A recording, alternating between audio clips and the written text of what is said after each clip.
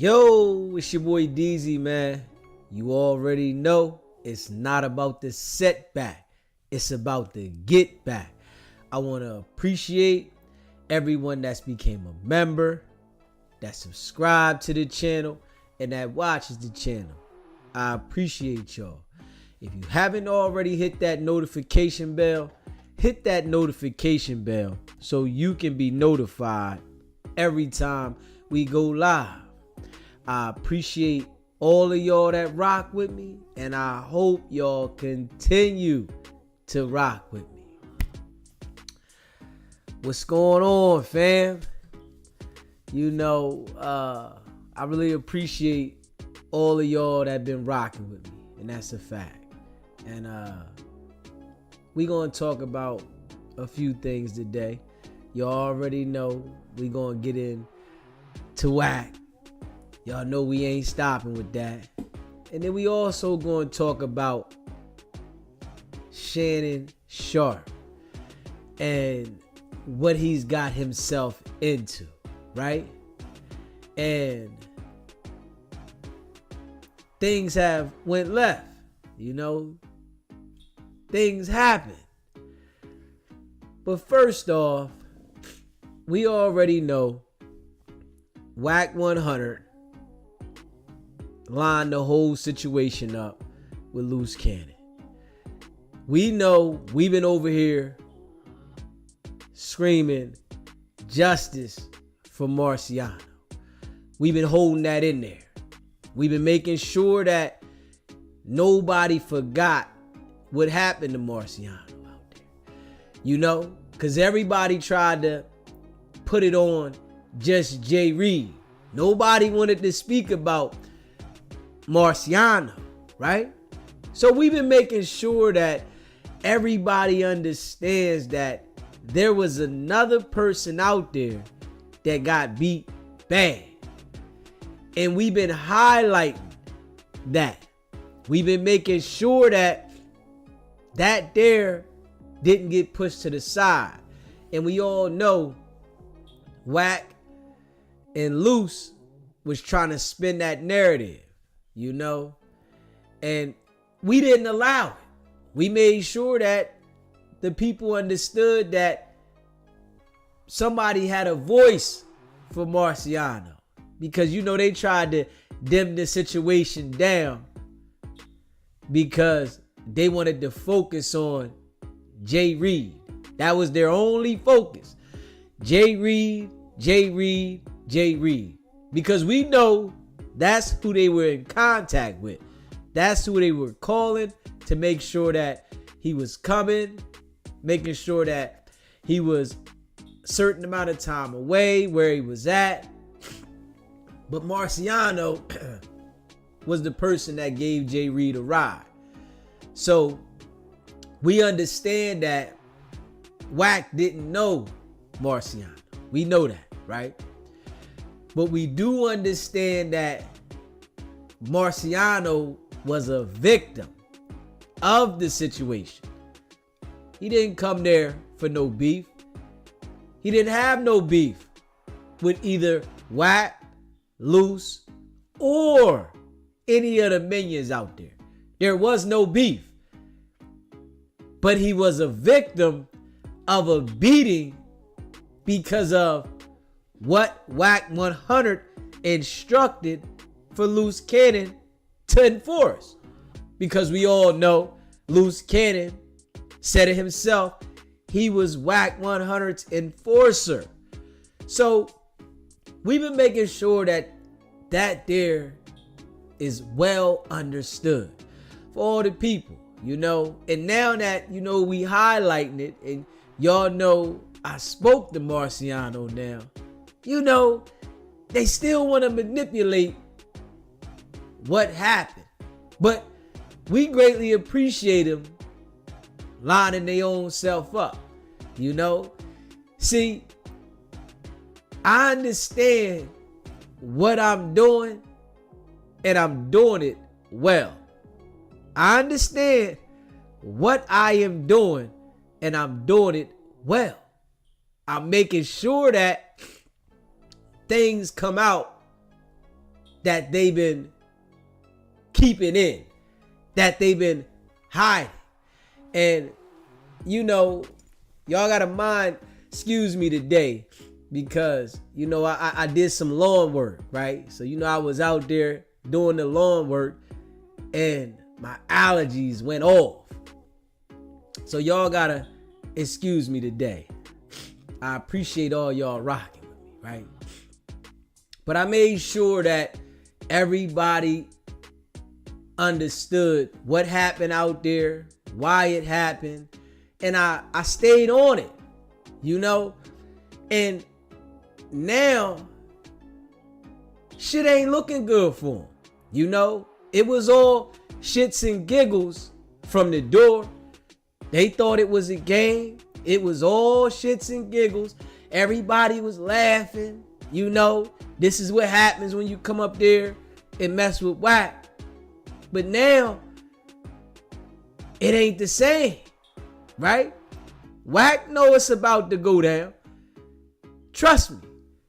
Luce Cannon, he's in the can. He's going to tell everything. He's going to tell because he has no fight. He's going to tell on Big U. He's going to tell everybody that was out there. See, you got to understand this, right? And I told y'all before, when you cooperate with them people, the feds, you have to tell everything you did out there. So Luce Cannon is going to tell everything he did involved with Big U, and he's going to tell everything that happened out there at No Jumper, because he's already canned. He has no defense whatsoever. He has a court-appointed attorney that is eventually gonna let him know this case over here that you tried to manipulate the court and say it was a skit. We can't beat that. You talked about it on your YouTube channel. We got police reports, videos. There is no defense. So eventually they're going to have to, you know, go ahead and give up the other guys that was involved with it. And we all here for it, you know. And it's a lot of support that we over here getting at SBGB TV. Facts. Straight up. It's a lot of support. I get messages from people, you know, and they say, hey, brother, you doing your thing. Keep doing what you doing, and we appreciate you out here. And this is out there in LA. Straight up. And it's all across the world. In multiple states. But we getting support. And we gonna continue to make sure we deliver and do what we've been doing. You know, and I appreciate everybody that rock with me. This shit here has to be publicized the same way that they wanted to highlight the activity. We don't want to allow them to just highlight the activity when it was beneficial to them. We want to make sure that they feel this shit on the downstroke. And you know, people try to come up with this bullshit ass saying, oh, you the police. Oh, you working for them people. Well, y'all put the information out there. It was recorded from whoever recorded it, wherever it was recorded at, and whoever put it out. But it came from what happened out there. So we gonna make sure we highlight it the same exact way. Because like I say, on some real shit, if that was your grandpa, your dad, or your uncle, you would not have that same fucking energy. But a lot of people, they want to, you know, lie to themselves because they're not experiencing and it's not affecting them. But we understand that, this is why we're going to highlight it even more. We want to make sure that you feel uncomfortable about what you did because you felt very comfortable about putting the shit out there. So we want you to feel uncomfortable to let you know that the world is not in support of that. And people think that violence is very much supported on the internet, and people not wanting to see violence isn't supported. Well, I'm here to let people know that that's not true, because people that are matured and that have elevated, they don't want to see that type of violence in the community, amongst the people. For what? So that people can fear you? So that you can feel like you got some type of hold on people moving around the world? That shit is corny. And it's just so weird that it's so accepted amongst our people that we feel like it's the wave. It's just that it's what we supposed to take on. And we not supposed to look at it in another light. That our culture isn't supposed to look down on violence. We supposed to uplift violence. So I'm going to make sure I highlighted the same exact way that they highlighted it when they put it the fuck out there. I don't want people to feel like our culture is just filled with a bunch of people that support that shit. That our culture can't come to the internet and continuously talk down on it. Whereas though people feel like our culture is supposed to continuously to big it up on the internet.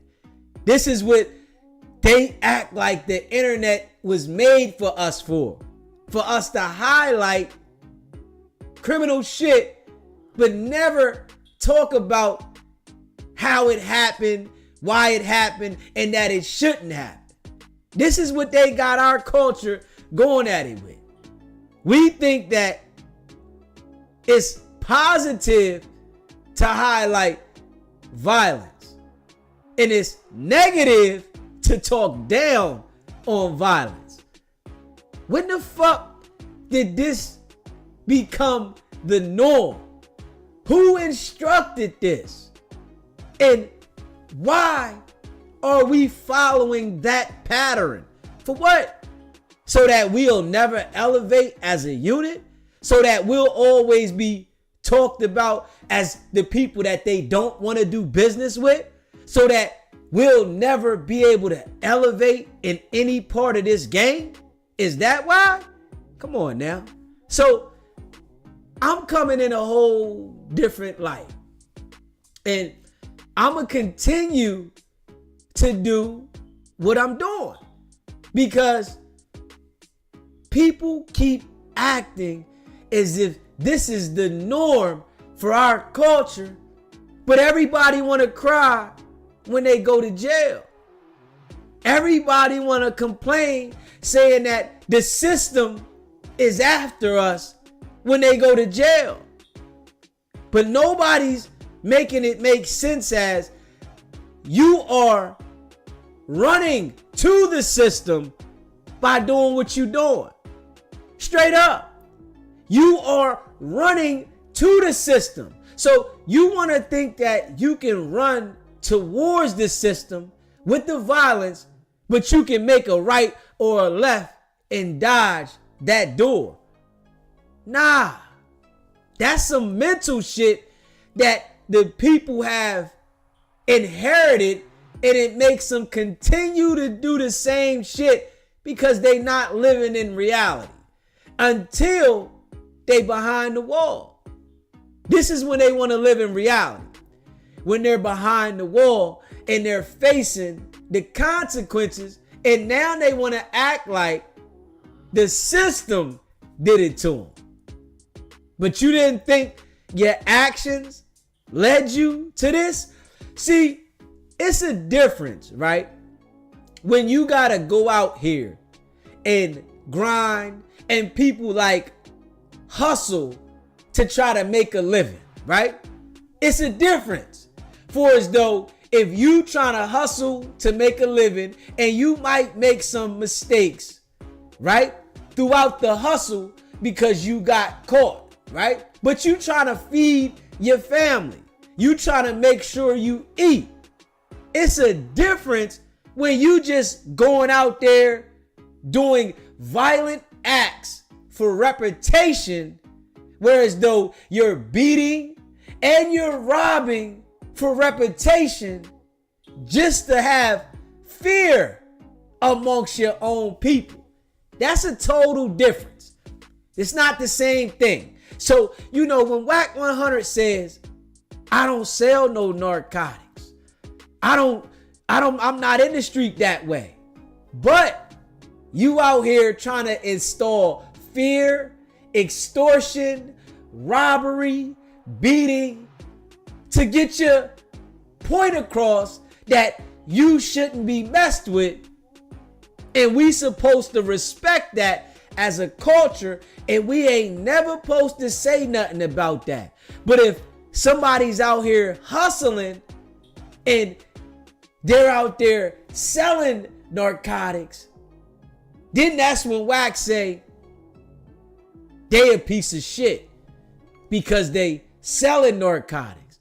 But he feels like if you beat, rob, pistol whip your own people, it's justified because you're not selling no narcotics. So this is what they're trying to highlight amongst the gangs.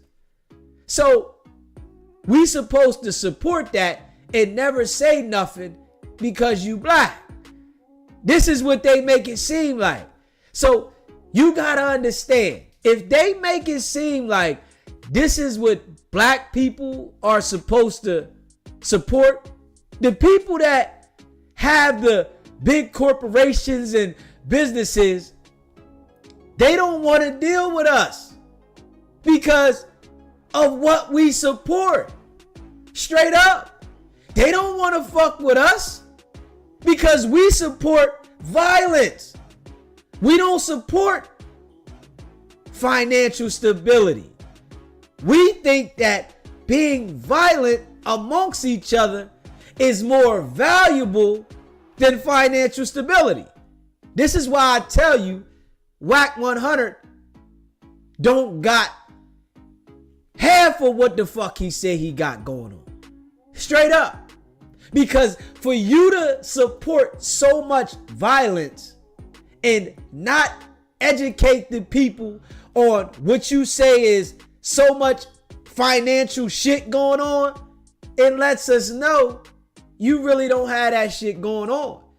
But you highlight violence over everything.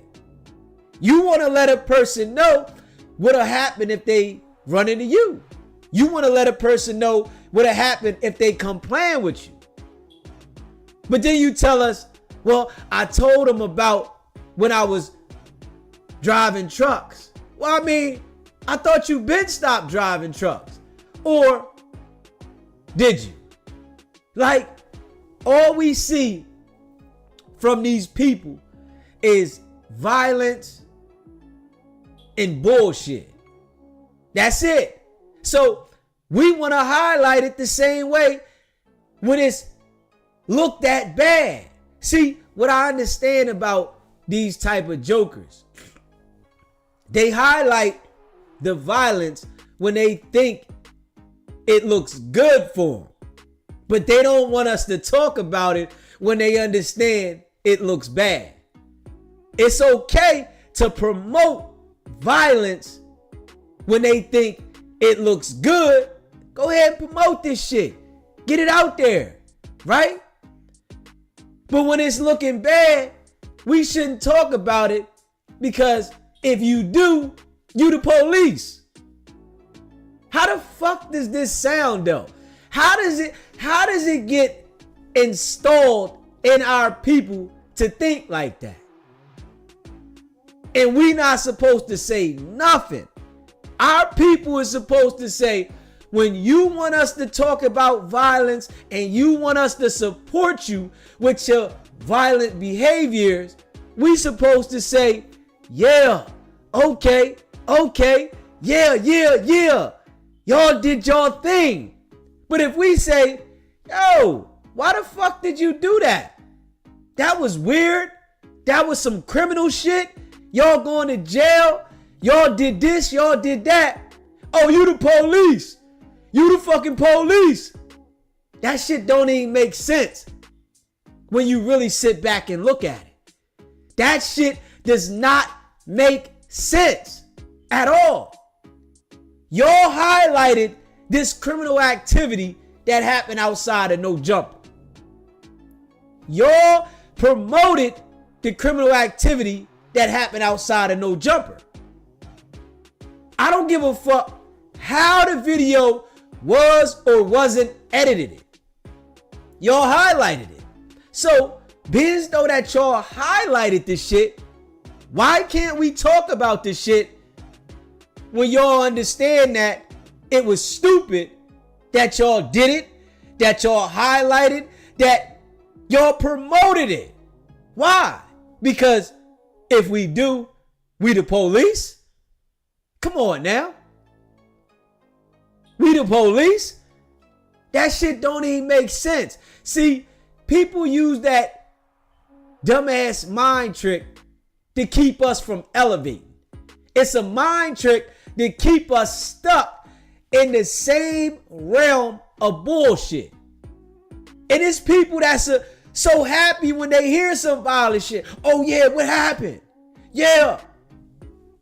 But if this shit happened to somebody in your family, you feel some type of way. You wish it didn't happen. You want to get on your knees and pray. You want to ask God to help you through this situation. This is what we taught though. But why can't we look at it from the door like it is and say, this shit is bullshit? How the fuck are we supporting this shit from the door? If jokers drop shit and talk about criminal shit and we talk down on it from the door and let them know that we not in support of it, then trust and believe they gonna feel dumb about doing it. But the internet, the television, the music, everything is highlighted about the criminal negative shit inside of the culture, so it keeps the same shit thriving. It keep us whereas though this is all people want to hear. If they not hearing that shit, then it ain't cool. But it's only affecting the families that it's affecting at that time. But in all actuality, it's affecting everybody because it becomes the norm. It becomes what we do daily. But a lot of people, act like they don't understand it until it hits home. And soon as it hit home, oh man, why me? Why? Because you embraced it when it happened over there. So why wouldn't it hit you? You didn't look at it as, I don't want no parts of that shit. See, this is why we gonna continue to deliver how we deliver. This community here is coming different. We not supporting, we not rocking with that. Straight up. Ain't no way that I'm gonna come from that life, elevate mentally to try to uphold those same values.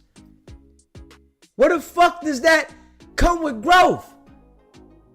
When do I show that I elevated? If I really, really come from this shit, whereas though I was out there, why would I come to a stage to keep that in the same light and don't show no elevation and growth and expect to elevate?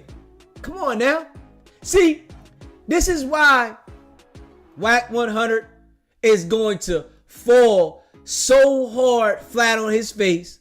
This is why Luce Cannon already fell flat on his face. This is why anybody that follows that lead, they're going to fall flat on their face. And the people that remove themselves from that train of thought, they got the chance to elevate. You don't see not one person in the entire existence of life that is able to reach their full potential by following that same method. Not one person. You cannot name one person that followed that same method and didn't elevate and transition into a different way of thinking that elevated. Because it's designed to keep us at the bottom. Straight up. What's going on, Shay? I talked to Marciano the other day. Yup, I talked to him the other day, Shay. You know, I appreciate you in the chat. Yeah. The only way that we're going to elevate is if we talk down on the bullshit. It's all good till it hit home, man. And this is a fact. Everybody want to act like it's shits and giggles until it hit home, man. We ain't rocking with it, man.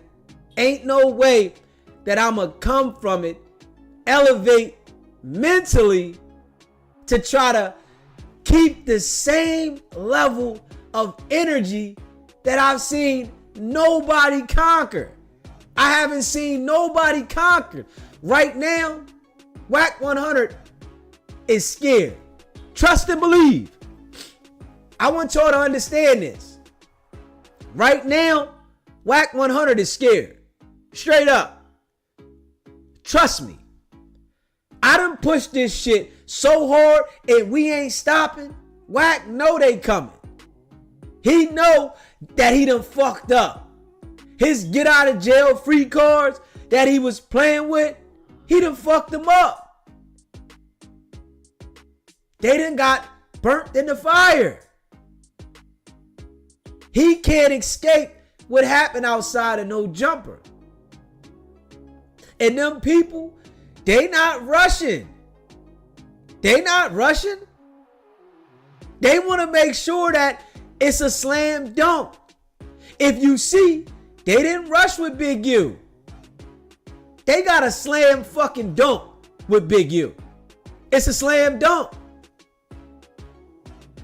People out here can act like, oh, innocent until proven guilty. Them people, they've been doing this for a long time. They made sure that we got all the ducks in a row. We don't want to fuck this up.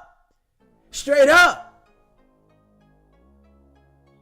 They made sure that they got all the ducks in a row.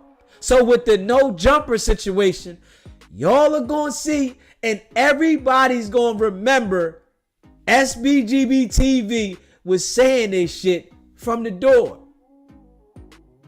Them people, they not letting this shit go. Hell no. Why would they? That there would make it look like you can continue to do that shit in that county. Like, this shit here went viral, right? The feds got it in the paperwork. It's locked. Wack got an answer to that. Trust me. Wack got an answer to that. He kicked Luce Cannon's foot. And these young boys, they want to brag about it. Oh man, I like that they doing this shit. The shit make it where as though what I'm doing is working. Straight up. That's what it lets me know. What I've been doing is working. Because they ain't got no other angle but to brag about what happened. Straight goofy. But this is how you know they internet gangsters. And like somebody said yesterday, these guys got put on the internet. They got put on the internet. And they really think the internet is the set. So we all know the internet's undefeated. Straight up. The internet is undefeated. Straight up. So they better not be mad at nobody but their crew for promoting this shit. Wack 100, Luce Cannon, and the Young Bulls. Everybody promoted this shit. And I'm sure they wished it was just a promotion and go away. No. I made sure it stayed loud. Because it's only right. I don't know how we got stuck inside the culture thinking that it was cool to do this shit. How did our culture get to thinking that it's cool to record criminal activity, brag about it, and then continue to engage in it? You deserve to go to jail. What the fuck? You ain't out here trying to feed your family. Hold up. It was a point of time that people was out hustling to survive. These dudes is committing criminal activity for likes, followers, and attention. Hold up. This ain't about feeding your family. This is for likes, attention, and followers. Hold up. So, y'all the only ones supposed to be able to talk about it then, huh? This what y'all came up with. Y'all are the only ones that are supposed to be able to talk about this shit. The people that committed the crime. Anybody else, they shouldn't talk about it. If you do, you the police. Okay. Well, guess what? We talking about it. We want to put another type of presence on the net. If you talking about your criminal activity and you bragging about it, we want to make you feel like the dumbest person on the internet. Because I'm sure that all of them is going to understand how dumb they are. Straight up. And all of them is going to remember SBGB TV. When that indictment comes, they all going to remember SBGB TV. Straight up. And fuck them. They deserve what they get. Every single one of them. It wasn't about feeding their family. Nah. They robbed Marciano and Jay Reed. And I'm going to say this right here. They know Marciano's full government because they stole his wallet with his ID in it. And I'm glad these jokers over there talking about how they know him and they done found his information because y'all stole his ID. Y'all had his wallet. So now y'all want to publicly talk about the man. And the dumbest criminals ever. But I gotta understand they all come up under Luce Cannon. They want to talk about it because they know this man's full government and information because they stole his wallet. They stole his phone. They stole his money. Y'all keep going, man. Hey, man, I love it. I ain't even gonna lie. Because I understand this work I put in is fire. You hear me? I understand this work I put in is fire. Facts. Y'all thought because y'all robbed this man, took his wallet, and looked this information up, that y'all saying whatever y'all want to say about him is gonna help y'all? Keep going. That Rico gonna be crazy. And for the people that wasn't there, but they've been assisting, trying to obstruct justice, we gonna see how tough niggas is. You know, because everybody's tough until it gets serious. You know? Everybody's tough until it gets serious. And we see how tough Luce Cannon is now. He's not tough at all. They got a place for niggas. They have a solid place for niggas like Luce Cannon. Yeah. Facing 0 to 20 on 2 counts of the high back. Probation violation. Straight up. Yeah, Big Steve. Yeah, JB. Yeah. They playing with the prosecutors. They ain't playing with me. This how stupid they are. They playing with the prosecutors, not me. And you better understand that the prosecutors do this for a living. See, I'm just delivering the message. I'm not coming to the internet on no gangster shit. This is what these dudes don't understand. Yeah, I heard about it, Big Steve. I'm not coming to the internet trying to be a gangster. I lived out there in that world. I denounced it. I despise it. I don't want shit to do with it. These youngins, they looking for that attention. They trying to fill that void, whatever they trying to fill for whatever reason. But they got a place for them, straight up. And they better know that the feds is watching. See, I just come to the internet and deliver a solid message. They better know that the feds is watching. So they can go ahead and play with them people. Yeah. They already told Luce Cannon in his court date, we got all your videos. We got all the shit.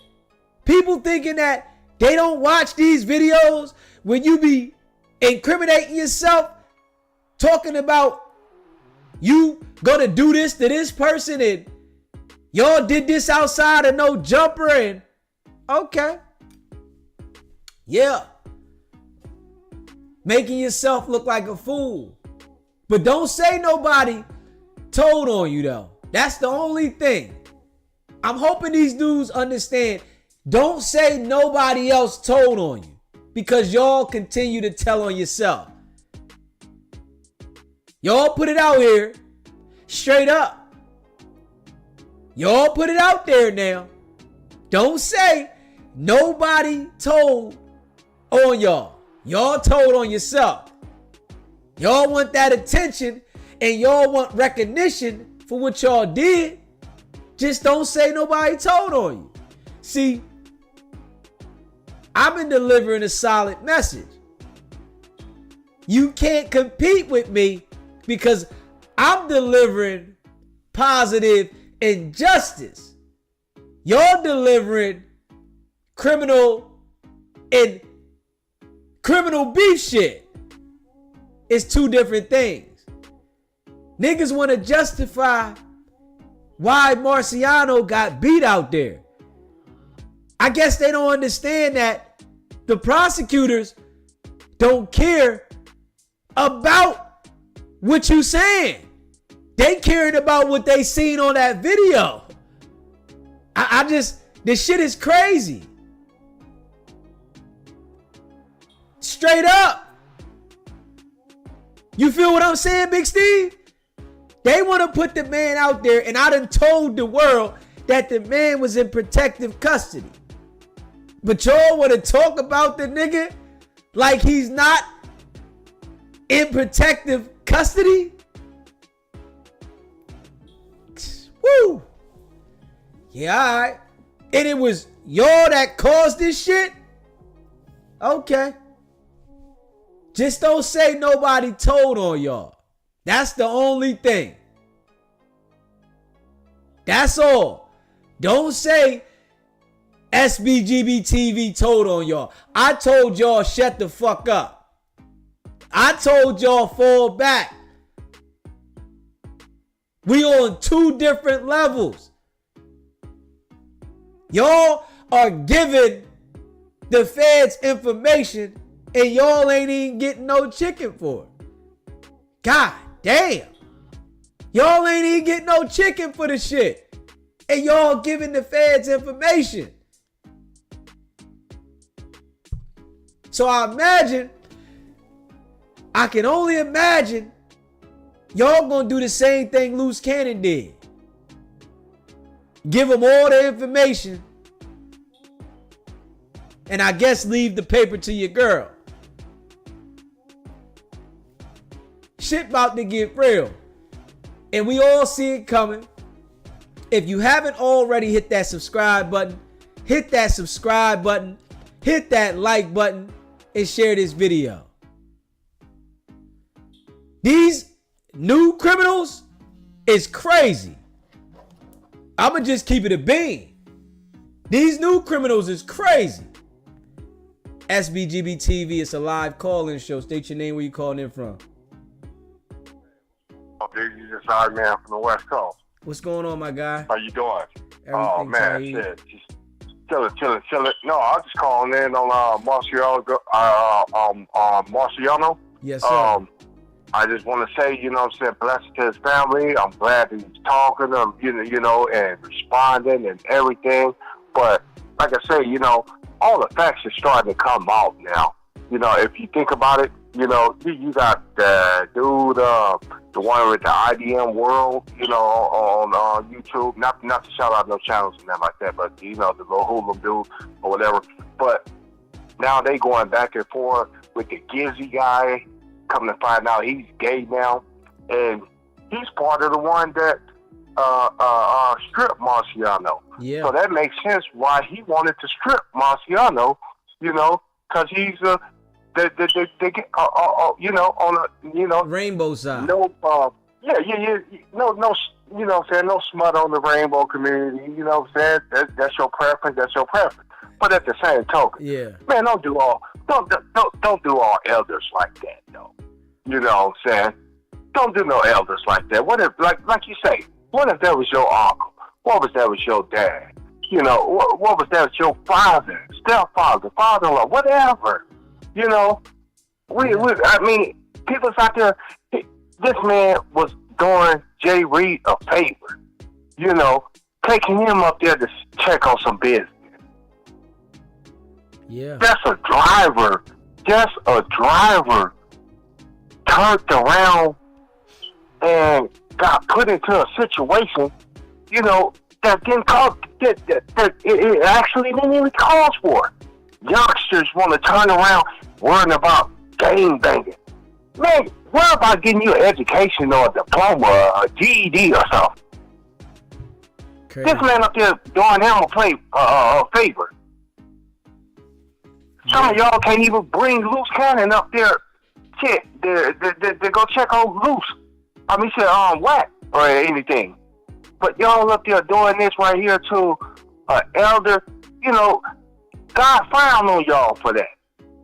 You know, your people should frown on y'all for that.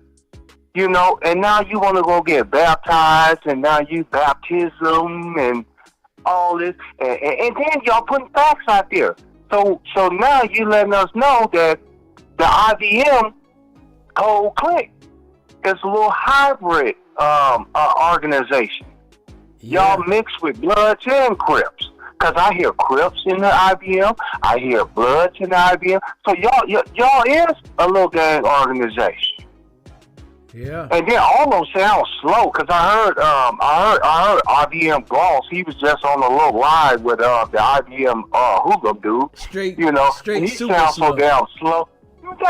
Man, he sounds so damn slow to us, a damn shame, talking about some everybody I used to have alcohol problem and cools and all this. Boy, hey, go get you some education, man. Go get you some damn education. You being on a damn elder for no damn reason and shit, and then talking about cuz and this and that. Spell cuz. Spell cuz. All these people be talking all this old high power and all this old kind of crazy stuff, and ain't even got no knowledge of the streets. You know, real cats ain't even got no shame in their game when they do certain things. They stand on it. You ain't standing on it. You heard all these indictments coming, now you want to go get baptized by the white man. Huh? What happened? They got all kind of churches in Cali, and you know, that you could have went and got baptized. What, do you want to look good? Oh, no, I just want to wipe away my sins. Wipe away your sins for what? What did you do? Tell me, what did you do? Disrespected your elder, huh? You disrespected that little, our senior king. Didn't you hear Turtle Soup say he hung his khakis up a long time ago? Facts. He hung all that stuff a long time ago. So why would you jump your ass and turn around and talk about something? Get in, go to sleep, go. What the hell? How you gonna put a person? You got to even reach his age. You haven't even reached that man's age yet. How am I go to sleep? How you gonna put an elder to sleep? Who are you? Now you anesthesia now? You went from IBM gloss to anesthesia? Your hands got anesthesia in it? Go to sleep, go to sleep. Then you got Wack 100 on the line and shit, bragging and shit. Yeah, I told him, come up there messing with me, fucking with me. I told him, I got you. You just said you ain't from IBM. IBM ain't got nothing to do with you. You look on certain videos, there's some videos with you wearing the IBM sweater. Yeah. Yeah. I see you on a No Jumper show on one of them videos with an IBM sweater. But IBM ain't got nothing to do with you. Oh, you can't see my team. Why you so secretive? And why you want to put Luce out there and his crew? Because all y'all together. And your little crew that you got all got felonies. He gonna tell you, oh, you can't. I remember when he told you on the phone when he was with you, oh, you can't name one of my crew members. All you have to do is say third. Third. Say third or the other cat and shit from Paquema. You know, one of the other dudes and shit. There's a light-skinned dude that came on the podcast and shit. Well, I can't think of his name. Yeah, I can't think of his name right now. I know who you talking about. What you know what I'm talking about, right? Cuban Rob. Cuban Rob, exactly. So that, hey, you always talking about third, yeah, and Cuban Rob. They're gonna sound right there. I bet you can't name one of mine. But you on there with an IBM shirt, sweater and all this or shit. Come on, man. Get real with it. You know, you ducking the lawsuit, you ducking indictments and shit, you ducking all this and ducking all this. Don't do that. Don't do that, man. This is our culture. Y'all making everybody else sit back and eat popcorn and laugh at us, man, for no fucking reason. No reason. You ain't even get on air or online, no nothing, and say, hey, y'all youngsters, man, get on there and apologize to Marciano, man. Y'all get on there and apologize to him. And you're supposed to be an OG guiding people. How you a handler? What kind of handler are you? It's crazy. You handling people's Vaseline and put 3 fingers in your ass? Is that the handler you are? That's all I can see. Crazy. Because what other business you handling? You ain't handling shit. You got these youngsters running wild. Oh yeah, I told you, don't you come up here playing. You come up here playing. Hey, that's what's gonna happen. You laughing at your elders and shit, getting beat to the ground and shit like that, man. Going through those situations and shit. You don't do nobody like that, man. Right is right, wrong is wrong. That is what it is, you know. If you believe in God, you believe in God, you know. So what's gonna happen is what's gonna happen. What goes around comes around. I ain't gonna say the karma kind of thing because I'm a true believer that God don't believe in karma. So, but He do believe in that. What goes around comes around. So I'm gonna rephrase it, you know. But at the same token, what happened to Marciano is just ludicrous. That's ludicrous. Facts. And the world needs to see this. That how you have black figures in the world that actually having all this money and using it. And then at the same token, remember this when he said on one of his other clips and shit, he said something about you better calm down because I'm a retarded nigga with money. Yeah. I'm a retarded nigga with money. Yeah, I remember that. You's a retarded nigga with money. So who in the hell put you in? Who in the hell putting a retarded motherfucker with all that money in the seat? Who put you in the seat? I'm a retarded motherfucker with money. So you have to be all this old shit. So you use the IBM niggas and leave your niggas in the back, you know what I'm saying, to whoop on Jay Reed and Marciano. Yeah, talking about the feds and then this and this and this and that. Come on now. We heard the clip earlier. Somebody was playing the clip earlier and said with you and Jay Prince, you had the white lady on there and shit acting like she was FBI and all that old shit. Yeah. On the phone conversation and shit. Man, you don't know FBI talk like ain't no FBI. I listen to that whole little blog. She on there, oh yeah, I know what you're saying. I just want to make sure you okay and all this. Ain't nobody calling your phone to make sure you okay. Who are you? You not Donald Trump. You not no Barack Obama. Who are you? You're a regular dude on the phone screaming out Pyru. What FBI is gonna call your phone and ask, is you okay? You in the streets corrupting these young men heads and shit for a little piece of change, a little crumb off the brick and shit. Crazy. That don't even make fucking sense and shit. And now all of a sudden you got SBGB TV in the building, and DZ now they want to try to destroy you and put you in the mix and all this. So the dude Hula, yeah, he working with Wack. Man, stop making them videos, man. You know damn well DZ ain't working with no Wack. Crazy. You know damn well he ain't working with no Wack. You know. Because I'm starting to believe that he became, if him and Luce didn't get into it, I'm starting to believe that shit. He ended up was trying to he only became Godfather because you know he's a little cheater and this and that pulled Sharice to the side and shit. Yeah. And start poking on her and shit. You know? Yeah. That's hey, man, allegedly. You know what I'm saying? But at the same token, you know, I'm just looking at things like, you know, that's not a cool role model, man. You got all these peoples around, and y'all talking about y'all travel around like presidents and shit, man. Why are you so scared? What gang member is that damn scared? I don't know what gang member is that damn scared on Pyru. That's when it's talking about on rolling 60s and all that. Ain't nobody traveling around like that but some scary puppies. That's it. And y'all out here and stuff, citizen, people that have been there and done that.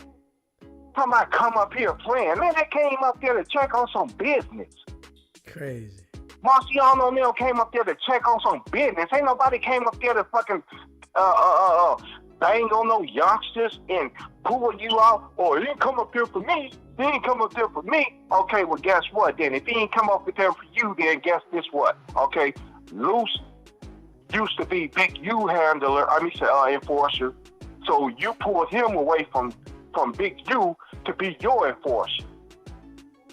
So now he's your enforcer.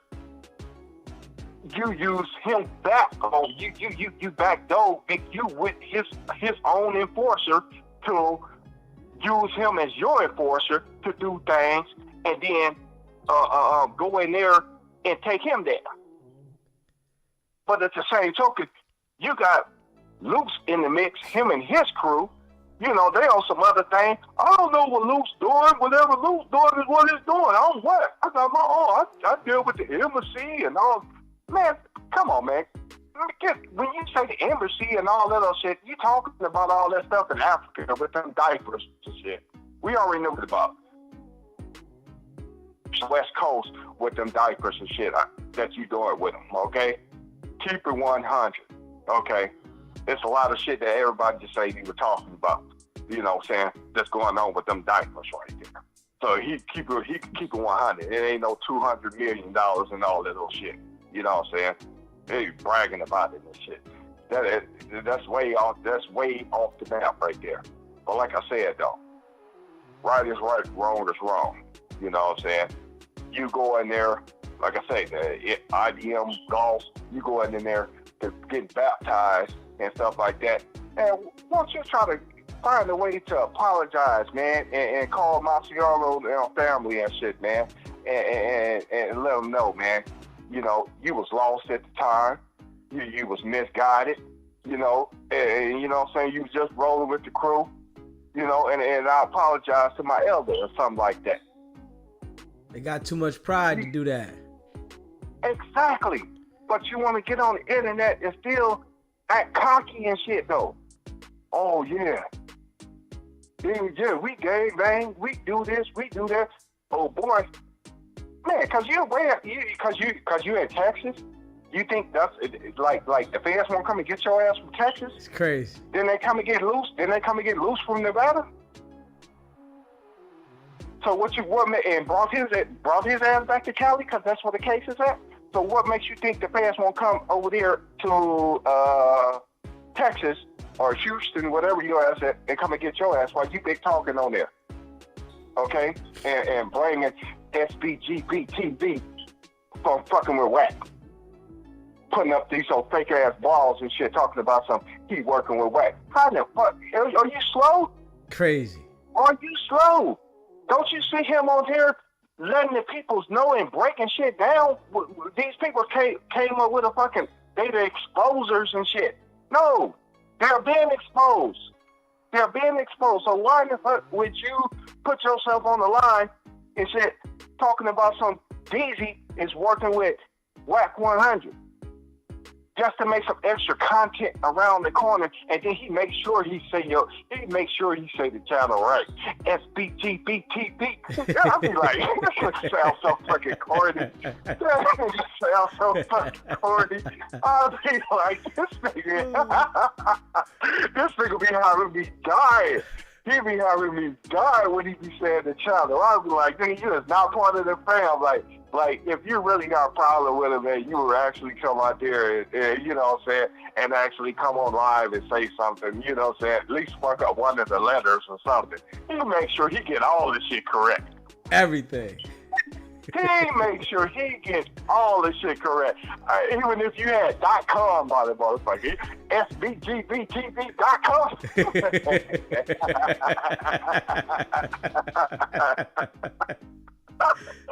That motherfucker, boy, he make sure he get all the goddamn letters correct. Well, I'm like, gosh, this though, man, all we trying to do is enlighten y'all, man.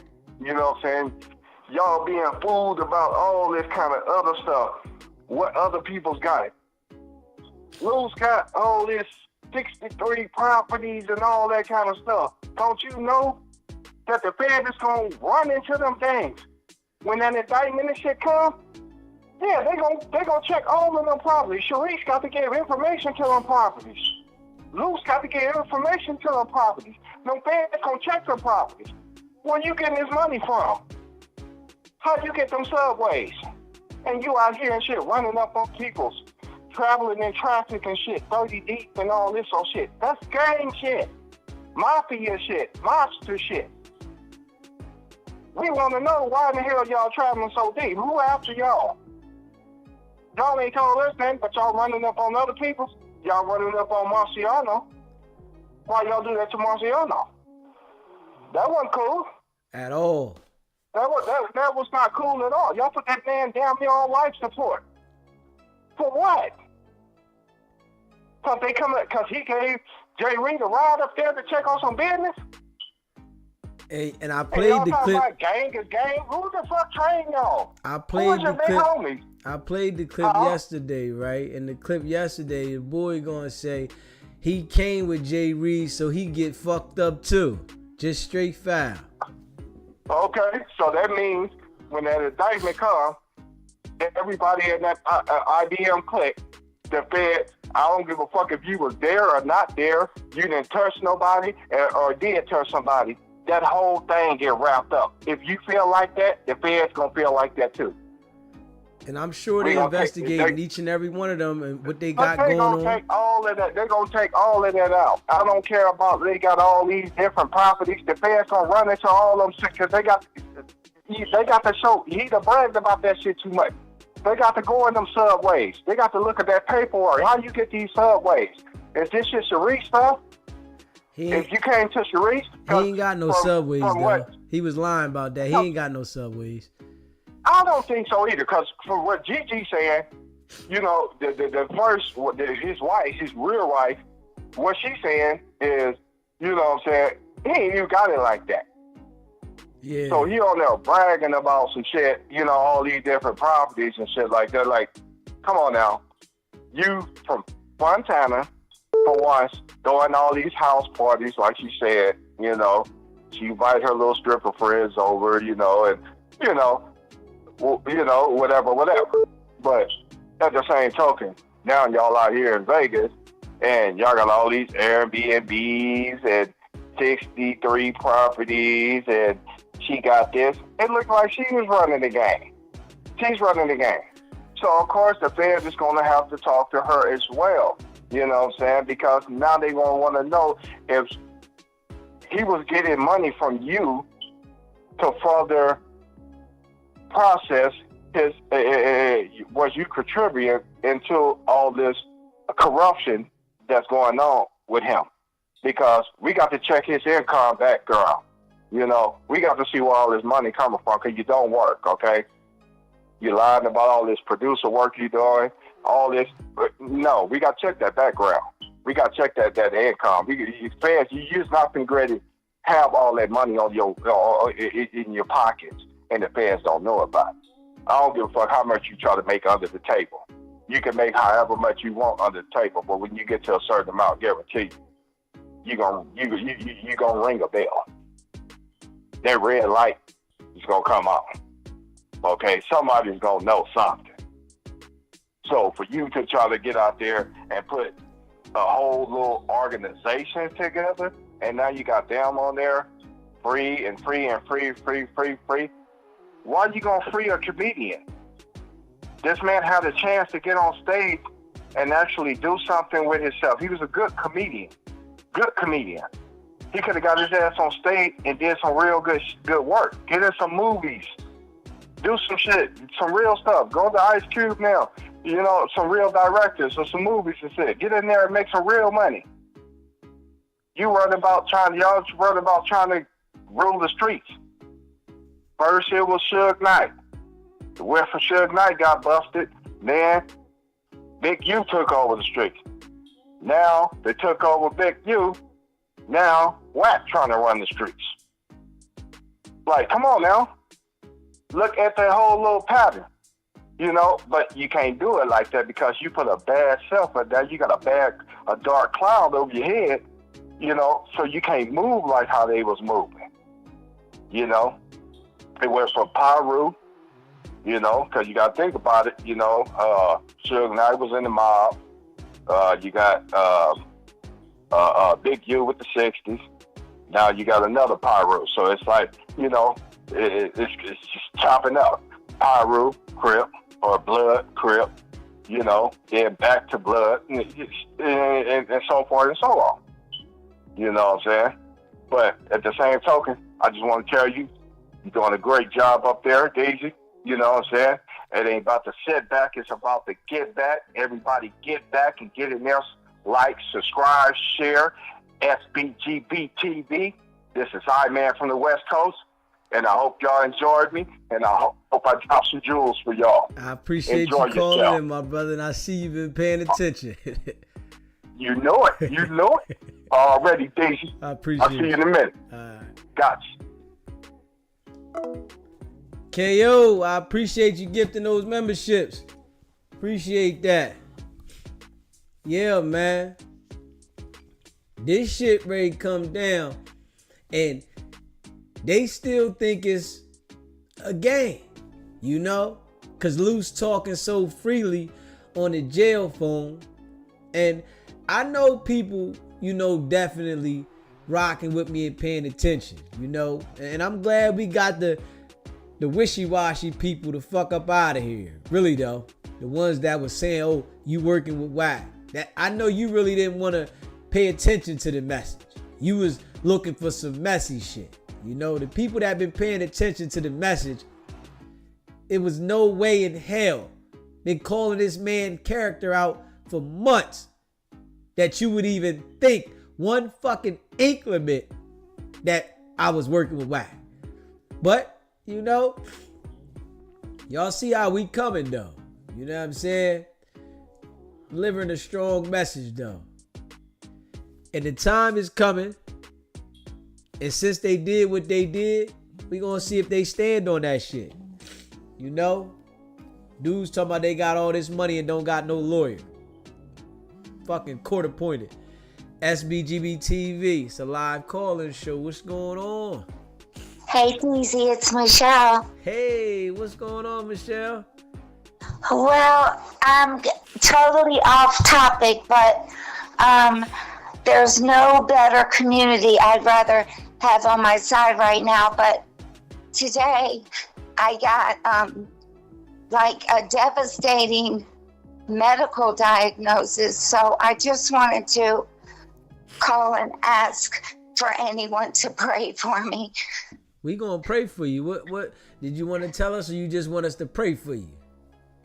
Well, it might be cancer.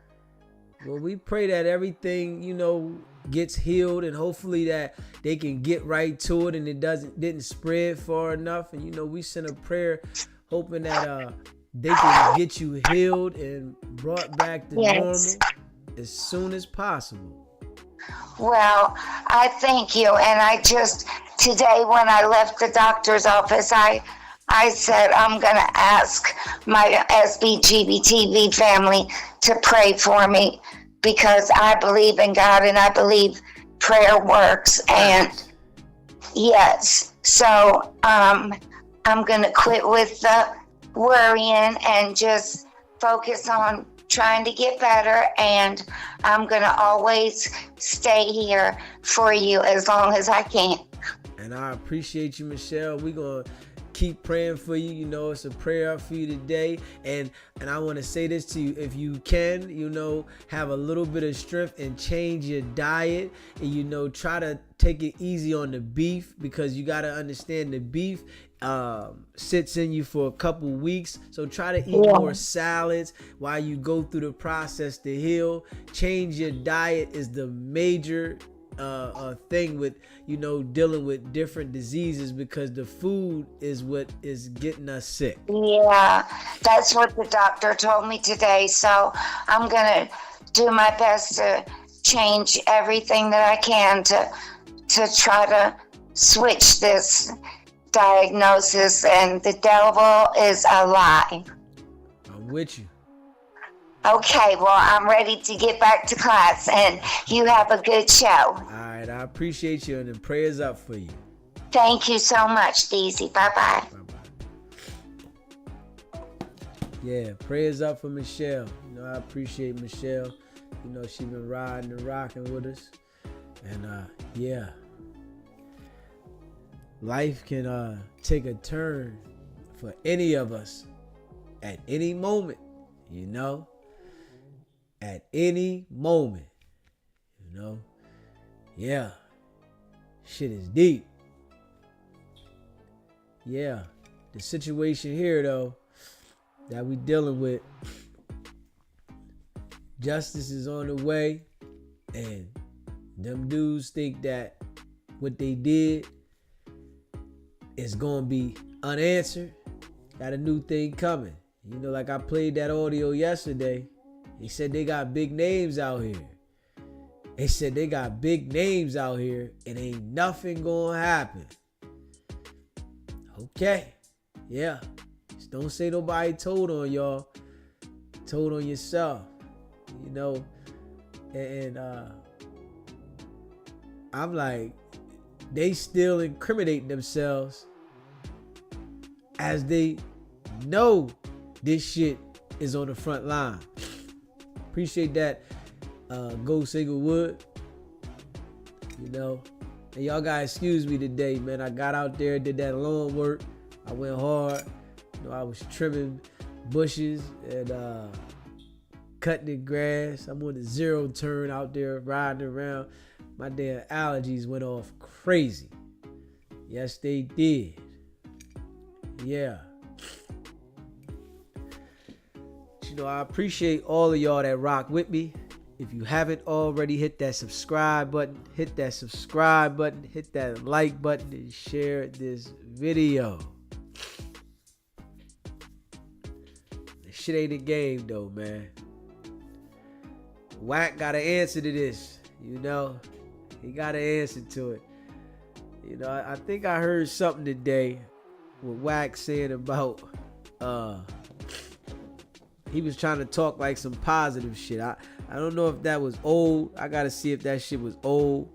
But you know, Wack act like he wanted to talk positive. Like, hold up. Out of all this negativity Wack been pushing around. Appreciate that super chat. Naima Creations. Appreciate that. Definitely appreciate that. Hey, bro, appreciate that. Hey, D's, hey, Maj, y'all doing a fantastic job. Ain't forgot about you. Dotting my I's and crossing my T's. Appreciate y'all, man. You know, DZ appreciate y'all. Facts. Yeah. Definitely appreciate that support. Y'all know we ain't stopping. We grinding. And we making sure the message get across. That's a fact. We want that message to get all the way across to everybody. Because Wack and them been running around pumping that motherfucking violence, you know, for the last, what he say, Clubhouse been open for 3 years, and they've been pumping that shit on there hard. They've been pumping straight nothing but violence. That's it. Yeah. Let me see. Hold on. We're gonna get to that call again. I think Big Steve sent me that call again. Hold up. Let me play that call again. Big Steve sending me on the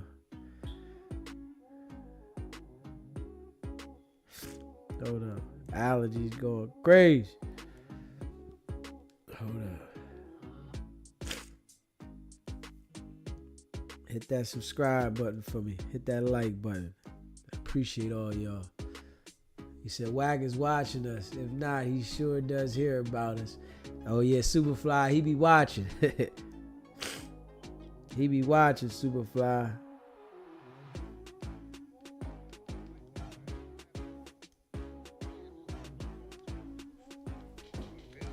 I seen it, right? So first, you know, I've been trying to get game passport cleared. I said maybe it's the, you know, the passport people, right? So I said I ain't gonna answer. Let me put the recorder on, then call back. Niggas straight fans. Appreciate that, Ghost. So they asked me, have I been threatened? I said, what? Threatened by what are you talking about? They talking about the boy, right? So that let me know they on his line. They didn't heard something. Right? I do what a real nigga supposed to do and clean it all the way up, like the best of friends, whatever, no issues. They pressing. What about the late? Nah, never. Just negotiations going on with the attorneys. I don't know where you getting this from. Blase. Yeah, but it's letting me know they didn't heard something on that man line, on his line over there. I kept it 100. I kept it all the way solid. Actually, YG, I'm finna send it to you so you can hear it. Yeah. Dog, he's a bozo. He over there talking on that line. Yeah, blood crazy. When the number popped up, did it say scam likely or just No, hell no. I'll show you what it said right here, nigga. Hold on, I'm gonna show you PTR right now. Yeah. Hell no, this ain't no scam likely. I knew what it said. I thought I did. So I didn't answer. I had to go get the app. Just in case I call the number back. YG, I just sent it to you in Phoenix right now. Hold on, let me show you what it said. Check it out. You chilling with the answer?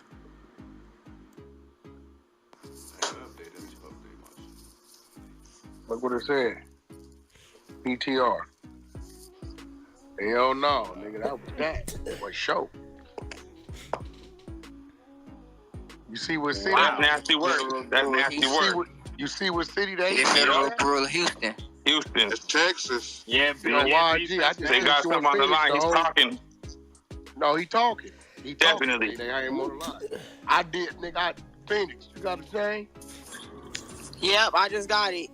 You got it. I'm on mute because I'm at the arcade, but I'm listening. Who got the thing? Play that. You want me to play it? Play it. You niggas need to know how to deal with this case in that situation. Play that. Hold on. Everybody meet That's up. how y'all deal with this. Y'all know me and this nigga don't see eye to eye, but now I see how niggas get caught up. Chilling with the answer. Yes, sir. And James Prince Sr.? I wouldn't have no information other than just me helping with a Larry Hoover project. Okay, yes, sir. Well, that's what I'm kind of wanting to talk to you about. Okay. Well, what's wrong with me working on a Larry Hoover project? No, sir. No, nothing's wrong whatsoever with it. I'm glad someone is advocating for him. That wasn't the issue. I was just information has been provided that you had some disagreements with Mr. Prince. Are you familiar with him? I know who he is, but I don't have no issues with Mr. Prince. Okay. So, a disagreement is a disagreement. I don't know how that factors in the FBI. Well, I think Mr. Jones also YouTube videos going back and forth with him calling you a snitch and you calling him one and all of that. Okay. Where we received information that there was possibly a disagreement. Yeah, even if we did do that, why would that be interest of the FBI? Because neither one of us have any bearing cases pending against one another. We have never done any business with one another. As far as I know, Mr. Prince is a businessman as I am, so regardless of what we said to each other, as far as a snitch and not being a snitch, like why would that be interest of the FBI? That's what's kind of confusing to me.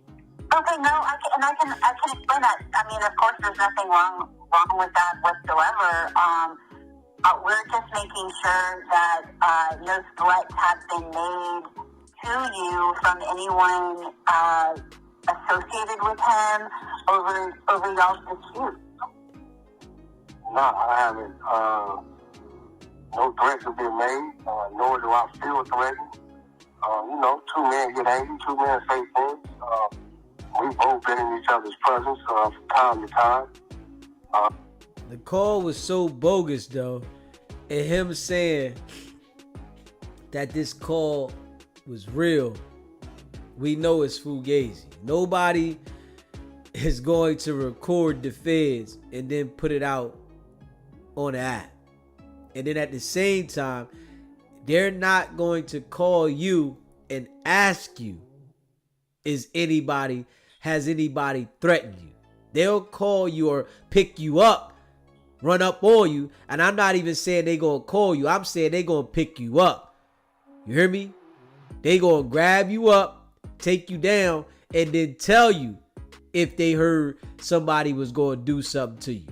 But they not gonna call you and ask you, did somebody threaten you? The shit was so made up. Wack think he got everybody fooled. I know it's children. Nah, not at all. I don't feel a threat. Was it something you guys know that I don't know? Yeah, as far as I'm concerned, it's just, the daily bullshit propaganda that happens on social media. Oh, yes, sir, I understand that, but I think you could Chilling with the answer. kind of understand that sometimes things go past social media, and we were providing information that possibly that something went beyond that, and so we're just calling to clarify and make sure that you haven't been threatened, or anyone that you know that have been threatened by him or his associates regarding the disputes that you've had over social media, over YouTube, over Instagram, and all of that. See, he made himself look like what he is, the police, because by him doing it that way, it let it be known that you told them people that you felt threatened by him. Straight up. You told them people because they on your line. They know you work for them. You let them know I feel threatened by Jay Prince. That's all. So this is why you got the girl to ask you these questions the way you did. Mr. Prince has an issue. Any threat towards me? I don't feel threatened.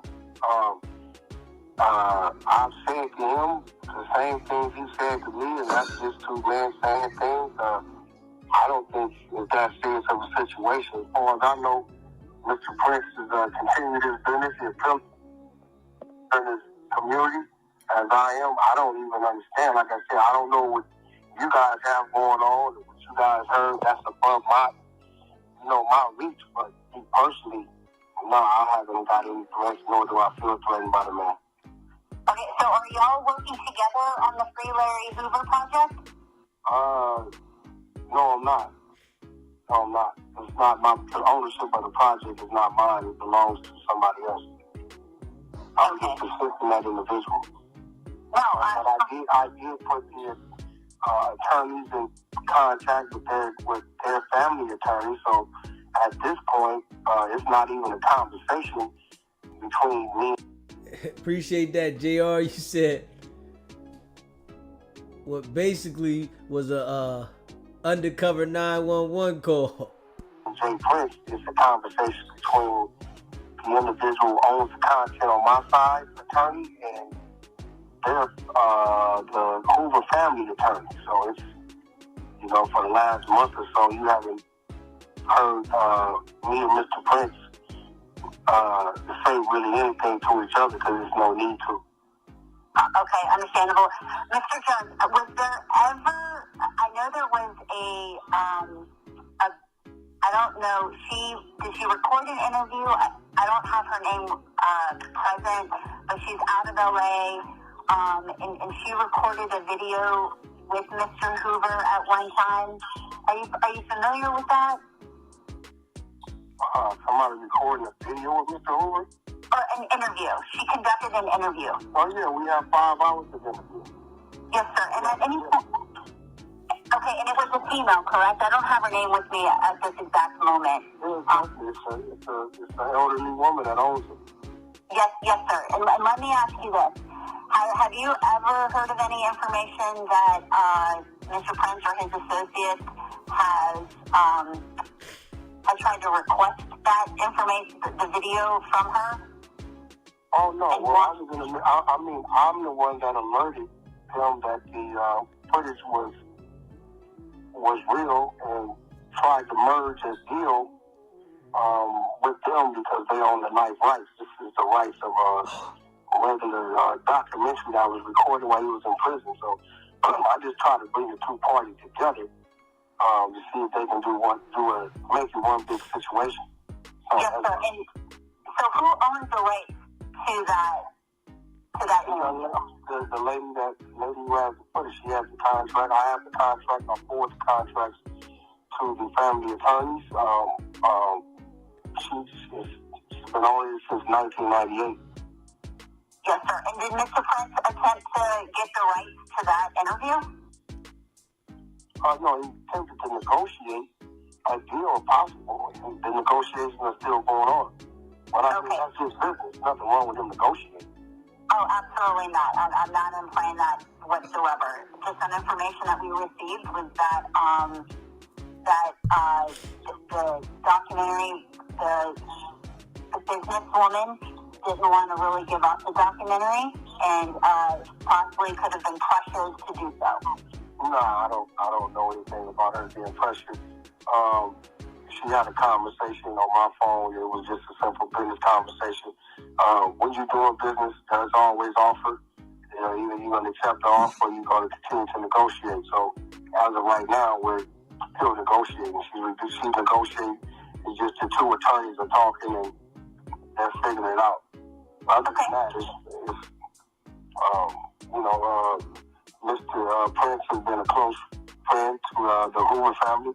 He's done a lot of business, overseen a lot of business, so the man is well in his right to attempt to negotiate. But that's all it was negotiations, no more, no less. Okay, well, I appreciate your time. Thank you so much for talking to me. If you want to keep my number and anything comes up or you hear of anything dealing with any type of threat or... Yo. Talking to somebody. Oh my God. It ain't over with. It ain't over with. You did that. It's not over with. Let it keep playing. See, that's right there. He talking. Let it keep playing. It ain't over. That's exclusive in the Beehive. Keep playing it in. He talking too much on that telephone. Everybody mute up. Yo, Everybody mute up. Play the end. Y'all got to know how to handle it. And so we just have to follow up. And so I just thought I would talk to you directly instead of, just... Some of these things are all in fun and games. A lot of times we play the media because we got events coming up. We got artists and things coming up. You know what I mean? So, kind of like the social media is not all real. A lot of it is fictional. A lot of it is just, it's pre-thought out. To put some attention on something we want them to look at, but me and Mr. Prince, we're good. The lady who has the footage, she's good. The attorneys are talking. I can forward you my counsel's number. His name is Alex Kessel. If you want to get a hold of me, you can call him, and then we can take it from there. But other than that, there's no problems on this side, and I would hope to believe there's no problems on Mr. Prince's side. Yes, sir. No, and I'm not saying that there is. We're just following up. Y'all two are both well-known individuals, pillars in your community, like you said. But I think you can also understand our point of view that sometimes people in general kind of take one side or the other, and they take it a little bit too far. And I'm not saying Mr. Prince has taken anything too far. I'm not saying you have taken anything too far. Just as you know, when it becomes publicized, other people can take it a little bit too far. So I was just calling to make sure that everything was good, that you're safe, that you don't feel threatened in any way, that everything was good. Not at all. Not at all. Great. Well, yeah. If you want to form me, again, I don't necessarily need your counsel's number, but if you want to forward it to me, absolutely you can. If you want to reach out, that's fine. I've seen his name. His name is Alex Kessel. Been my attorney for many years. That way, if you can give him a call next time. I usually call him. I didn't really know what this was about. I saw the number. I didn't know if it was a prank call or what it was. I get so many calls every day, so I just happened to call back, and I guess you are the real deal thing. So, but, for the record, I don't feel threatened by Mr. Prince. I have no issues with Mr. Prince. He has no issues with me. The business is being sought out and dealt with through her attorney and their family attorney. Yes, sir. I completely understand. And Mr. Jones, I certainly appreciate you giving me a call back. Okay, no problem. All right. Take care. That's how you handle them. That's a give G way to handle if it. it's enemy or not, you don't never cooperate. You chilling with the answer. And I'm knowing they getting at me because they heard something on this side. Absolutely. That's a fact. You already know that. The way she said that and everything. Crazy. All they wanted me to say is I felt that way in any kind of way. She already knew that. She was looking for the slip up of one where you said something wrong. She was looking for that. This bumper, somebody around him, but they on his line, one or two. Somebody, but she said that they got the information. Somebody around him, wherever them conversations he having, it then got back. Oh, she probably got Very little snitch went back. Hey, I just heard this about this is going down. This is what it is. That's she the tried to throw blame off. it on She YouTube. got his phone tapped. She trying to blame it on YouTube. Wack is a liar, man. I don't think people believe Wack at this time, man. I really think Wack lost that spark. Wack was running that shit, fooling people. But I don't think he can regain it after this shit with Luce Cannon. I don't think he can regain it, I don't think he got the ability to regain that shit. From what I see. Hit that subscribe button, hit that like button, and share this video, man. Yeah. I appreciate all y'all that rock with me, man. Oh, man. Okay. So now we're gonna switch the topic for a second, right? And I want to know how y'all feel about the situation with Shannon Sharp. And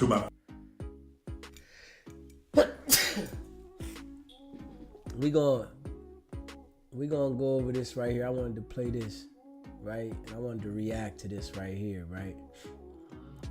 But I just look at it, right? Like, the goal in life should be to live comfortable and try to, make it through. But honestly, when you get in a position where as though you want to be the top dog and you want to have a lot of influence, whereas though you want to be the big podcaster, if you don't fall in line, I feel that these type of things happen, whereas though you get put in these situations. I feel that Shannon Sharp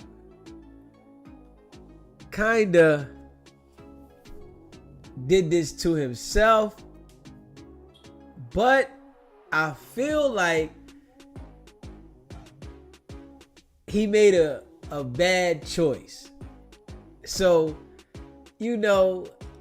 they got the audio in here, and it seems like the girl was lining him up for the conversation. But at the same time, when you reach the level of having a lot of success, you gotta understand that you are a target. You're a target. When you reach that level, whereas though you feel like you conquered the world, you are automatically a target. There's no way around it. And Shannon Sharp definitely asked for this. People can mess with who they want to mess with, but we all know that it's certain situations that you can really get your ass handed to you. In this situation here, Shannon offered to pay $10 million. You don't offer to pay nothing if you didn't do nothing. And she declined. SBGB TV, it's a live call-in show. State your name, where you called in from. Hey, D, man. It's your boy, Brother Rome, man, out the West Coast, man. What's going on, Brother Rome? I was waiting for you to come back to Shannon, you know what I'm saying? Because you had me rolling. Because when you started off, with Shannon, you was like, man, Shannon went a little left. And as much as you my brother, you my man, 100 grand. But I gotta correct you, bro. The brother did not go left.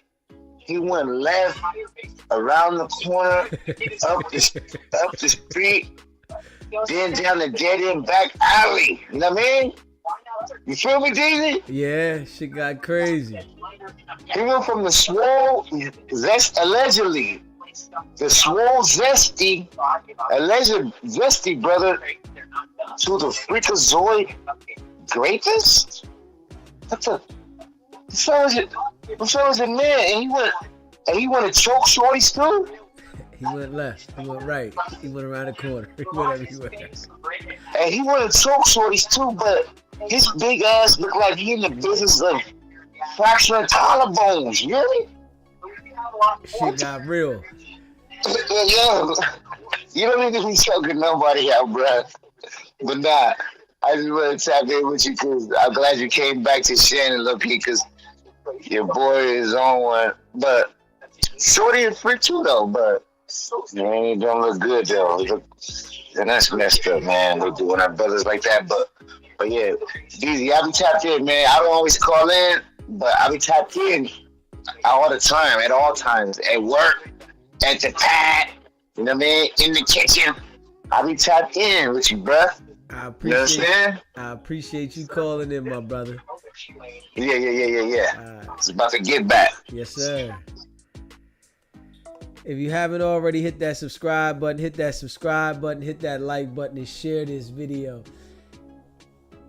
I say though, when you reach that level, you gotta understand you are a target. And Shannon felt like he could role play and be aggressive at the same time to this lady that was, they're 40 years younger than him. And, you know, I gotta say this. Dudes that are like Shannon, that want to play all over the place, they feel like they got money so that they can handle these women anyway. And they don't understand that you feel like you got the power at the moment, but you really don't got the power. Because if she insinuates you done something to her that was out of pocket, that's your ass. And then for him to ask her to take a settlement of $10 million, that's basically you admitting the guilt. And I wouldn't have done it. You know, I wouldn't have done it. You know, I wouldn't have put myself in this predicament, especially at his age, knowing what all these other people went through. But I see these people that get put in position, they keep falling into the same trap. Like, when you get a certain level in life, you can't operate like the average person, whereas though you mingling and you hollering at everything, because you're a money grab. Straight up. And, you know, a lot of these people think that when they get money, they can still operate how other people operate.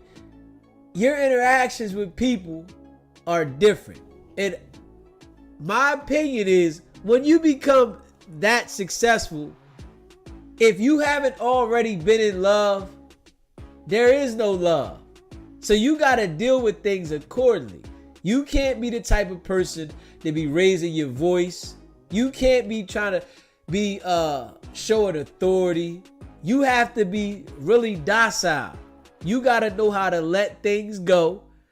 You got to know how to not engage overwhelmingly, because in an instant, things can get flipped on you. And I think that Shannon wasn't thinking about this shit. He was thinking that I got this young white lady and I can do what I want to her because I can mind fuck her, right? But she ended up turning around and fucking him. So they say Monique, Ben told him, take it easy. He didn't want to listen to that. But you know, sometimes we get a warning. And sometimes we don't listen to these warnings. We think that we got it figured out. And we get a reality check sometimes. And this right here is a major reality check. And maybe he might come out, but you know they said more women have came forward. So if more women have came forward, it might even be more than that. He's older. He has a history. He's had issues before. When you become successful, guys don't understand that, yes, women are going to want you. Yes. But you got to be very mindful how you deal with people. You know, you have to be mindful. Straight up. You got to be mindful. But let's react to this right here. Family, friends, supporters, and colleagues, I want to speak to you directly and from the heart. This is a shakedown. I'm going to be open, transparent, and defend myself because this isn't right. This is all being orchestrated by Tony Busby, who has targeted Jay-Z. Tony Busby targets black men, and I believe he's going to release a 30-second clip of a sex tape that tries to make me look guilty and play into every stereotype you could possibly imagine. That video should actually be 10 minutes or so. Hey Tony, instead of releasing your edit, put the whole video out. I don't have it, or I would myself. You know what happened, and you're trying to manipulate the media.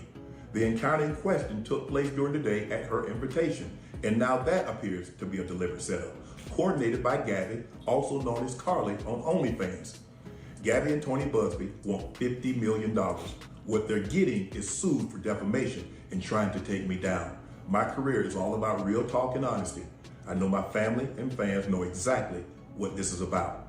And I'm going to be out there telling you whatever I need to say, just like I always do. I love all you guys. Thanks.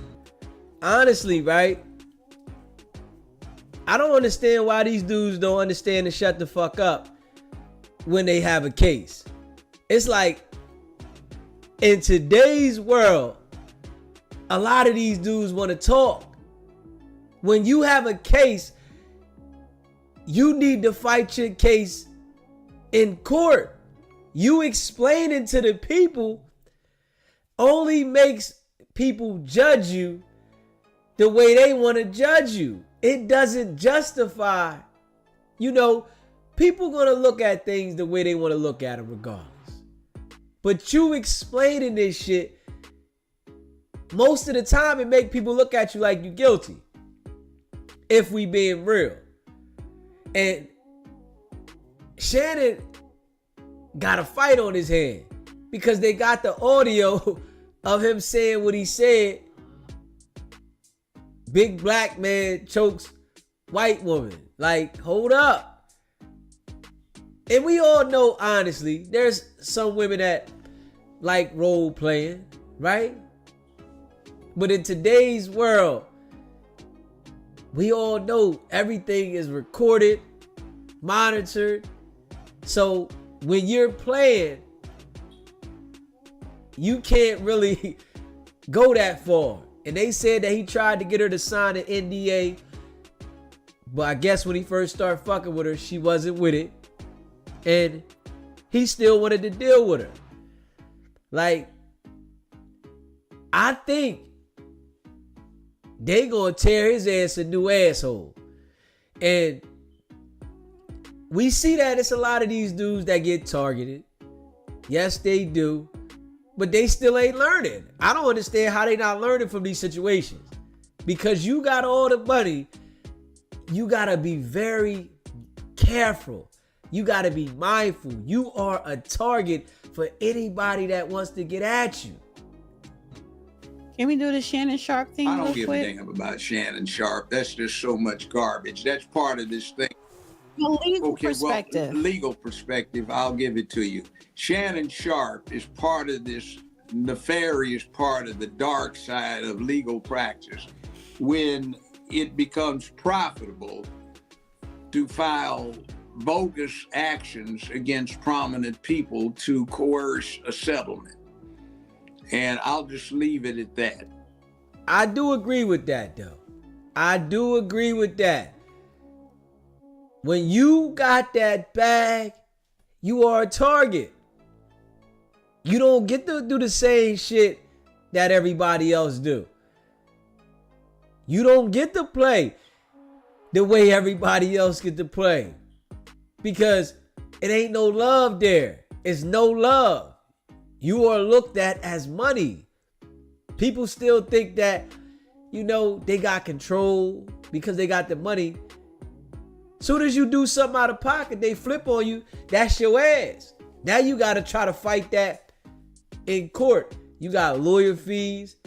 And she want $50 million.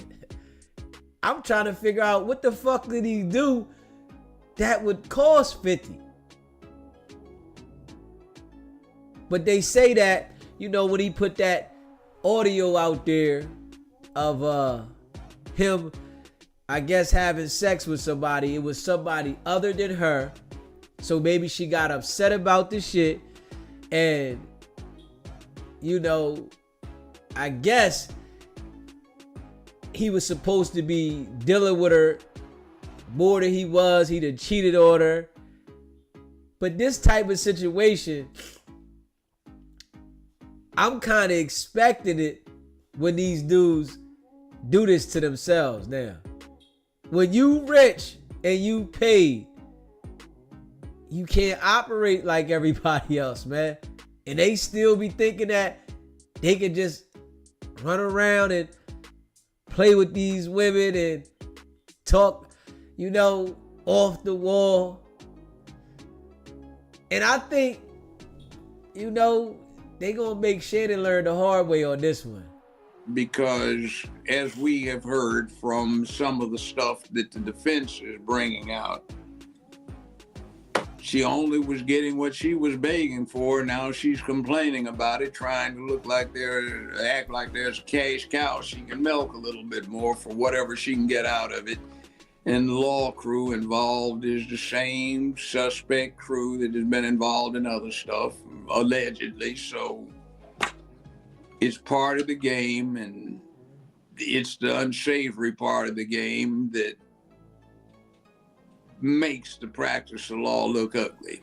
He released a video statement. We played that the other day when he's talking about it and denying it and talking about Tony Busby. And here today, he released a statement again through X. He typed up, "My statement is found here, and this is the truth. The relationship in question was 100% consensual. At this juncture, I am electing to step aside temporarily from my ESPN duties. I will be devoting this time to my family and responding and dealing with these false and disruptive allegations set against me. I plan to return to ESPN at the start of the NFL season. I sincerely appreciate the overwhelming and ongoing support I have received from my family, friends, fans, and colleagues." Shannon Sharp. He keeps talking. I really feel when you're in a situation like this, you got to be quiet. Fuck explaining. Let the lawyer do the fighting and explaining. You talking to the people People already looking like you got money. When people feel like you got money, they don't have the same sympathy for you because everybody in the world is chasing the money. So you already accomplished that.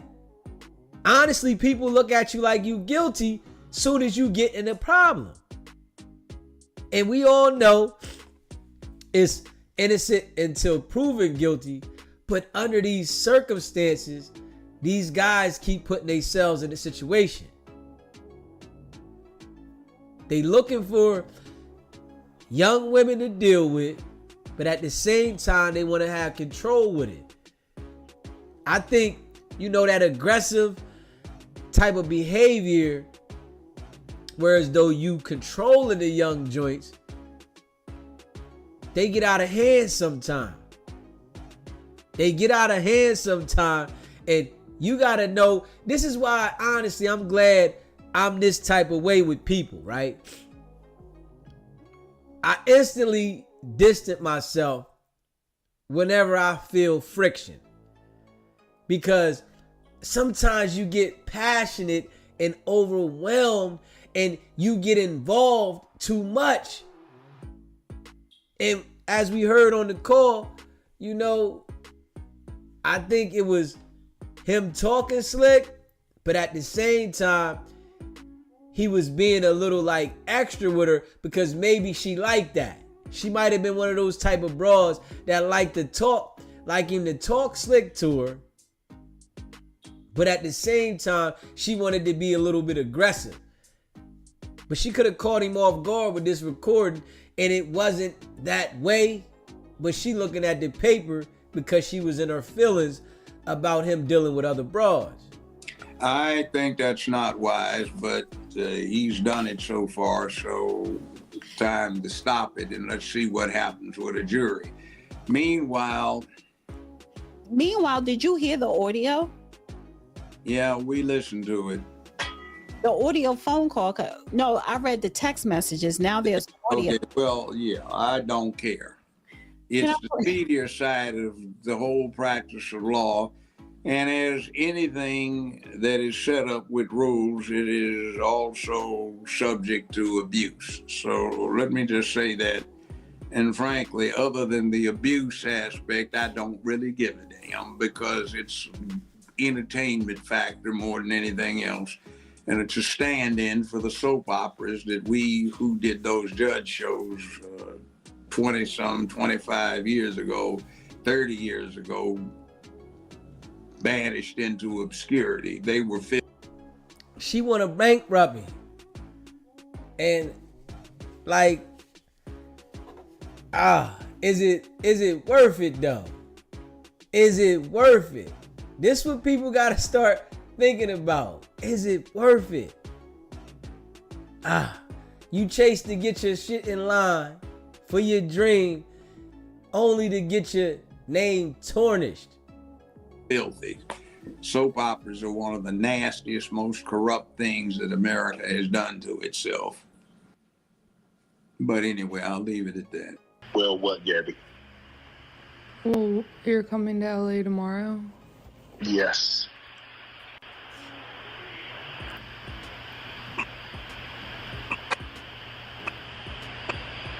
Well, I don't know why you want to go out.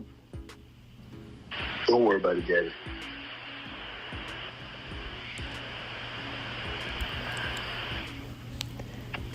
Well, okay. Okay, what? Well, I'm not really interested in getting choked, so I guess we're going. Yeah, I might choke you in public.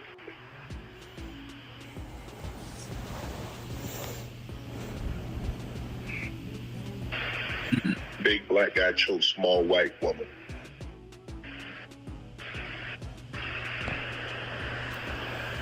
It's not a good look, Shannon.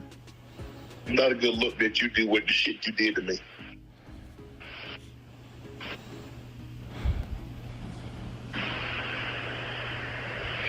Okay, well,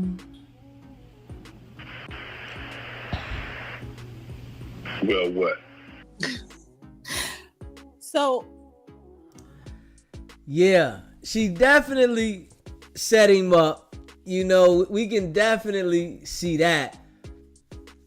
And this right here, you know, he should have been smarter about how he was dealing with her. You know, if it was somebody you wanted to, you know, deal with, you shouldn't have been so emotionally involved with the conversation, trying to control it.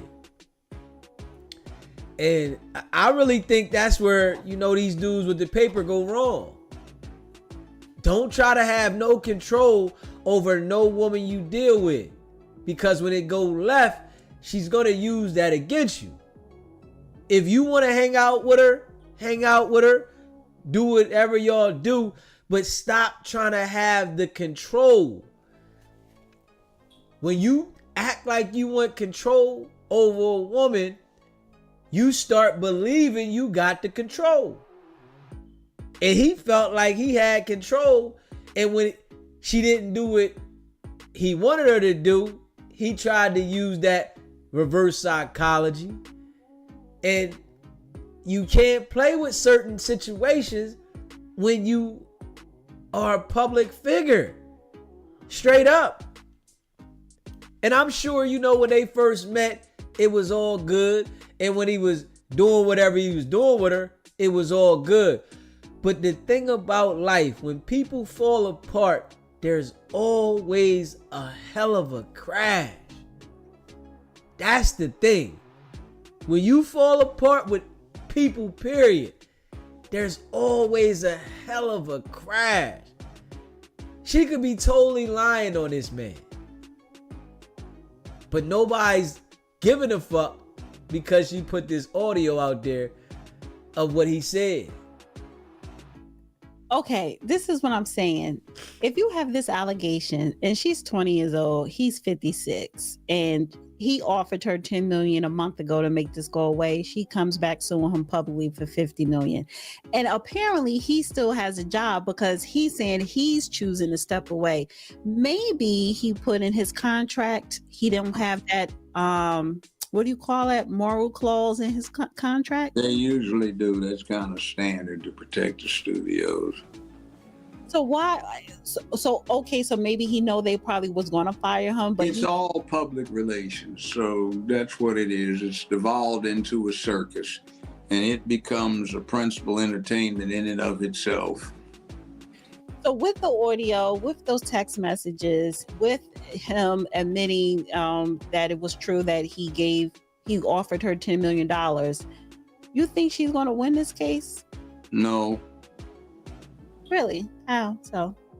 What has she proved except she asked for what she received, and now she wants to complain about it. And it's just, they'll probably, if they have the financial wherewithal, which I think they probably do, they'll bring in expert testimony through psychologists about those who like rough trade. So what would be your advice to men like Shannon Sharp? Don't deal with a fool. But what if he's a fool himself? Too bad. A wealthy, rich fool. There's a lot of them out there. Well, be surprised at what goes on in the real world out there. Can I play what your friend said to him? Monique. Okay, go ahead. Yeah, Monique tried to tell him he wasn't paying attention, and you know, he thought he was too big for his britches, man. People are just messed up, man. People are messed up, man. You know, the guy, he could have been messed up. She could have been messed up. People, man. The problems stem from other people. Your interactions. And shit can go left. Shannon definitely, you know, tarnished his image with this one. And it's crazy who it came from. Come on. they talk to us. How this dating thing? Because it's Mo is different now than when you and I. It's different, baby. I'm grateful I'm not 56 and trying.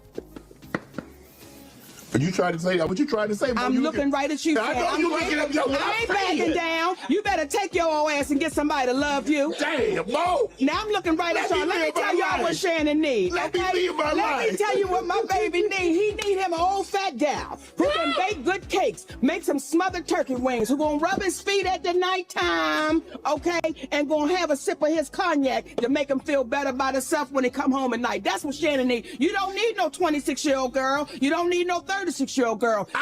This is your auntie talking to you. Take your old ass and get you an old bitch out there that can love you old. You trying to hang out with these young bitches and you can't do it, Shannon. You just can't do it. Dang. When they want you to go for the 4th round, you looking at her like, bitch, listen, you want some money to go to Starbucks? Yeah, because I can't go no further. But if you get your older girl, when you get to that 4th round, she's gonna say, hold on. Let me go get you some eggs and cheese and some toast with apple butter, because that's going to get your energy back up. I'm talking right to you. Shit. So he thought I was going to be scared. Yes, I'm talking. And I know an old gal, she'll be good to you. Her name is Elladora. Now, when you know somebody named Elladora, she's old school. Mm-hmm. Now, Miss Elladora told me to tell you.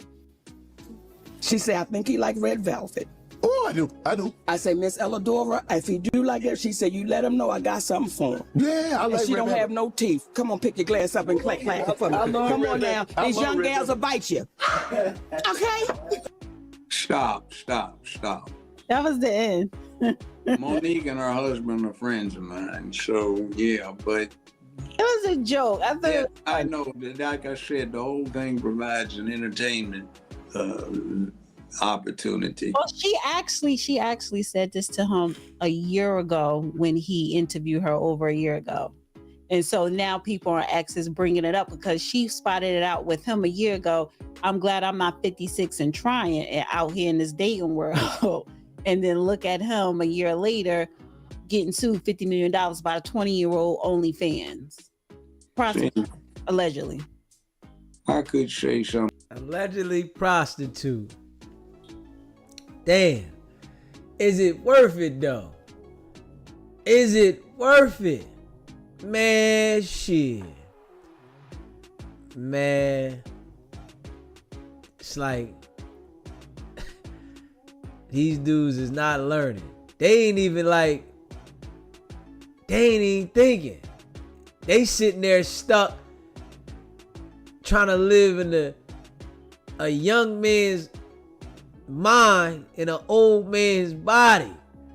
Like, you messing around with a 20-year-old and you trying to play mental games. You gonna get mental prizes.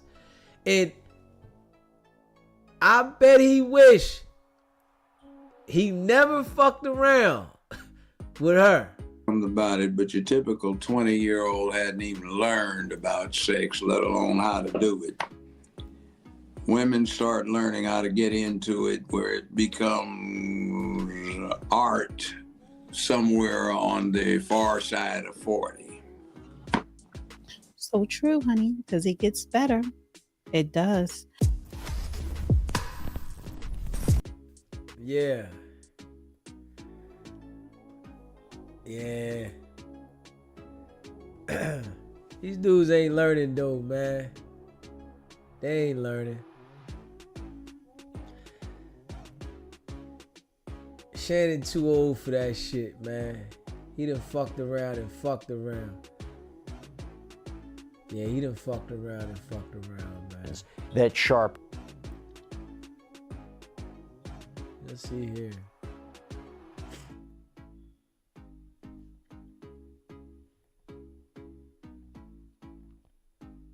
Who adamantly denies the allegations, called them false and disruptive in a social media statement released just as disturbing audio clips began making the rounds online. I'm going to break down what this move signals for his legal battle ahead and what celebrities are saying as the story continues to unfold. Welcome to Sidebar, presented by Law and Crime. I'm Jesse Weber. Shannon Sharp The Hall of Fame tight end, ESPN's First Take analyst, announced he is stepping away from the network temporarily after a Nevada woman filed a $50 million lawsuit accusing him of rape and sexual assault. Sharp announced his decision to step away in a social media statement where he called the allegations false and disruptive, insisted that their relationship was, quote, 100% consensual. ESPN backed this decision, though, to take a break, calling the situation, quote, serious. Now, Sharp's statement that was posted on his Instagram account on April 24th reads in full, quote, my statement is found here and this is the truth.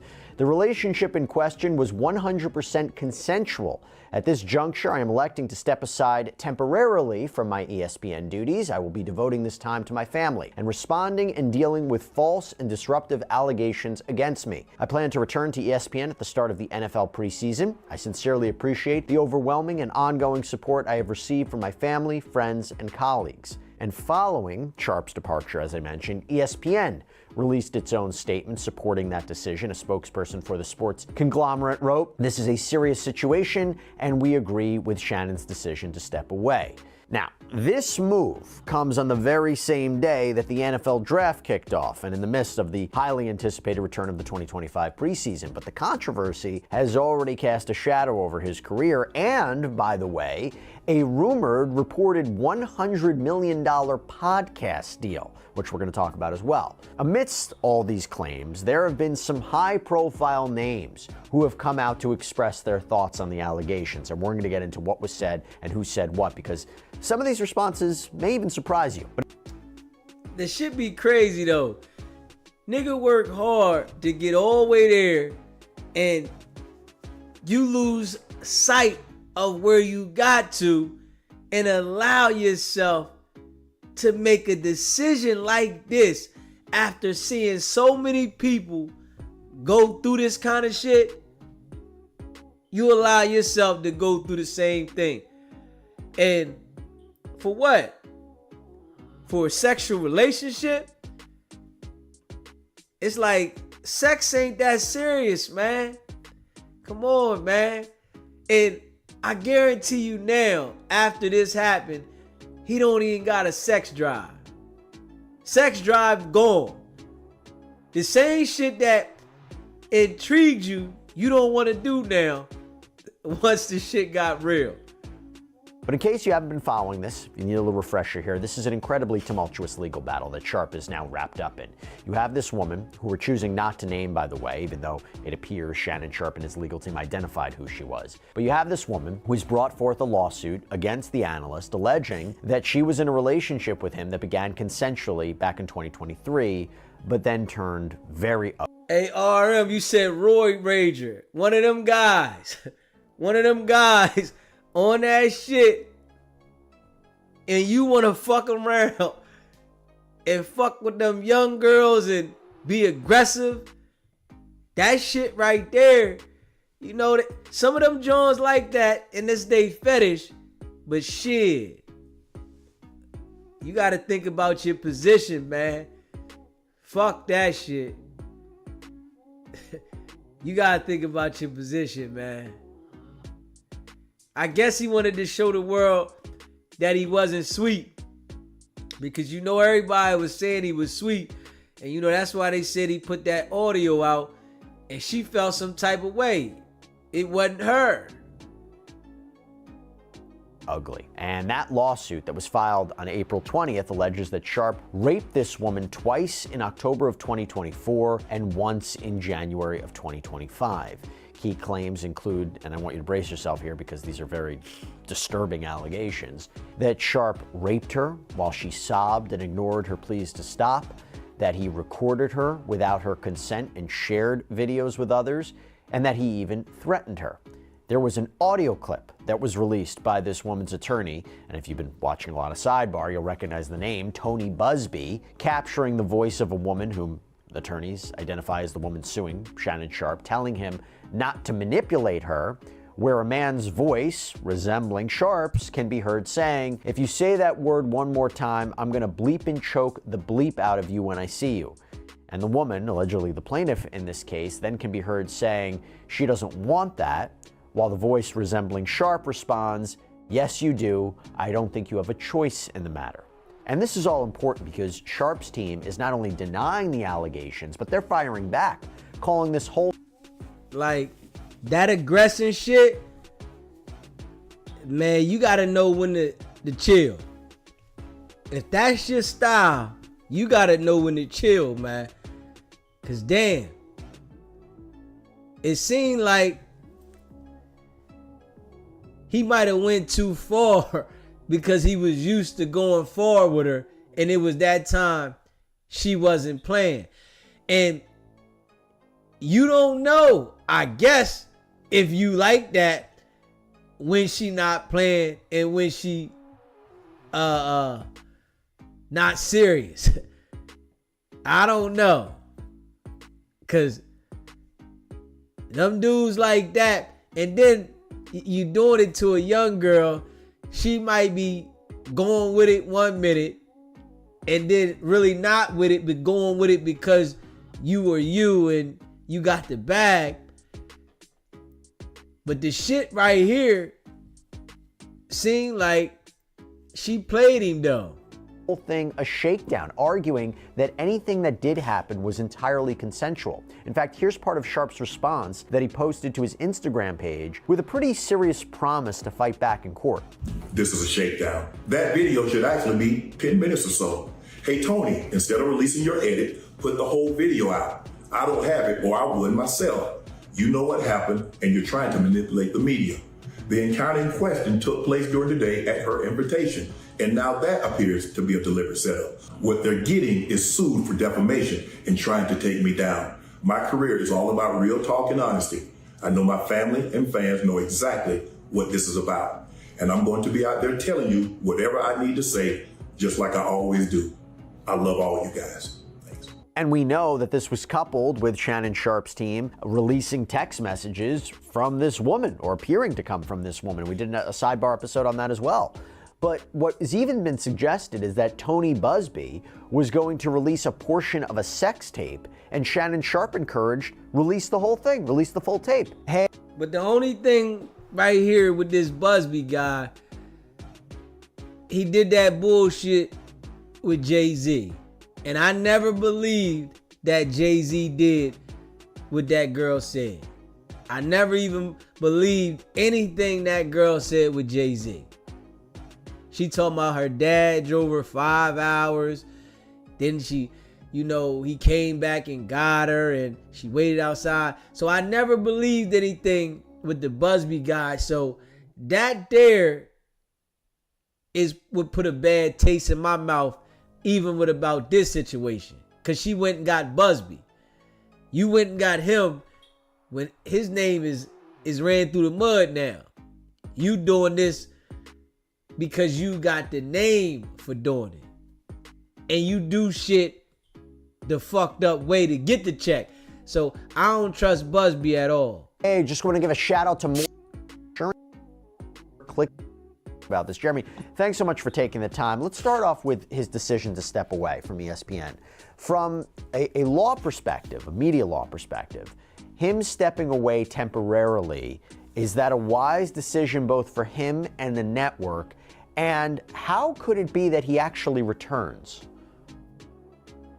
So, Jesse, pleasure to be with you, and thanks for having me on. Honored to be with you. I think a lot of these times you have to go back to what. Yeah, I mean, we definitely think he a little on the other side. But this here, it went too far. It went too far, man. And it might not be true. It might be true. But I really think it's crazy that he wasn't being mindful. Knowing that you got that bag. You gotta treat people different. Whereas though you gotta understand they can turn on you because you got money. You ain't regular. You're a fucking walking ATM. But these dudes be thinking that they can operate the same, like they can't be fucking took down.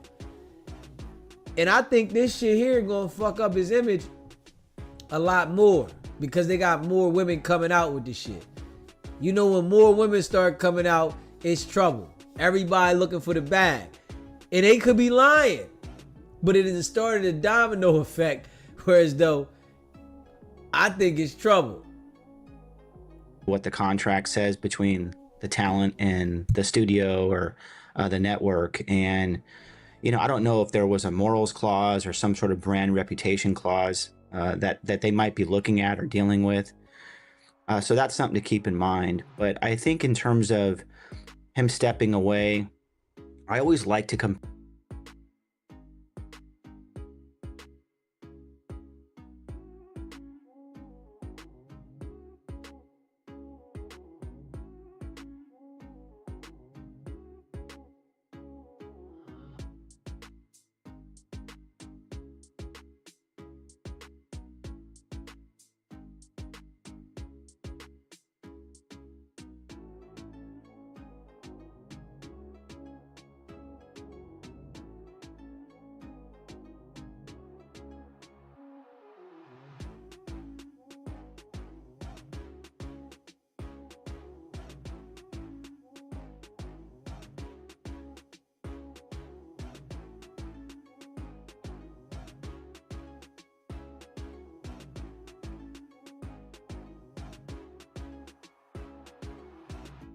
Oh shit, my bad. I hit the button off.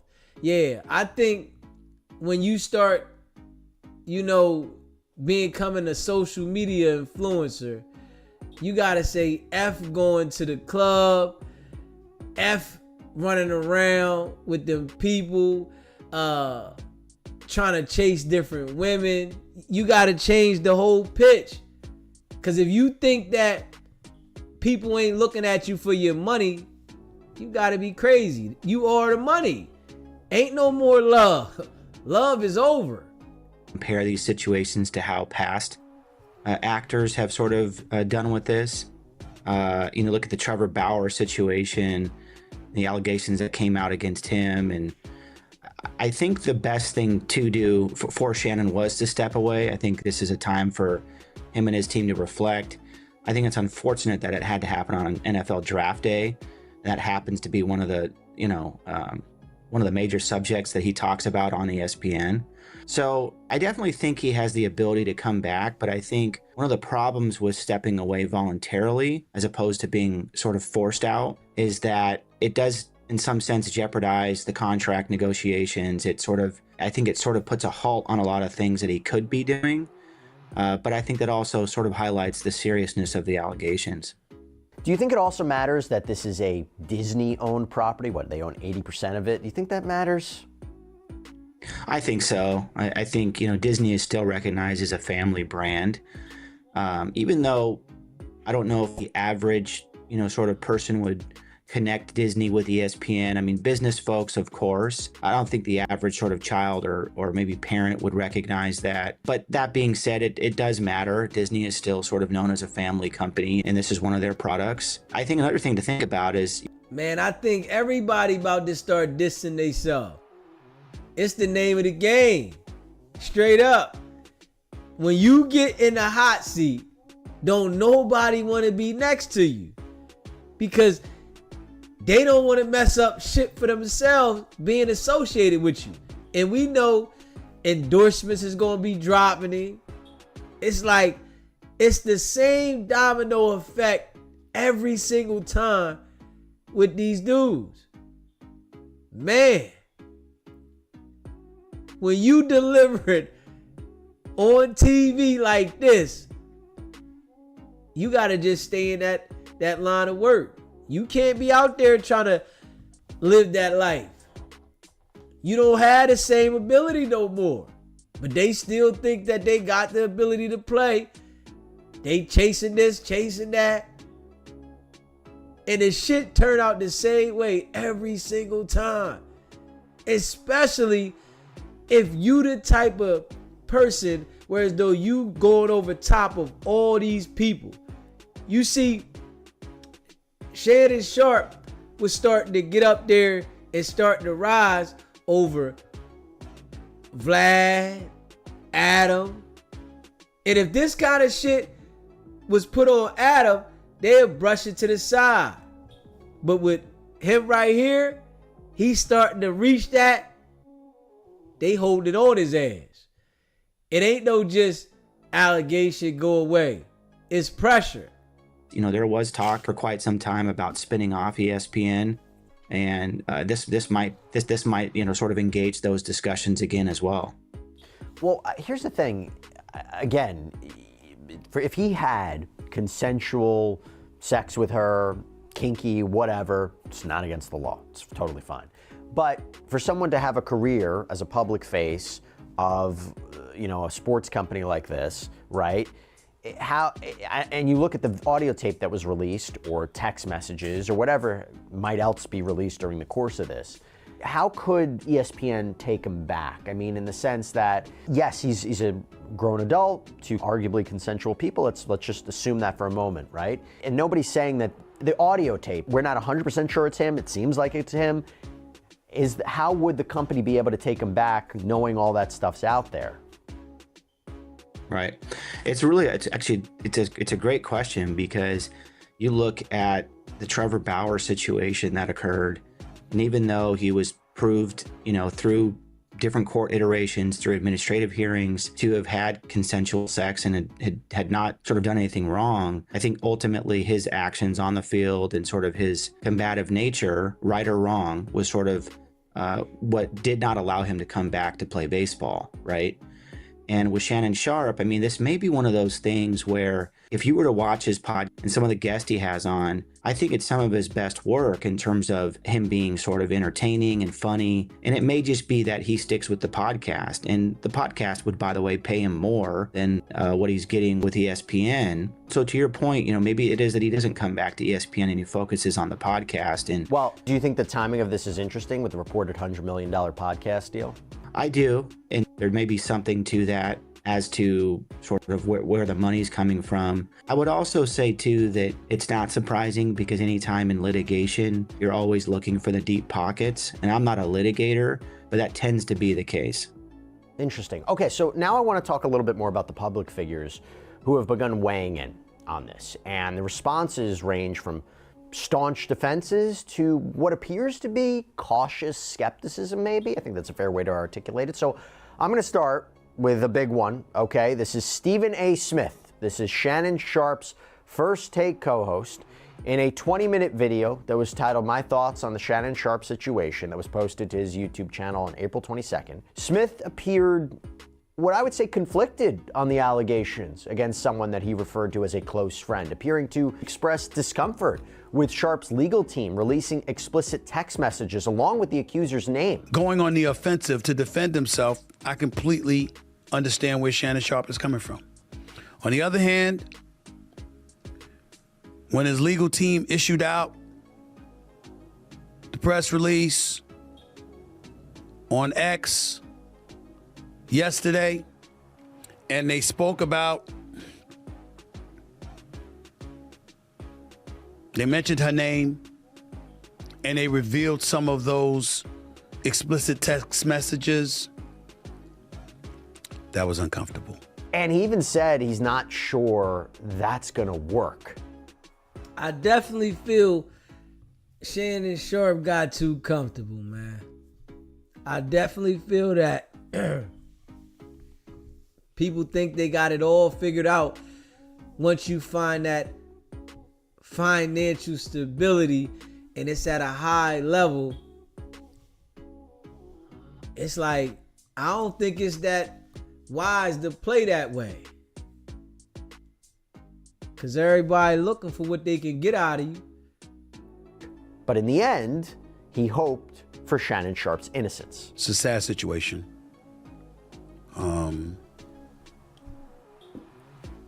Shannon Sharpe is somebody I work with a couple of days a week.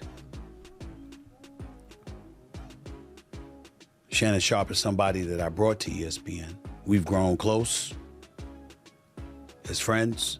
I'm sincerely hopeful and prayerful that he is completely innocent of the allegations that have been levied against him.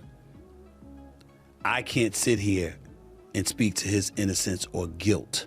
And it's also worth mentioning that Smith addressed Sharp's frustration with attorney Tony Busby's history, his history of what they say arguably targeting high-profile cases against black men, namely the civil suit that was dropped against Jay-Z, but we also know that he's represented claims against Sean Combs, Deshaun Watson.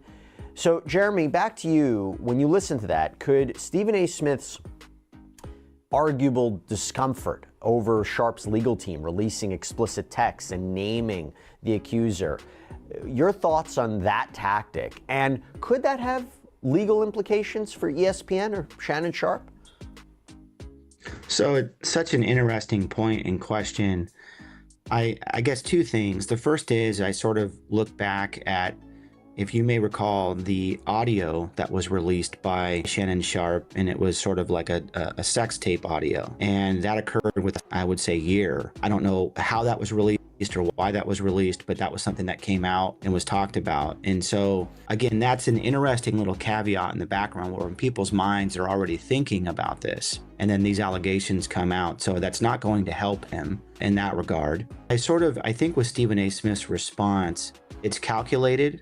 And I'm sort of reminded of this quote by Abraham Lincoln where he would say, stand with anyone that's right and stand with him when he's right and then part with him when he goes wrong. And I think that Stephen A. Smith has always been calculated. As his colleague and as his friend, I'm not sure I would have released that statement, or maybe I would have just done a written statement and maybe no comment or something like that. It does seem to sort of muddy the waters a little bit, to your point, because it adds more questions than answers. And again, the fact that they're colleagues at ESPN could provide for some issues as the litigation moves forward. And those are statements that potentially could be used. He was clear he had no knowledge of any of this. He had no part in any of this, and he's just basing it off of the reporting. I guess it goes to a larger question of, and I mentioned this the other day, I call it the Blake Lively, Justin Baldoni situation. It's basically the playbook. You release everything for the public. You release all these messages. You out your accuser. I don't know if the ethics of that, and I wonder if it could help him legally, maybe put pressure on this lawsuit to drop or to make sure that he maintains public favorability. But obviously those messages could complicate a legal case for her, clearly, if we're talking about what happened. Just generally speaking, though, do you agree with his idea that, I don't know if I would have done that, release everything, including naming her, which I thought was interesting too, or seemingly naming her? Yeah. No, and good point, Jesse, because I think that anytime, one of the ethical responsibilities as a lawyer is that you have a duty to the tribunal, a duty to the court, and to have this ability to where you're very careful about how you speak outside of the courtroom and, how you prep for trial. All those things matter. So to your point, I don't know if it's the greatest strategy. This is such an interesting case because on one hand, they do try to, make us prejudge shit. They do that, and I agree with that. They try to make us prejudge this shit by pushing it this way. Us knowing this shit though, right? This is why we gotta operate differently. You hear me? This is why we gotta operate differently, because when you get in a position, you gotta be expecting this kind of shit. People not expecting this shit, or they get comfortable in thinking that it can't happen to them. You gotta expect this shit, man. Fuck trying to play with all the motherfucking the young girls, and then they recording you and doing this shit. You gotta operate differently, man. You gotta operate differently. And a lot of these jokers, they doing the same exact thing. They getting caught up the same exact way. Every time. And they act like they don't expect this shit to happen. Come on, man. But I guess these dudes gotta learn the hard way because they can't pay attention to the other people it's happening to. To your point, it's not illegal to have sex in your bedroom and the choice of how you want to do that. But, anytime you put this stuff out in public, I just don't know if that's the best strategy. And or the other issue is, your ethical duties, as a lawyer. So, which I think Stephen A. Smith, highlighted. So let's take a look at another high-profile perspective, and this one is from Charlemagne the God. So on the April 23rd episode of his podcast, his show, The Breakfast Club, he suggested that Sharp's choices in the past appeared to contribute. I agree, though. We do fall short. I agree. We fall short. I agree on that. But damn, we watching. Like, we are literally watching every time people reach that height. It's the same shit. They got this same allegation. The same allegation now. And fuck having control of the women because you got the money, man. Fuck it. Make the women say you weird because you ain't fucking with us. That's what I'm thinking. When you get to that level where you got that paper, start to, hey, man, you got to get weird. Because when you think that you got the ability to flex on them and handle them a certain way, they say something wrong on you, got to defend that shit. So homegirl could be lying. She could be upset. But who they gonna believe? This 20-year-old young white woman, and they got this 56-year-old black guy, big black guy, that they got on audio talking about, I'ma choke you in public. So it's like, damn, these dudes don't be thinking. Shit, you gotta become a motherfucking hermit crab when you start to take position. Not try to flex your motherfucking power, especially playing around out there with those young women. Tribute to his current situation. Destiny's not a matter of chance, it's a matter of choice. And all of this is happening because it seems like Shannon Sharp made some poor choices.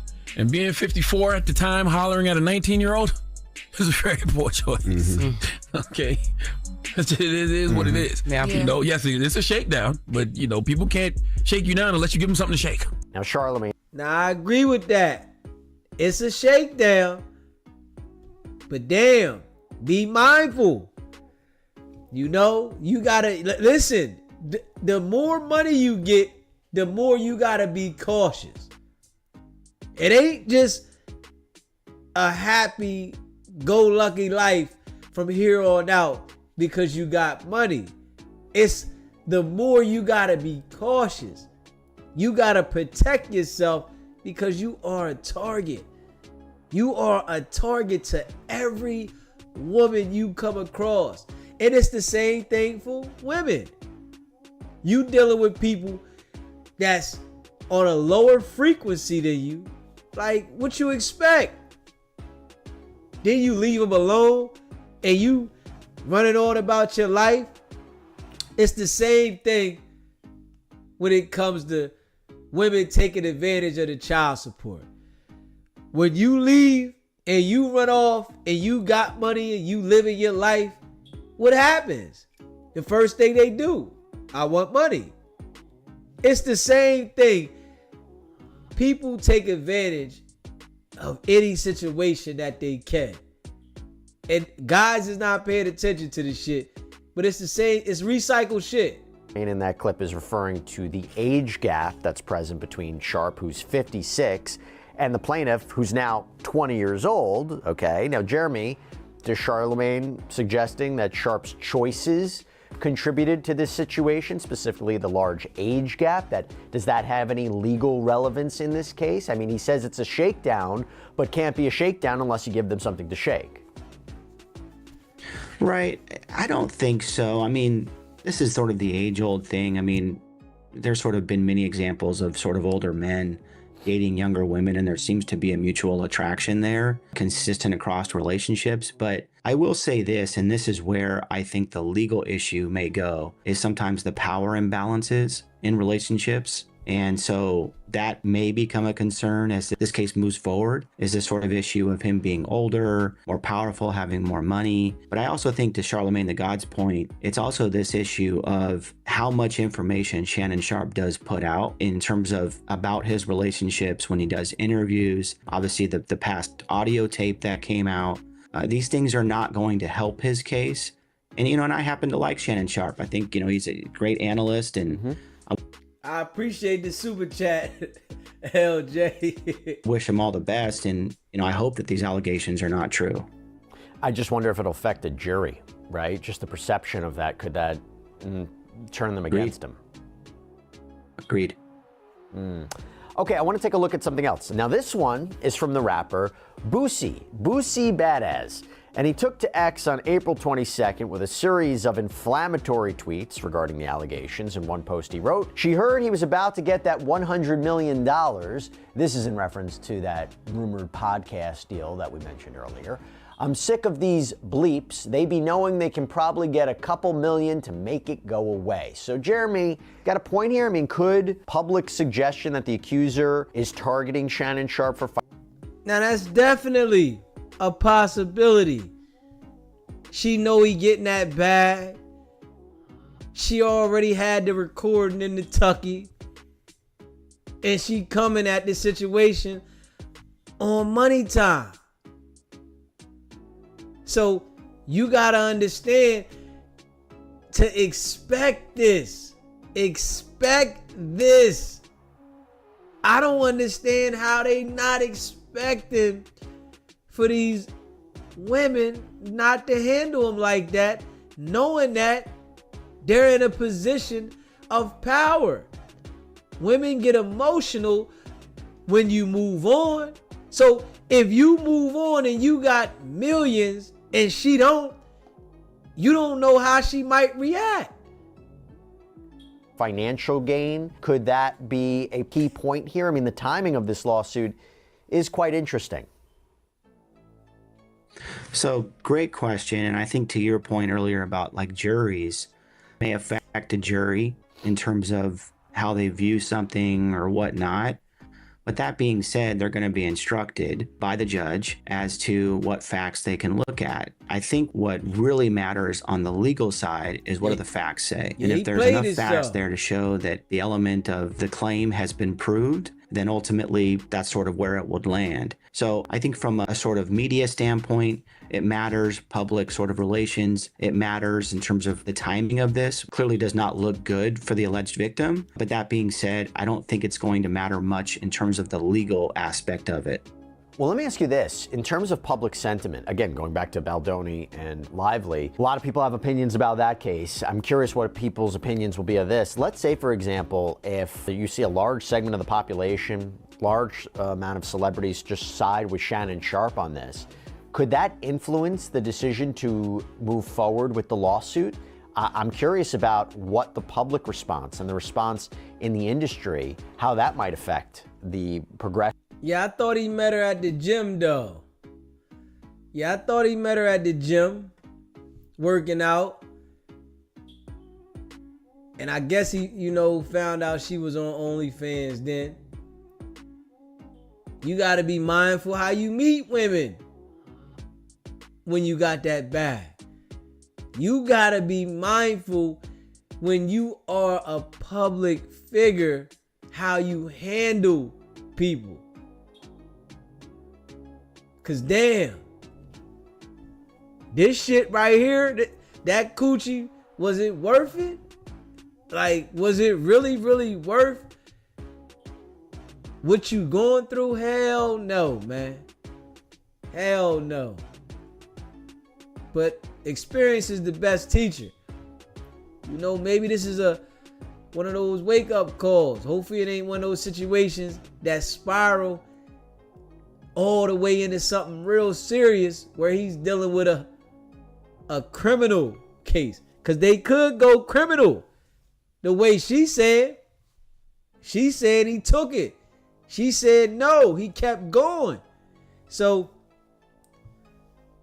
I feel like it's a shakedown. Straight up. I feel like it's a shakedown. it can go crazy. You know, these dudes got to start paying attention though. You got all the paper.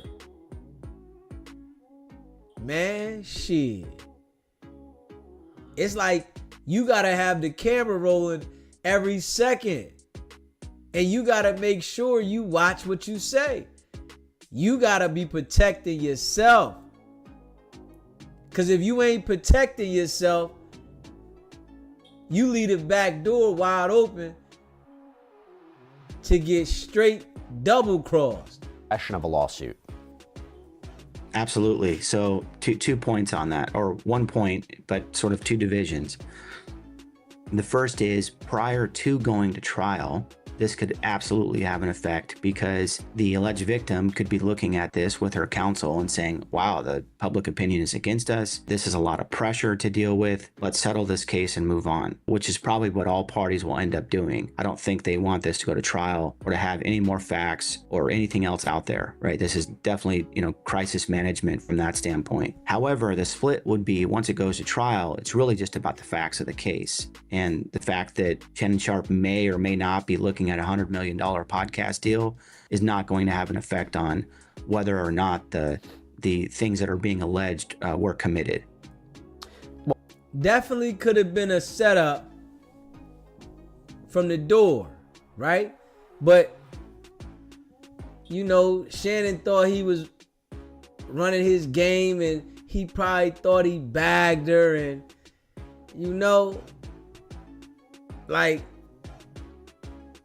I get to the level whereas though I know my money is up,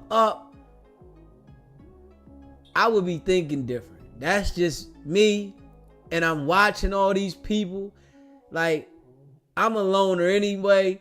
So it's like, I'm not trying to, she probably cracked on him. She probably straight cracked on him. He thought, okay, I got her. These guys be having some sick fetishes too. They be having sick fetishes.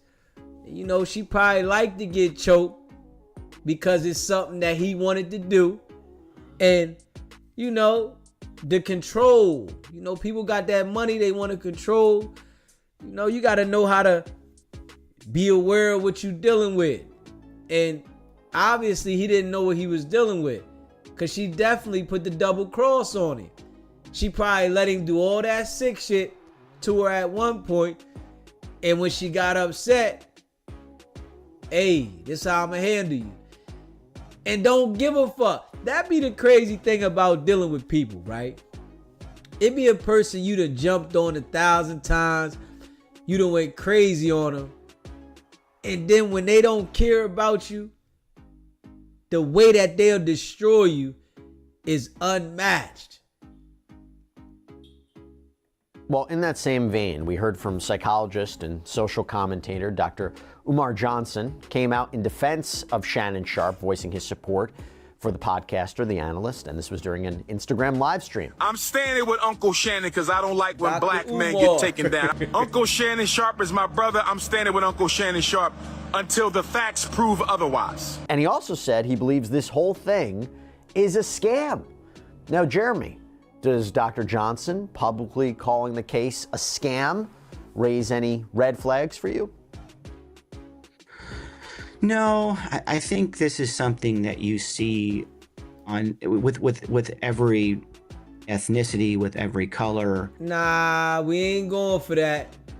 I honestly, think it could be a scam. But one thing, some of these guys, they don't be honest. I think it's a scam. I think that, she see the money. Because if he was broke, she wouldn't be going at him like this. And that's real. If he didn't have no damn money, would she be concerned about going the way she did? Hell no. But he got the money. It's a benefit. It's value there. So I definitely think it's a money grab. With every person, this is something that you see when you deal with money. You're going to have people that are going to come forward and allege certain crimes or certain civil issues or whatever litigation. But that being said, it is something that we see more and more in this day and age with social media. So appreciate the membership. One love. You said, she's still a child. Let's be honest. Yeah, she grown, but she's still young. You got to be mindful who you dealing with regardless. When you got that paper, you have to be mindful. You got to be mindful how you talk to people. You got to be mindful who you deal with. It's like you got to be on point in your game. Straight up. You gotta be point. You know what I'm saying? Fuck just thinking that everybody is okay. Everybody gotta be suspect to you when you got that money. Because the ones that turn on you are the ones you let your guard down for. When you let your guard down, bam. Because I'm sure he thought it was all good. I'm sure he thought, I can do this to her. I can choke her. All the plays they was doing in the bed, it was good. But then come down to this shit, he dealing with a lawsuit, $50 million. So I think to me, it really just comes down to the facts. And of course, if it goes to trial, it will come down to that. But I think prior to that, to your point, and maybe to some of the points of a lot of the celebrities who've been weighing in, if this doesn't go to trial, it will come down to public opinion. And ultimately, I think the parties will make a decision based on public opinion. And let's finish this up with the idea of public opinion, because we got a response from one more person I want to address. This one is from the rapper Cameron. And during the April 23rd episode of It Is What It Is, he also appeared to offer a conflicted take, saying on one hand that the accuser may have baited Shannon Sharpe into compromising situations to get some money from him because he's well known. When you have this newfound success, you got to know how to move, especially with the you got to know how to move, man, because they all, I'm not saying niggas don't with you, but they want something. But on the other hand, he also... I just said that. That's a fact. When you got that high level success, fame, and money, you got to operate, let's say, we got to say awkward. Fuck it. You got to operate awkward. You can't have that same old aggression, that same old movement, how you used to move, because the shit that can happen to you is not going to be how things would have happened to you. It's going to be big. It's going to be something that you wish you didn't put yourself in that situation. So criticize Sharpe's attempt to settle the case. Now, when you're trying to settle out on the low, it's a little bit of guilt there. Something happened. Not saying it wasn't consensual. Maybe you offered the money because you like, look, I ain't got time. I just need this to be swept under the rug so I can get back to work and do what I got to do in between these deals. But I do know that it don't look good when you try to give somebody a couple dollars to sweep it under the rug. Yeah, Jeremy, that's an interesting point, right? So I said that too. It is worth mentioning that Sharpe's attorney, Lonnie... I said that too. Ain't no way, like, the shit like Diddy. Soon as he settled, that was his ass. Man, I'm not offering you no fucking money to settle anything if I know I ain't do nothing. That shit there make you look guilty automatically. What the fuck are you gonna offer money and you know you ain't do nothing? I ain't doing it. Straight up. I'ma be real. I ain't offering no money. You think it's gonna go away? Diddy did I offered, whatever he gave Cassie, 30 million. And the shit came back and bid him tenfold. She still got paid. She's still gonna be a witness. Man, I'm not offering you nothing. Jay-Z did it perfect. He said, man, I ain't giving nobody nothing. I ain't selling out for nothing because I know I didn't do nothing.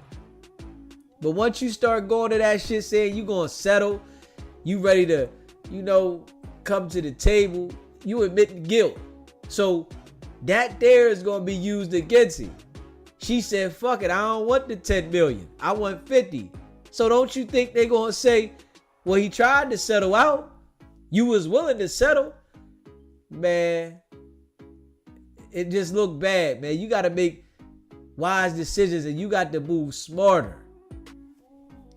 When you got that bag, everything is suspect. Straight up.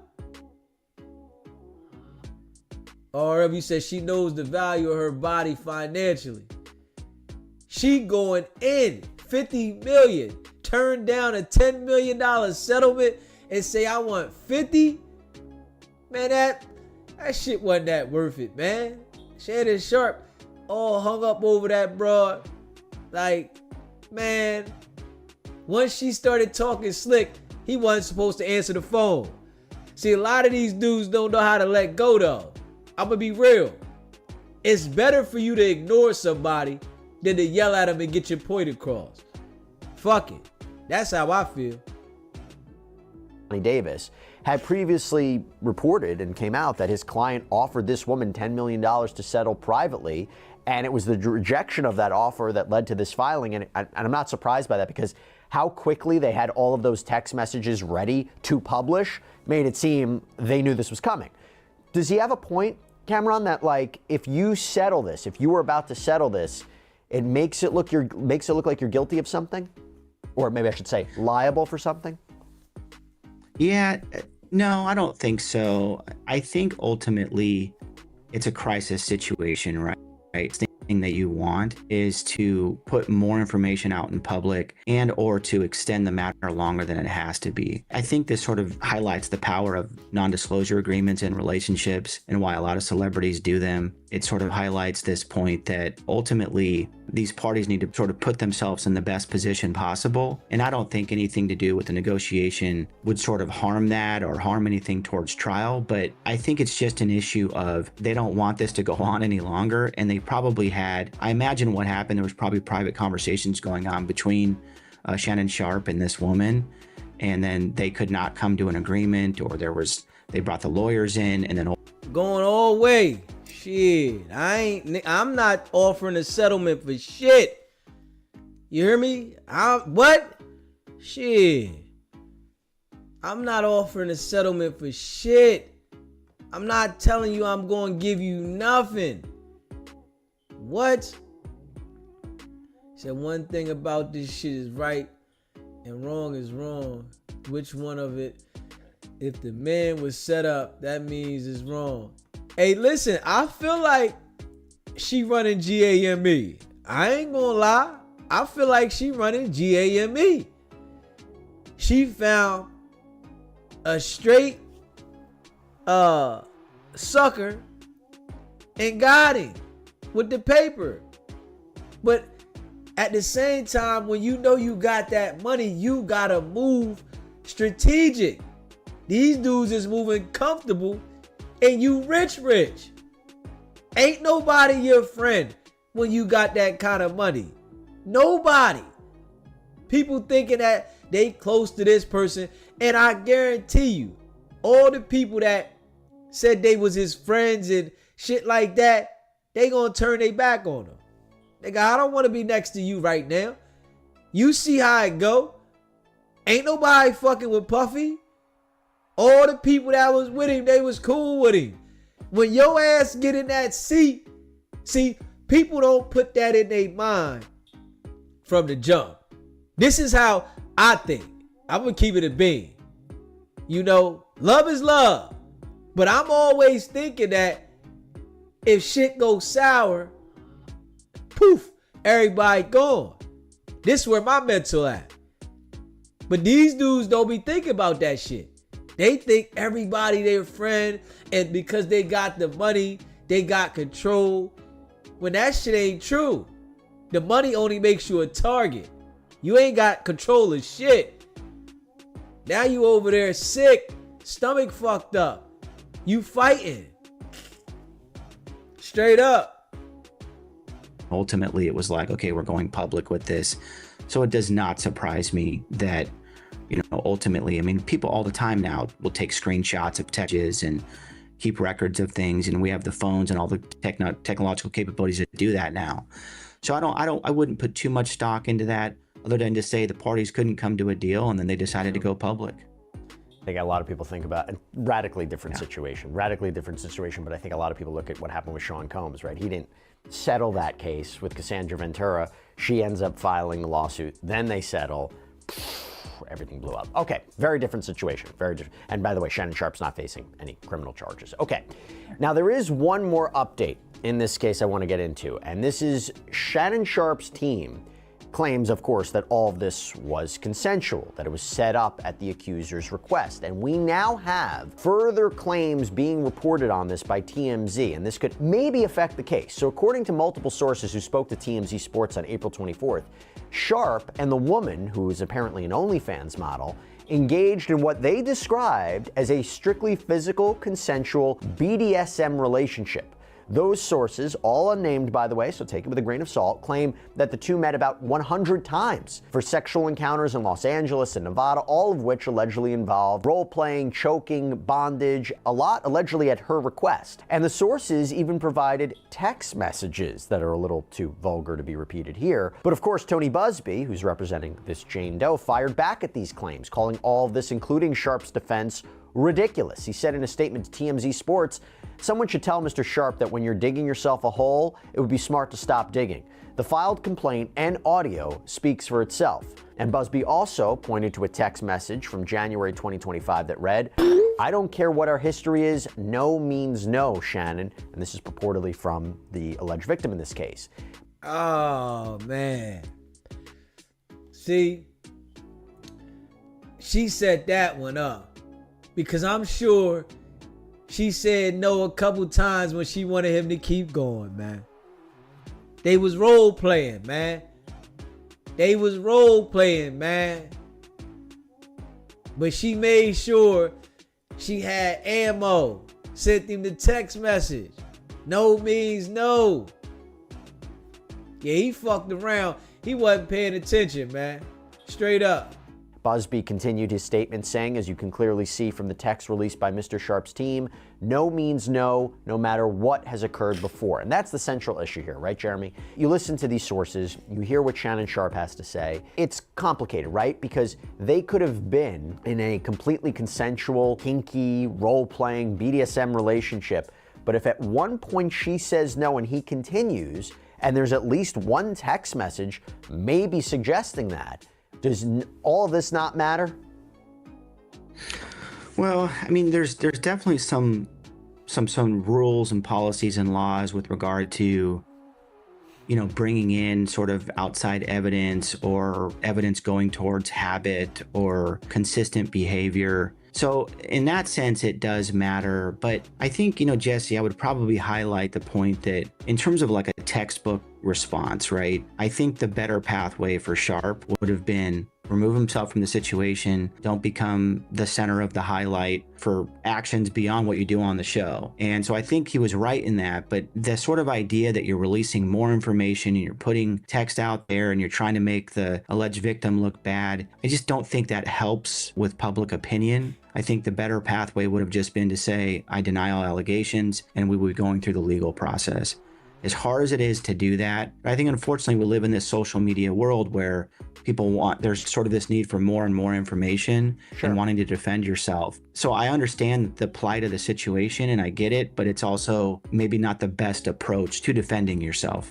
Does it give you a sense of who he may be calling as witnesses for his side? If you're hearing these unnamed sources, we don't know who they are, but does it give you a sense of he might have witnesses who'll testify that this was a completely consensual relationship? And then it becomes a question about their credibility and their connections, but doesn't that, kind of give us a sense? I think so. And I think, he is a celebrity. He is a well-known person. And I think also if you look at Shannon Sharp's past podcast and shows, he's definitely been willing to talk about his sexual relationships. And so that's something that I'm sure that he has conversations with his friends. He's clearly doing it in public. So I agree. I think this is definitely where he's going to be getting his source of information in defense. Jeremy Evans, thank you so much for taking the time and talk about the latest on this case. Yeah, man. Crazy. That's the thing. She definitely put the evidence in line. See, that's why I say when you get that bag, you gotta be more on point. She was planning this. If you pay attention to it, she was planning this. She got messages lined up, got recordings, and what she do? Go for a lawsuit and don't want to settle. I want 50 million. What? Man, she was planning this shit. It's just he wasn't planning for it. So you know he done fucked up with that. She was planning for the money.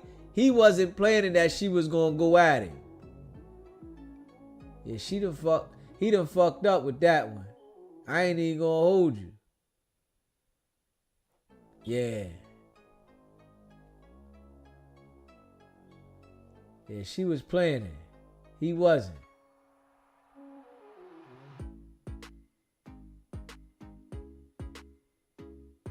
And you know,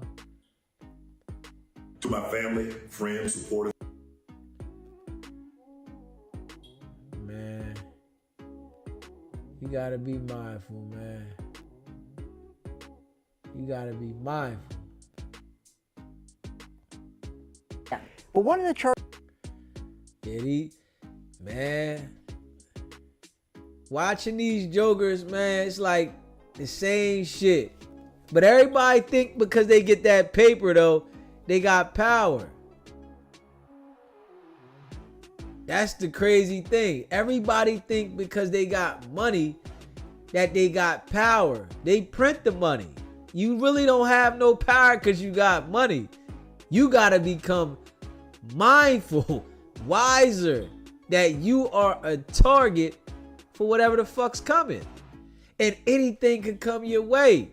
And when it's shit like this, these type of allegations, it's your word against their word. And then when they got a little bit of evidence to go with their word, man, you in trouble. Yeah, you in trouble. This shit hold too much weight. This shit hold too much weight, for real, for real.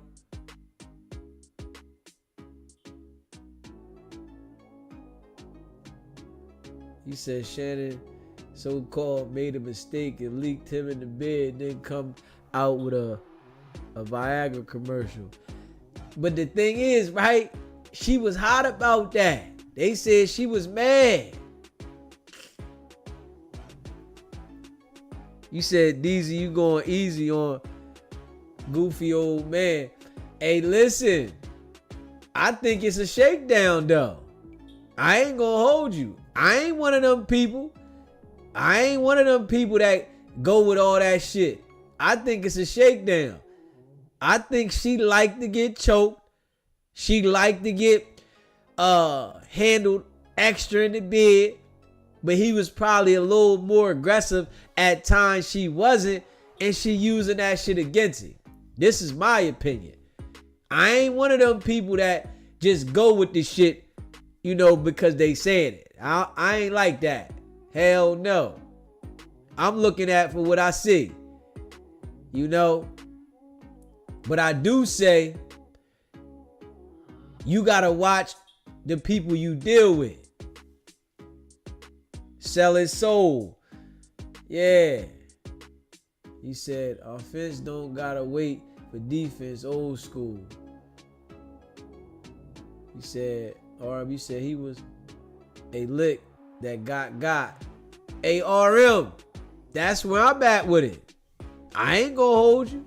I feel that he let his guard down and got played.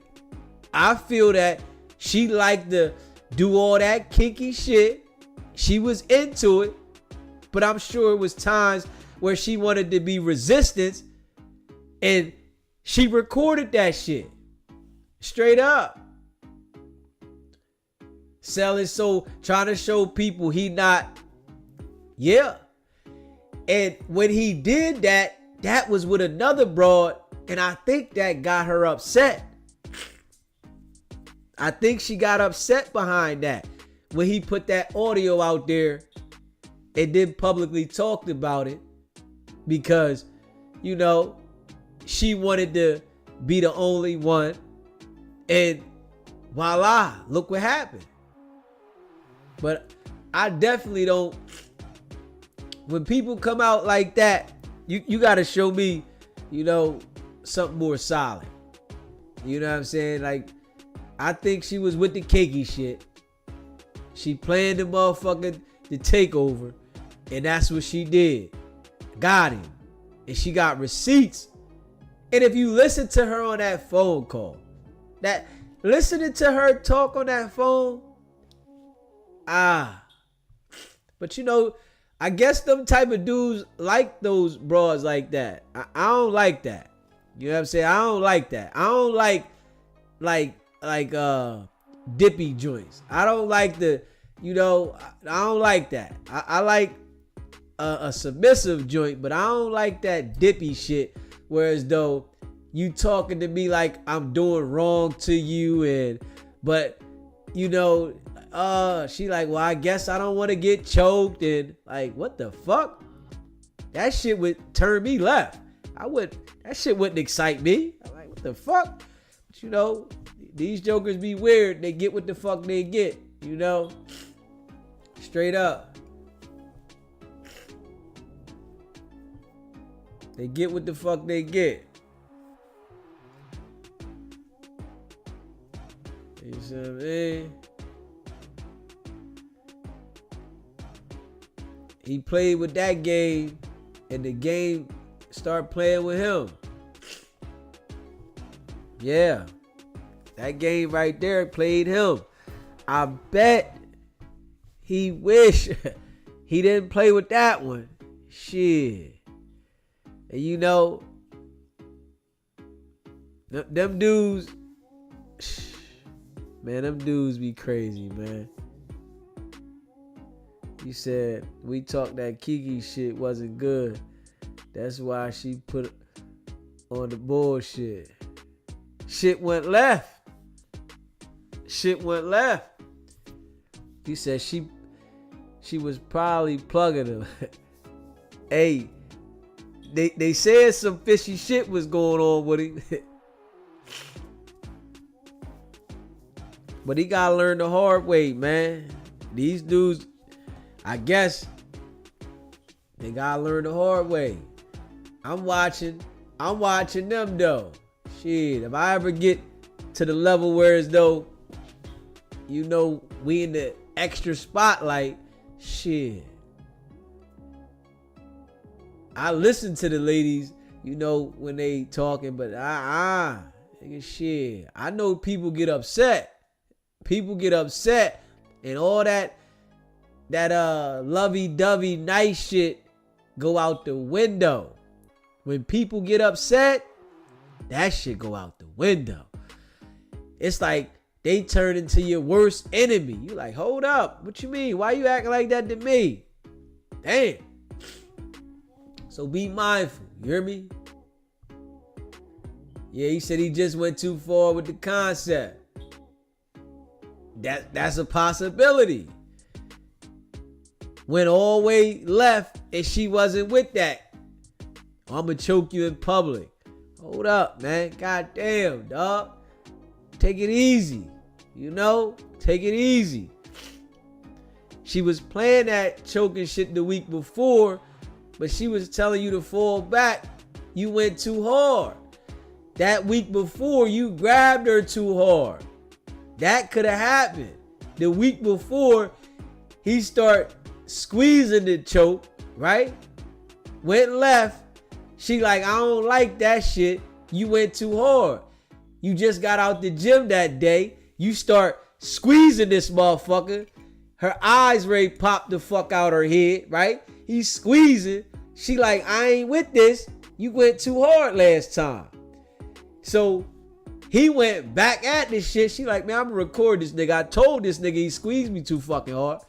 I told him to chill. Voila. Got him. You know, I can't, understand why he would think that she fucked with him like that anyway. And, she was young, he older.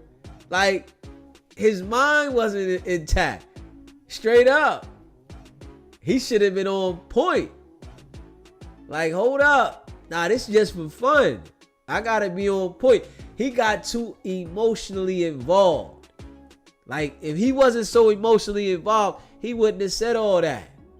He was too emotionally involved. Talk about, I'm gonna choke you in public. Nah. Once she would have said something like, oh, I don't want to do this, or why you want to, what? All right, click. See, but what I did notice, right? Some of these dudes that be getting the paper like them and shit, right? They be weird.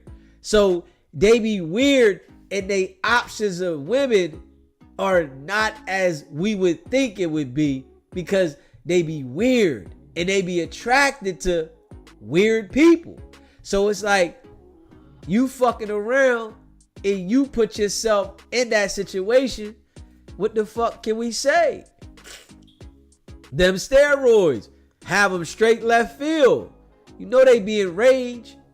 Shit, he get to grabbing her fucking neck. He hitting her from the back. He's squeezing her motherfucking eyeballs out. She telling her to stop. Yo, chill. He like, let this bitch go. You got to be crazy. Yeah. But she ain't want to leave him alone because he got the bag. So what she do? Caught him off guard. So now, fuck his money, because she about to get it. She next to him, dealing with him because who he is. He got the paper, right? But now, fuck him. I'm going to get the money quicker. Straight up. She groomed him just like a predator. She knew when to strike. And I see it just like that. He sat there and fell for the motherfucking banana in the tailpipe. He thought he had him a little Becky. You know how those big black jokers get. I got a Becky, and and she said, okay, I got him. He let his guard down. If he was more focused on protecting himself, he wouldn't have got outside of who he was. Well, I guess this might be who he is. He might be one of those guys that asks, yo, can I choke you tonight? Yeah. He wanted to get all his sick shit off. He said his shit ain't working. He got played. Fucked up. Yeah. You gotta be mindful though, man. You gotta be mindful, man. Straight up. And we see the same shit over and over. These dudes think because they got money, they got the power. That shit, they listening to the music. That money power shit, you ain't got no power. They deflate you. Now she done deflated this nigga.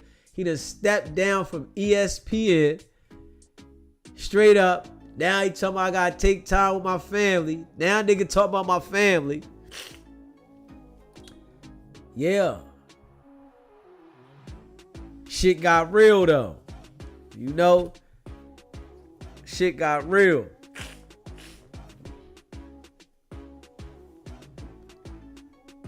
Definitely a sweet lick. He said they in there like the scene from Next Friday when Uncle and Auntie was whooping each other. Shit get messy in there. Shit get messy. But, you know, hopefully the next Joker coming up will learn from this shit. That's all. Hopefully the next Joker coming up will learn, yo, this what happened to Shannon Sharpe, or, you know, maybe they won't.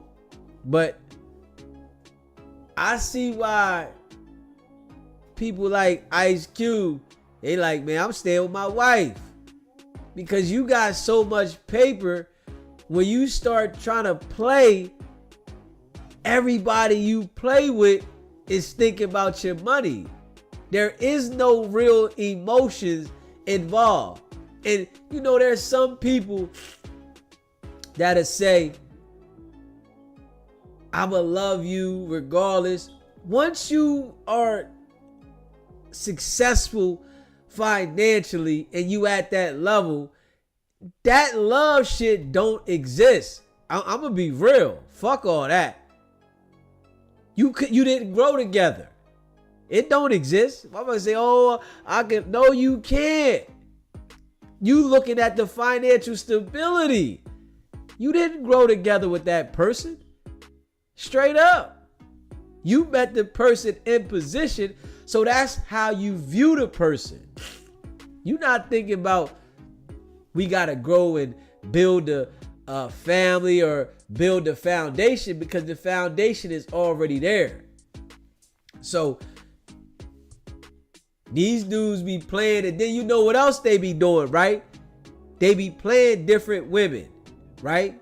Because Shannon Sharpe got the bag, so he playing this woman over there, this one over here, this one over here, and they emotions be involved. Whereas though he might got the control emotions. Whereas though, yeah, I don't want you to get that coochie away to nobody. But she getting upset because you over here humping on this broad, that broad, but you still playing with her, acting like you care about her. They'll make an emotional decision as well. And when they cut for that juggler, then they don't care. What? I don't care. Ain't no take back. Straight up. You know, ain't no take back. Straight up. You say, you know, they trying to blackball Ice Cube. Yeah, I ain't know that. I ain't know that. Oh, yeah. He did say that. But they can't get him with none of those charges, though. He did say that. I did hear him saying that. I did see that. That was, I seen that. That was like a year or two ago. I seen something like that. But they can't get him on one of those joints with the women, though. See, that's the thing. When you be mindful and understand that, when you get to hopping with different women and then you meeting new women, shit, man, people get emotional. That's some real shit. And you gotta expect what can come. When they get emotional, nigga, that could be a problem. Like, so, you know, be mindful. And I think Shannon Sharpe got real comfortable. He thought, hey, listen, I'm good. I'm rich. Nothing's gonna happen. But she was preparing. She was preparing for the showdown. If we being real. And she prepared well. That phone call that she recorded, it sounded like she was preparing for that. That's the thing. Yeah. That phone call that she was preparing, it really sounded like it was a well prepared, saying, oh, I don't want to do this. What, you going to choke me again? Like, it was like a prepared joint. He like, yeah, he's so slow in the brain.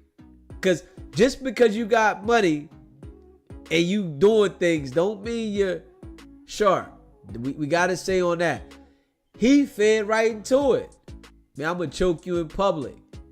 She got this shit recorded. Oh, I don't want you to choke me. Man, I might choke you in public. And she had the most graphic motherfucking conversation, whereas though he said big black man chokes white woman in public or something. Like that was too much. Straight up. That was the worst thing. So if he would have been, thinking about this shit, he let his guard down. That's what happened. He let his guard down. And when you let your guard down, this is what happens. Ain't no take back. Let me see. Hold on. Ain't no take back. Hold on. He let his guard down. Ain't no take back. They say about the diddler. He said record him in her baby voice. She definitely changed the tone. I don't know if she always talked like that, but that shit there was like, it was like she wanted to say these specific things so that it could be recorded for a later date. He fell for it. Yeah, he fell for it.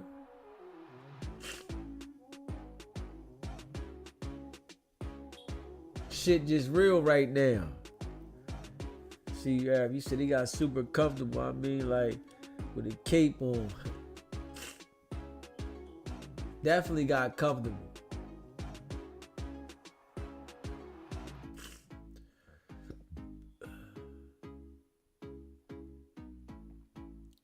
Yeah.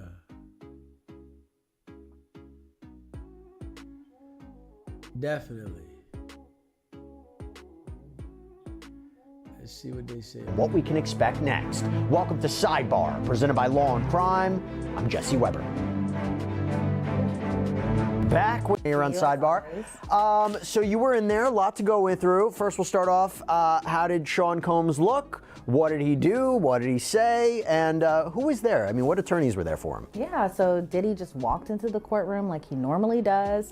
He hugged all of his attorneys. He, dabbed up Mark Agnifilo. I think he was kind of searching in the gallery to see if he had family there, because when court had first started, nobody was there from his family. And I think he kind of looks forward, and I'm just speculating here. Obviously, I'm not in his mind, but I think he looks for people, especially his mom, to be inside that courtroom in the gallery.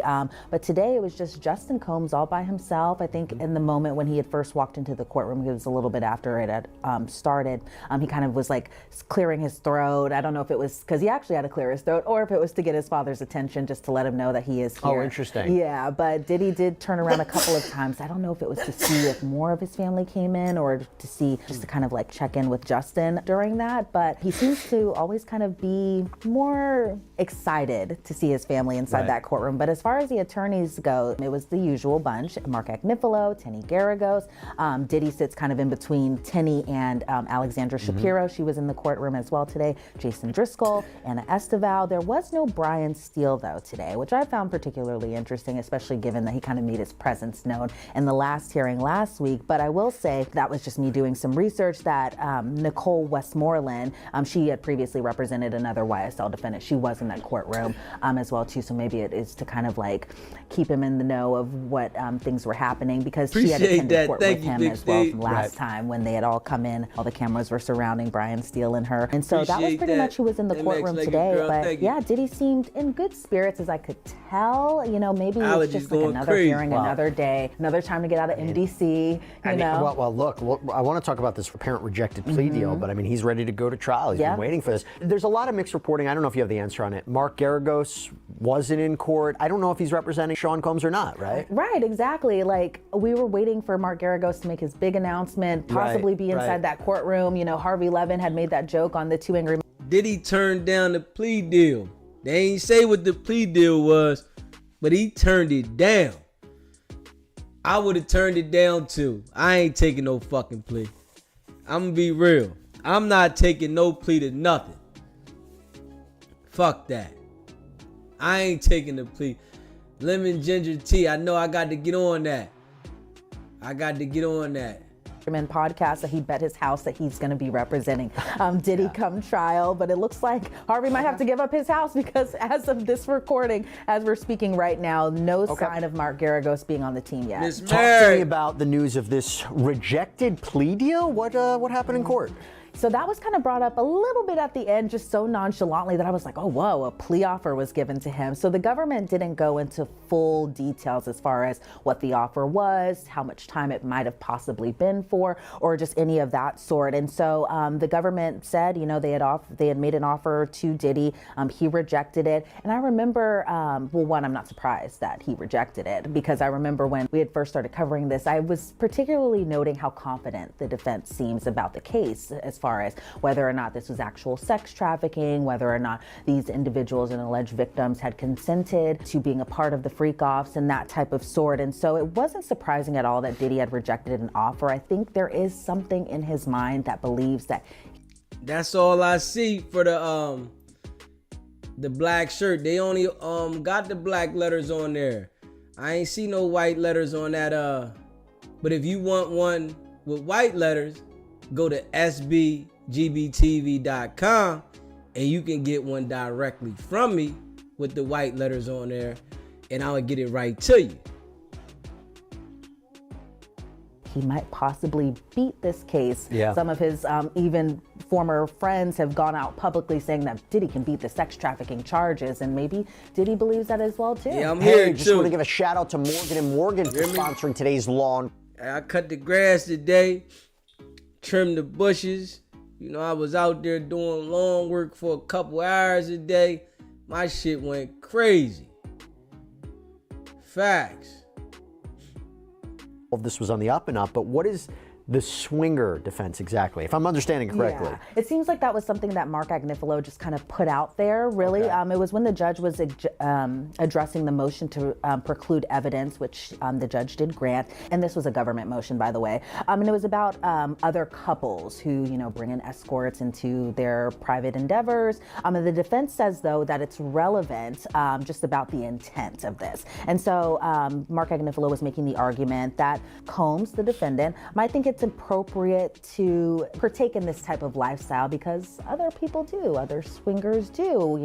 I remember, covering this case. We all have covered this case so much, and I remember asking one of our legal analysts, is sex on trial here? But it seems like the defense all along, their defense being that the sex was consensual, that everyone was a willing participant. But to me, it's always just that one moment that someone doesn't want to participate, doesn't want to be a part of it, that makes it kind of the grounds of a little gray area here, where I'm sure jurors will have to weigh in this decision. But as far as just the swingers go, Mark Agnifilo kind of made it clear that Diddy was a part of this lifestyle. It's not unusual for him to hire escorts. Other people do it, other couples do it. And so the defendant.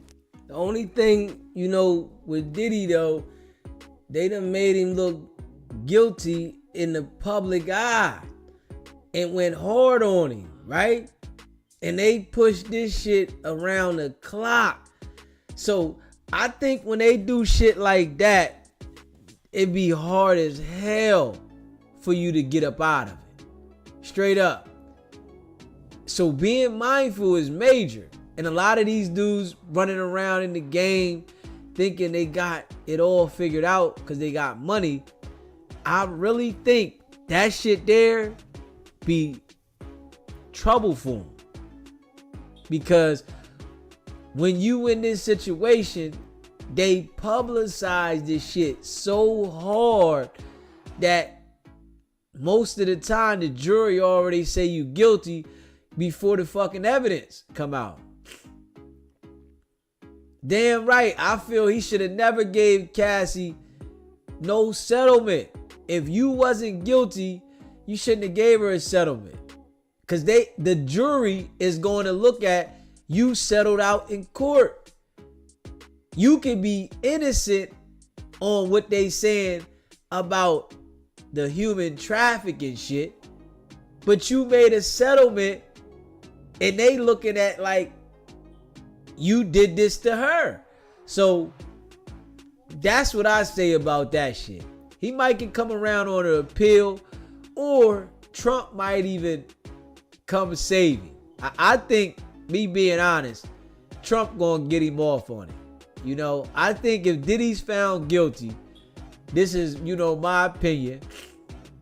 I think if Diddy's found guilty, Trump is going to pardon Diddy because they had a personal relationship before, and I think Trump feel like the government is targeting people, and I think Trump gonna come around the corner and grab him, and get him up out of this shit. But I could be wrong. But Trump been grabbing people up out of situations that been in there. He grabbed that mayor. I think, where was that mayor from? Kansas or somewhere crazy. So you never know, man. May have not thought that this was criminal behavior. See, this is what I find interesting about it, right? First of all, he is not steering away from the idea of the freak-offs. They seem to be saying, these were called freak-offs. We're going to call them freak-offs, but they're not illegal. Yeah. But one of the charges he faces is transportation to engage in prostitution. If he's saying, I hired sex workers, but if he's transporting them and paying for them, I feel like it's going to be very, very difficult to argue he's not guilty of that charge. We talked last time about how he tried to get it dismissed from the case, basically saying it's a racist charge, but it's going in. So I'm curious to see about that. Okay, a lot more to get into about what happened here. Something about a medical procedure. Let's start there. I hadn't heard anything in the prior filings about a medical procedure. Was this about Diddy, or was this about one of the alleged victims? Talk to us about that. So initially, I was kind of thrown off by that as well too. We were like, a motion about a medical procedure. I was like, oh, does Diddy have to go through surgery in the middle of the trial? That's where my mind went to. But pretty much, it was a government motion that was granted. I just want to go ahead and spoil that there. But the government argues that they want to put in evidence of coercive control. They say it kind of goes to the whole consent issue. Carlos. Obviously, that's going to be a big issue when it comes to trial. I just got something from you. We're gonna get that as far right as to the you. medical procedure, which by the way, they didn't specify what the particular medical procedure was, or even what victim it had pertained to. Appreciate that, Carlos. But the government argues that it goes to the harm of this type of sexual activity. They say that it's relevant to the sex trafficking charge. Again, unclear what the procedure is, but they say that the procedure was a result of the sex trafficking claim. And so they're going to confirm more particularly about this at the next hearing, which is next week. But for right now, the judge did grant that motion. Again, I have no idea what it is, but it sounds to me it could be one of these alleged victims who say, maybe I was forced into this sexual event, this sexual episode, and I had to maybe get an evaluation of some sort. That's a possibility, but that's interesting because that's the first. Definitely appreciate that. You went right direct. You went right to the site direct. SBGBTV.com. Definitely check out that merch on there. I gotta start telling people about the merch on there because I always put the merch from YouTube up there. But yeah, definitely check out the SBGBTV.com. And that's the direct merch from SBGBTV itself. So I appreciate all y'all. First time I think I've heard and you've heard about a medical procedure. And even in the indictment, they're laying out, the maybe IV fluid. Yeah, exactly. The IV fluids that were laid out in the indictment. Oh, that's interesting. And so, maybe it is also kind of pertaining to just how hard allegedly participating in these events that you don't want to even participate in the first place, what it does to your body. And it looks like that'll be a topic of discussion. Because they talk about prolonged sexual activities, drug use. So again, we won't guess what it is, but we'll see. Okay. I want to move on to a big issue. Yeah, and that right there, Big Steve, it's a lot going on.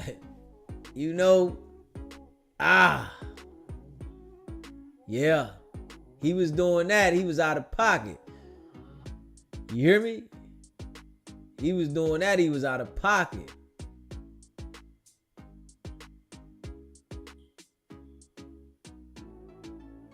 And I'm going to lay out a little bit of the context here, and then I'm going to jump back to Elizabeth, but this pertains to the infamous 2016 footage of Combs allegedly beating Cassandra Ventura in a hotel hallway, more specifically the... She said that's trafficking, huh? Hell nah. Intercontinental Hotel in Los Angeles, and we believe Cassandra Ventura is victim 1 in the indictment. And the prosecution wants to introduce this evidence to prove sex trafficking, that there was a sex worker in that hotel room from which Ventura was escaping, the evidence of the infamous freak-off, or one of the freak-offs. And again, let me lay this out, what the arguments are. So in a previous filing, Combs has been trying to have this evidence excluded from trial. Obviously, he doesn't want a jury to see this. One of the arguments he made was, quote, there's no longer any dispute from the CNN footage from March 5th, 2016 at the Intercontinental Hotel, offered by the government at 3 separate bail hearings, is wholly inaccurate, having been altered, manipulated, sped up, and edited to be out of sequence. As indicated below, CNN paid Redacted, don't know who this person is, we can guess, Redacted Definitely for footage, copied that footage in unknown ways, presented that footage out of order, and destroyed the original. Accordingly, all the footage from CNN is inaccurate and inadmissible. As for the 2 items of footage filmed by an iPhone 6, those pieces of footage are inaccurate and inadmissible as well. You said when they And got then the go into doctors reasons on why. payroll, now, apparently someone took game cell over. phone videos of that footage too, and Combs' defense argued several points, like the CNN video and the iPhone videos have to be excluded because the government can't provide sufficient evidence of their authenticity. How can you prove what you're purporting it to be? The defense argues that none of the files at issue are the actual originals, even though they make the argument that they made a good faith effort to find the originals, that the probative value, so their relevance at trial to prove, let's say, sex trafficking, is outweighed by the risk of unfairly prejudicing the jury. The jury seeing this footage and all the problems allegedly associated with it, whatever relevance it has, it's outweighed by all that. Now, in a recent filing from the government objected to all this. They argued, for example, it is by the defendant's own hand that the original version of this damning footage no longer exists. It was deleted and given to the defendant as part of a cover-up orchestrated by the defendant and his co-conspirators. The court must not reward the defendant for his actions by precluding the video that remains available despite the defendant's obstruction. Then you said the girl that he hung over the balcony is going to testify. You said to survive the party is diabolical. She sued the hotel too. She got paid. Efforts, and that goes to the allegation that he paid for the footage and hid it and all that. And I thought this was also an interesting response to the argument of authentication. The government responded in a filing. The defendant himself also authenticated the content depicted in the videos. Following CNN's initial broadcast of footage from the Intercontinental Hotel, which, by the way, we all saw last year when CNN published it, the defendant posted a video on his Instagram in which he admitted that he was in the video and apologized for his behavior depicted in the video. At no point did the defendant dispute the accuracy of the video or the events it depicted. It's a good point. And also, they say, the defendant raises a variety of potential issues with the available videos, ranging from their playback speed to their timestamps, which he claims makes the videos unreliable. Not only are the videos reliable, but the defendant's concerns are relevant only to the weight the evidence is accorded rather than the video's admissibility. In other words, meaning allow the jury to decide what value to give these videos. Don't just not let it in. So Elizabeth, I laid it out. What was the discussion regarding this 2016 footage, which I will go on record as saying I think arguably the most important piece of evidence? I say that, I don't know what the rest of the evidence is, but from what we see so far, what was the discussion regarding that footage, and is the judge going to allow it to come in? Yep. Well, it looks like yes. I just want to spoil it for everyone. The judge is allowing this CNN video to be played, so we are going to see it. And just even taking a step back, there were a lot of moments throughout our coverage of this entire legal saga from Cassie first filing her lawsuit. It was. But Diddy thought he was bigger than the program, man. After this shit first came about, he was on the motherfucking,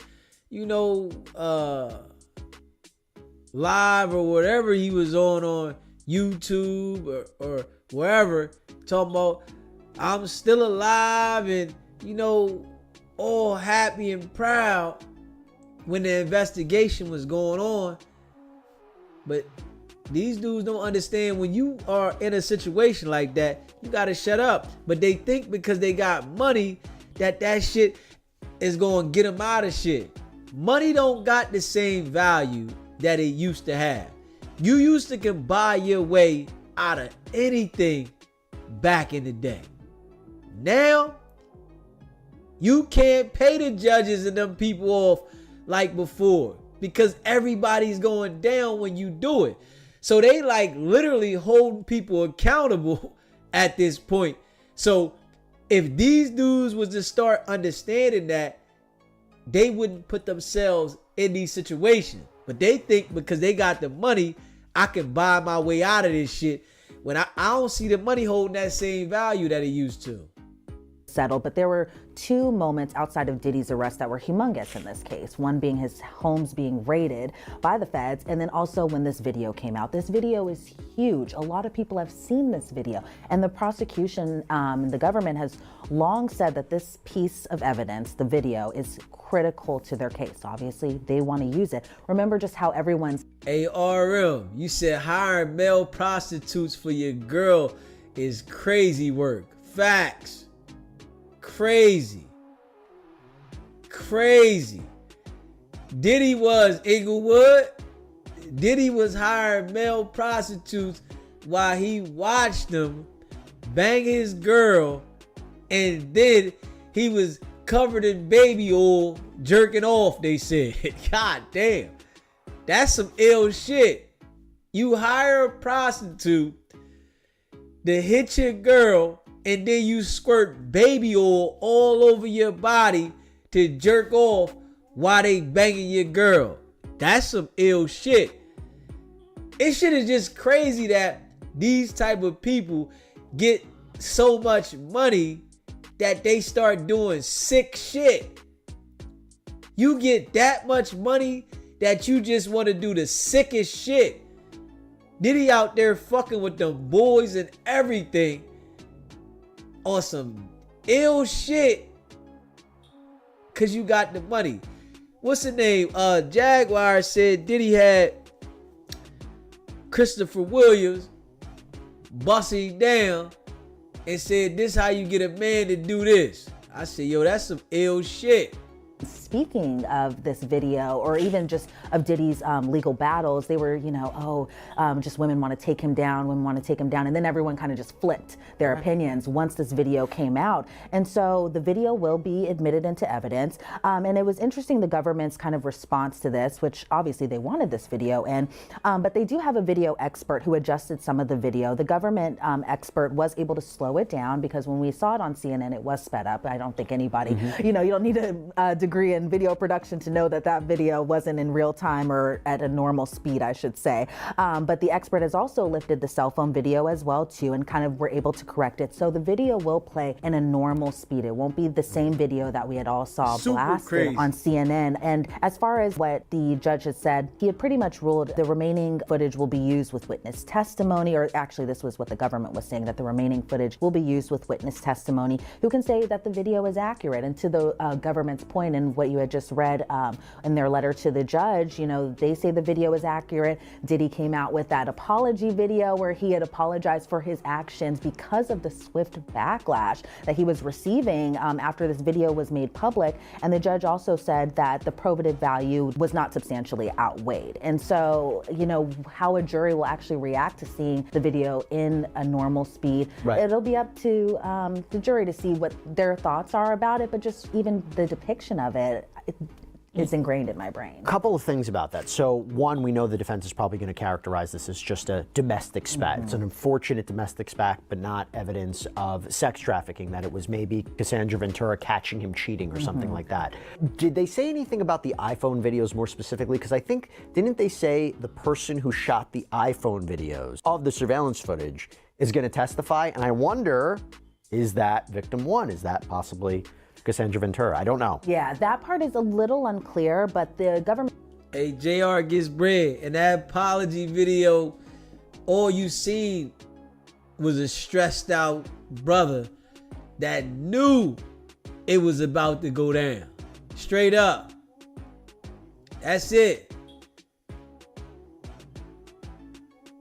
Government does have that cell phone video, and so again, they're gonna kind of piece together, one, in normal speed, the surveillance video that we saw, but also the cell phone video as well too. Unclear on whether or not it was taken by victim one or if it was somebody who had taken a video of this, you know, so that part's a little unclear. It's a little dicey for me to explain right now. Sure. But the hugest part of this is that it's going to be admitted that a jury will see this. Whether or not a jury can believe that that equates to sex trafficking or just, you know, alleged assault is two different things, and I guess we'll see once trial comes. It's a really important piece of evidence. Okay, so now I want to get into expert testimony, and this is important, and I'm going to lay this out again, and then we'll talk about it. So the next part that came up was about the testimony. Like, on some real shit though, I know Diddy gonna have a hard time fighting this case, but when they say that the S trafficking, I think they reaching on that one. Like, that, I really think they reaching. And you know, they say if you fly something out to pay them, that's what it is. But I think they reaching on that one, man. Diddy went around and sued that damn liquor company, and they put the mitts on it. Straight up, full court press. Testimony of prosecution witness Dr. Dawn Hughes. We've discussed her before. She is a clinical and forensic psychologist who actually testified, by the way, in the Johnny Depp Amber Heard trial. Hey, JR gets bread. He waited too long. Like, he was supposed to do that from the door, but he waited too long. And they didn't put the APB out on all private jets. If Sean Cole hit this motherfucker, stop it. The defense objected to her testimony. In fact, here's how the prosecution described what her anticipated testimony would be like, and this is from a recent filing. The following includes the anticipated opinions the government expects Dr. Hughes will offer regarding sexual abuse and victim responses to sexual abuse, coercive control, coping strategies during and in relation to sexual abuse, delayed disclosure and memory of sexual abuse. All important to understand maybe why the alleged victims did or did not do what they did in this case.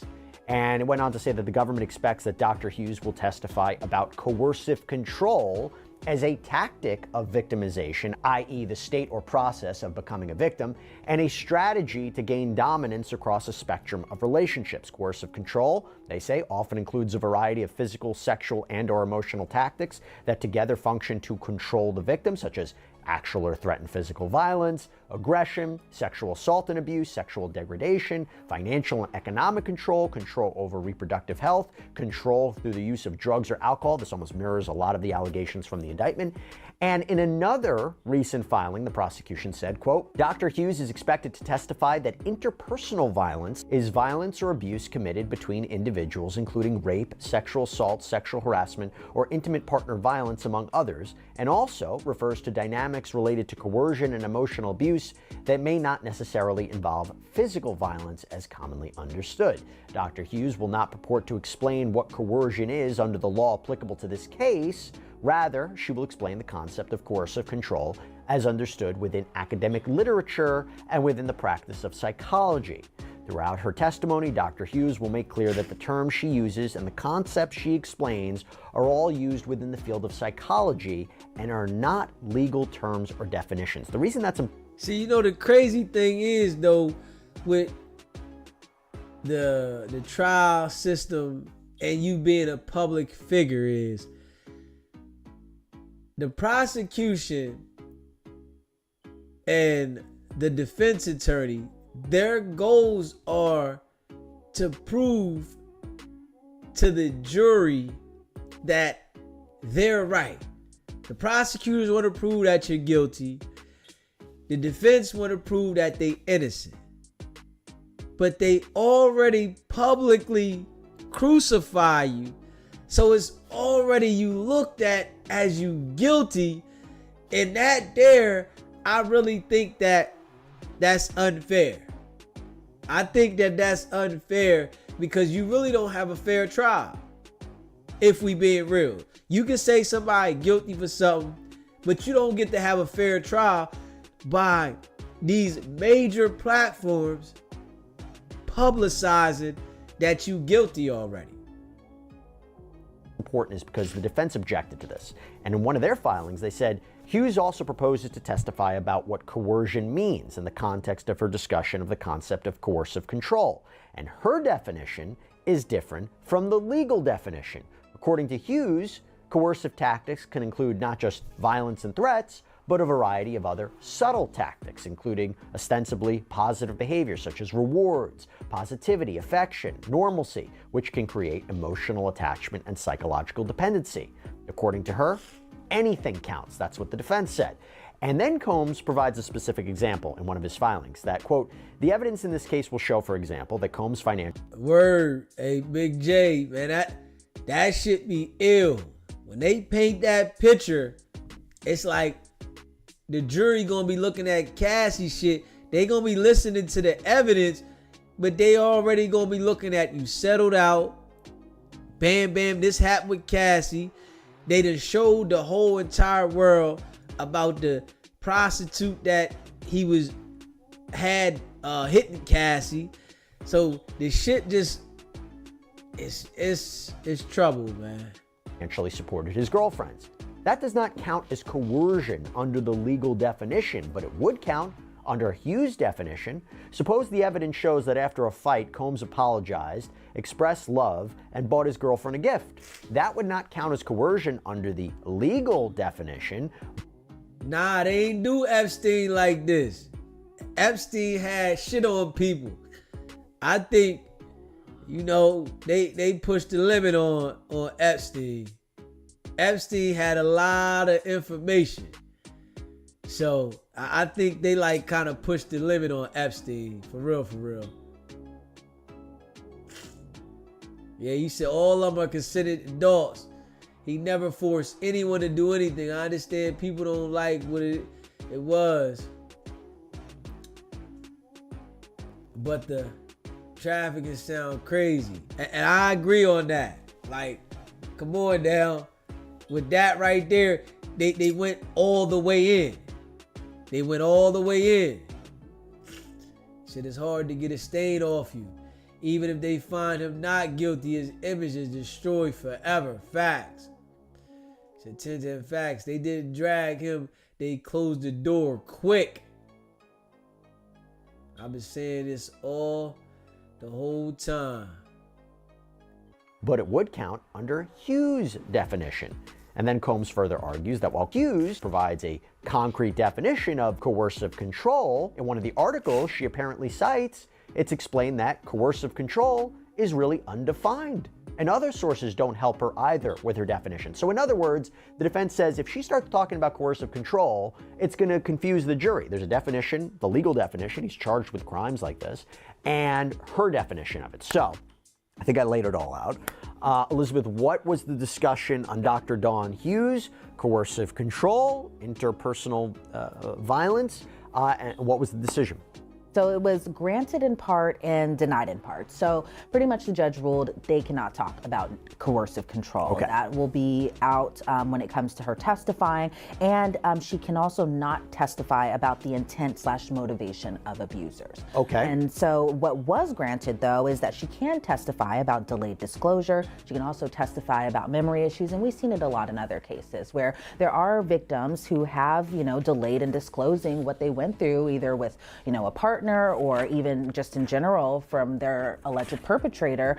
We've seen that before. And so to me, I'm not surprised that the judge ruled that way. He seemed to be fair in both sides, kind of being respectful, just to kind of make sure that nothing bad happens once this case actually starts. But in terms of interpersonal violence, the judge did say that the jury can understand what abuse is. The jury aren't too into the weeds to not understand what this means. You don't need an expert. Exactly. You don't need an expert to tell you. And so the judge, by the way, will monitor these lines very, very strictly. So there's not a lot of distracting sidebars. There's not a lot of moments where we have to, for example, start court late or something like that so they can argue about these types of things. So it seems like the judge, especially once Dr. Hughes gets on the stand, will be very strict in monitoring what can be said and what can't be said. But for now, it looks like no coercive control. We won't see those words uttered out of Dr. Hughes's mouth. No intent about or motivation of abusers, but can testify again about delayed disclosure disclosure and memory issues. And that's important, right? Because a juror member could say, well, wait a minute, if she really was attacked or was a victim, why didn't she report it? Why didn't she go to the police?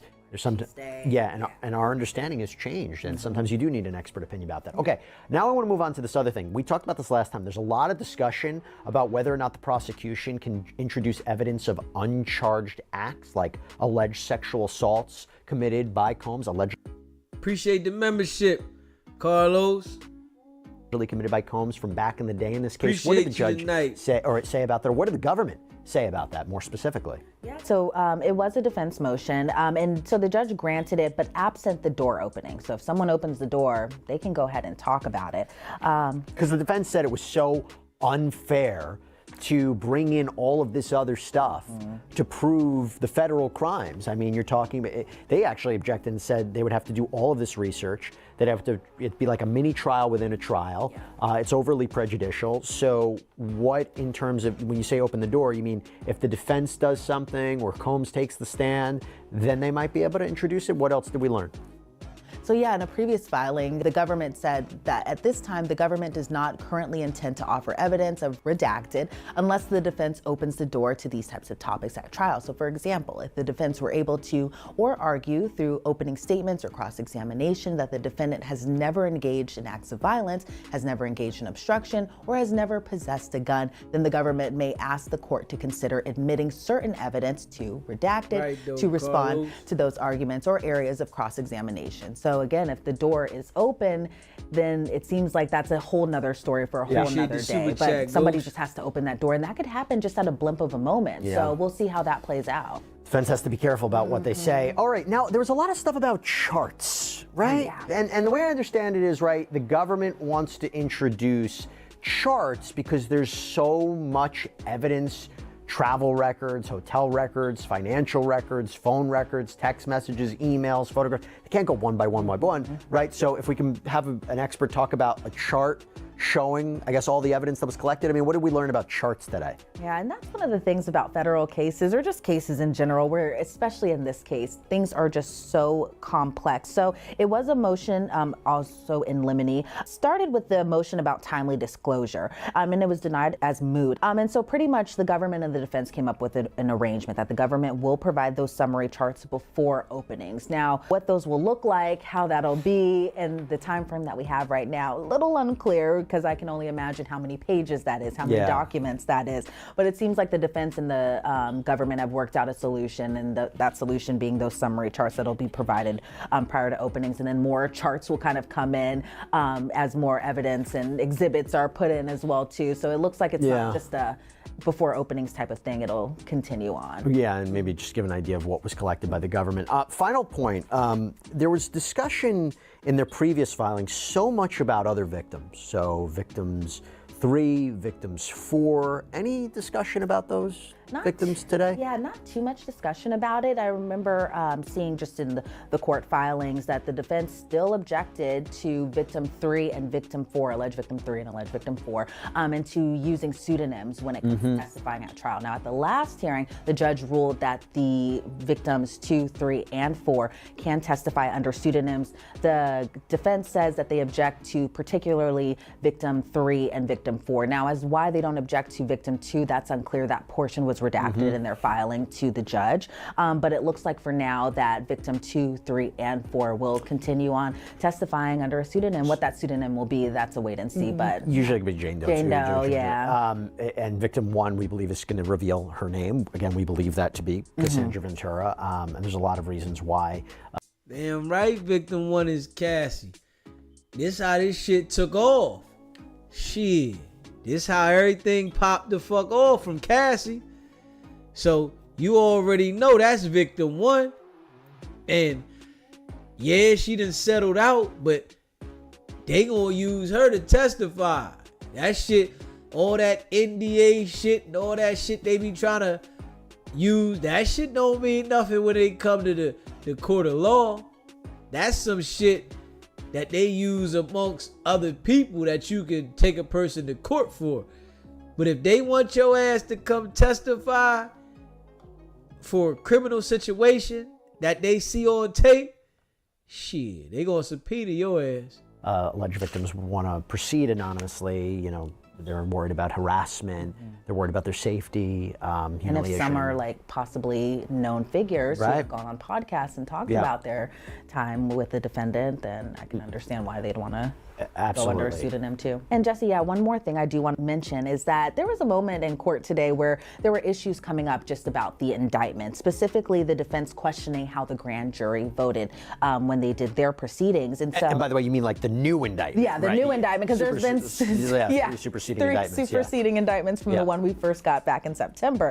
And so I can see why the defense is a little frustrated here. They keep getting more documents. They keep getting more things filed against their client. And, you know, with 2 weeks now until trial begins, I can imagine why they're a little frustrated. But Mark Agnifilo made this argument, and he said there might be a constitutional issue when it comes to this, especially when it comes to his client going on trial for what the grand jury voted for, as opposed to what has been put in the superseding indictments that have come in afterwards. And so the defense says that they're gonna, so the judge didn't make a ruling as it pertains to this at all. The defense is gonna find some cases that talk about precedent, that type of thing, and they're gonna submit a letter. So we should see the filing for that by Monday.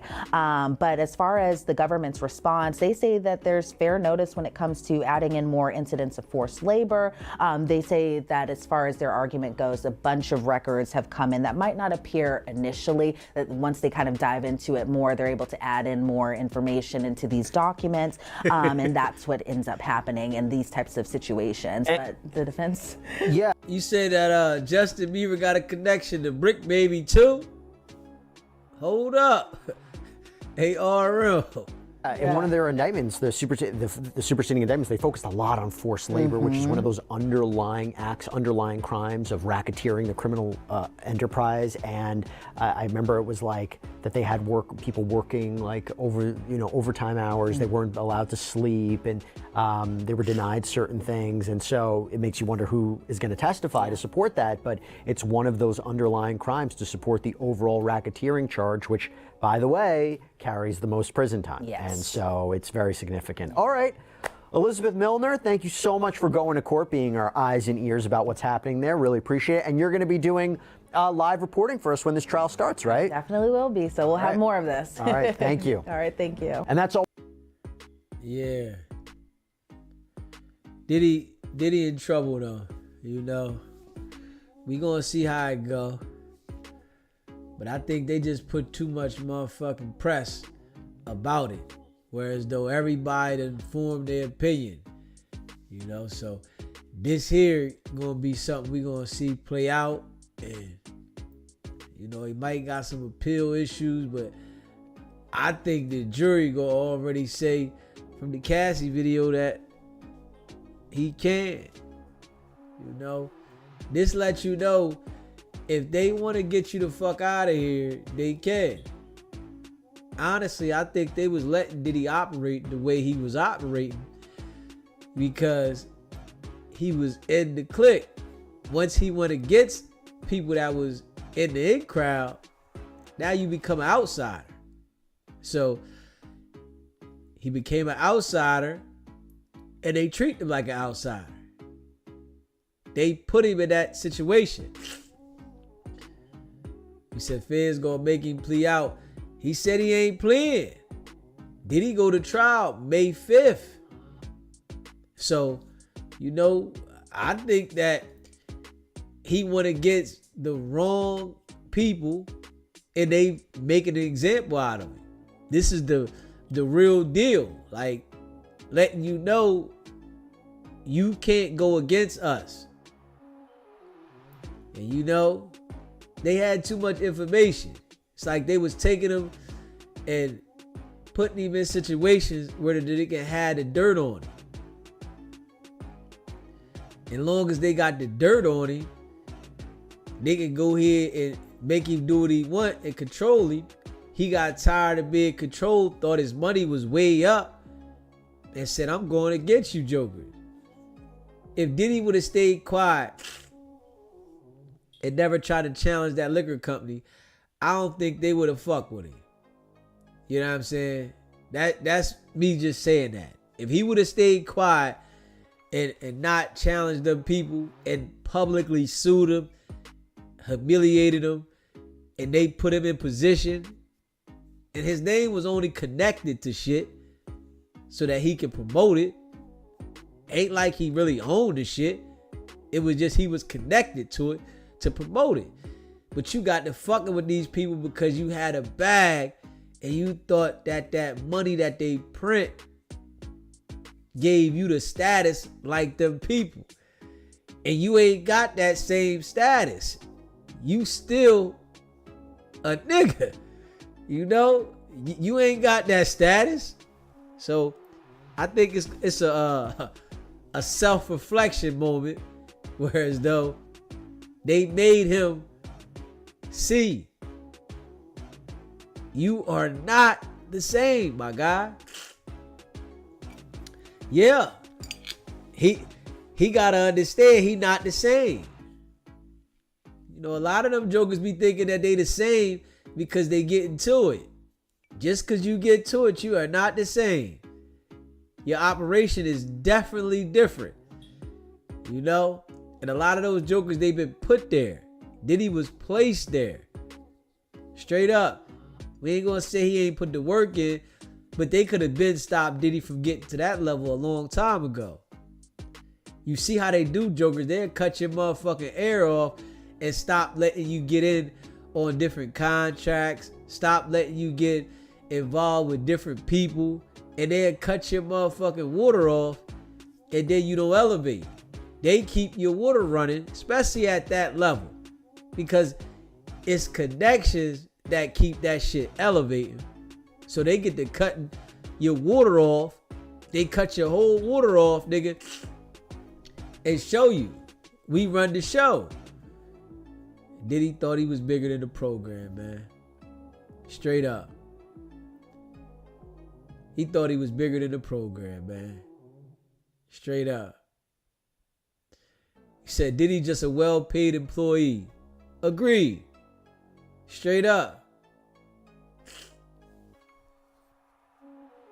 Yeah. Them drugs. Appreciate the super chat, Ghost.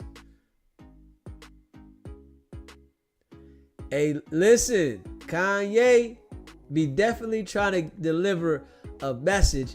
He just don't know how. That's the thing with Kanye. See, Kanye try to deliver the message and he be on point with some of the shit, but then when he go left, he distort the message. If he was to stay solid and just deliver it, but he want people to listen to him so hard, he want to say it in a crazy way. You fuck the message up because all they gonna say is you crazy. If he was to deliver that message how he should, some of the people gonna get it and some not. No matter how hard you push it, everybody's still not gonna get the message. That's all. You can push it hard. Everybody not gonna get the message. It's billions of people in the world. You know? And I think the world is designed like that to keep shit off balance. You know what I'm saying? Said you could be Jay-Z and Beyonce. They like stepfords. Yeah, Jay and Beyonce, they know they gotta stay in line. If they get out of line, they gonna bust their ass down straight to parade duty. If Jay or Beyonce get out of line, they will bust their ass down to parade duty. Straight up. No cap. Yeah. But Kanye, and you know what they do. They'll throw your ass straight in the motherfucking mental hospital if you don't go with the program. Put that shit on your ass. Now you really dealing with crazy effects. That shit fuck you up mentally for real. Kanye said they was throwing this nigga in the mental hospital. Like, damn. They put this shit in. Charleston White said they threw him in the mental hospital. That's some ill shit. Like, come on now. Charleston White said they got this shit now Whereas though the cop can say, yo, oh, we think you crazy. The cop can speculate and say you crazy. All right, we're going to take you to the mental institute. Hold on. I ain't fucking crazy. Just because another human being with a job title says I'm crazy. So you got to watch how you deliver the message.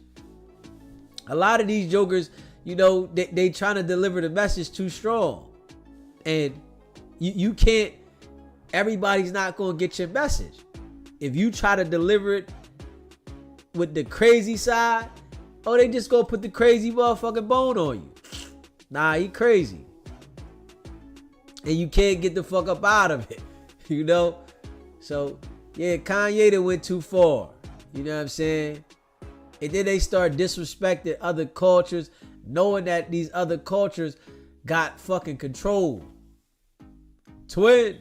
What's going on, my guy? We into it. Yeah.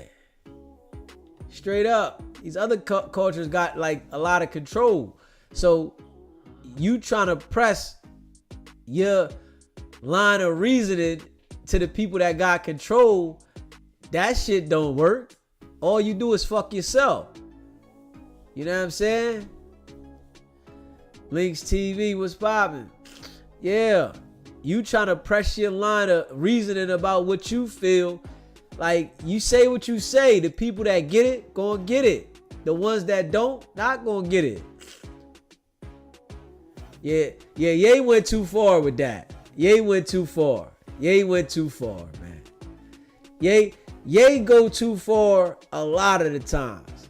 You know, that you got all that money, your mom didn't pass, you stopped caring, but shit, you better live for you. You know them people put your ass in the mental institute. They don't give a fuck about how much money you got. You see what they did to Wendy? Shit.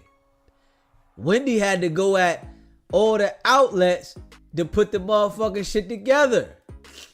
You know what I'm saying? Wendy had to go at all the outlets to get that shit put together. Like, hold up. They got Wendy in the motherfucking joint, straight conservative shit. She don't even know where her money at. How the fuck you go work all these years putting in straight hard work in, and the bank tell you you can't access your paper? That shit, the shit that we hear that's going on is ill.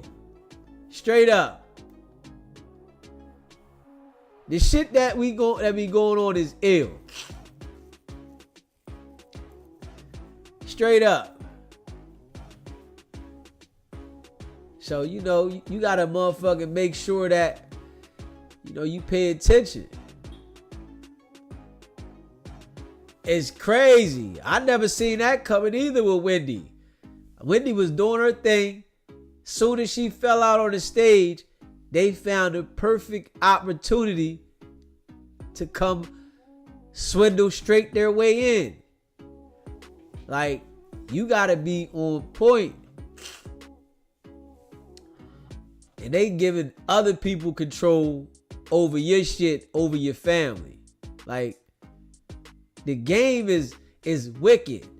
It's a wicked ass game. And it's called life. You know, I really think a lot of this shit, you know, is different from how we view it. You know, I ain't gonna lie. A lot of this shit, we view it the way we view it. But I think a lot of this shit is different. You know, straight up. Yeah. And, you know, we see different shit at times when we least expect it. Straight up. You said Oprah played well too. Yeah. You know, because if they get out of pocket, it's like, that's your ass. If you get out of pocket, they got something on you. They gonna find something. They will make something up if you get out of pocket. Straight up. You get out of pocket, they'll make something happen. It's the only way only way you can achieve if your peoples that's behind you support you. Yeah. But most of the time, right, Ghost, they end up turning your people against you.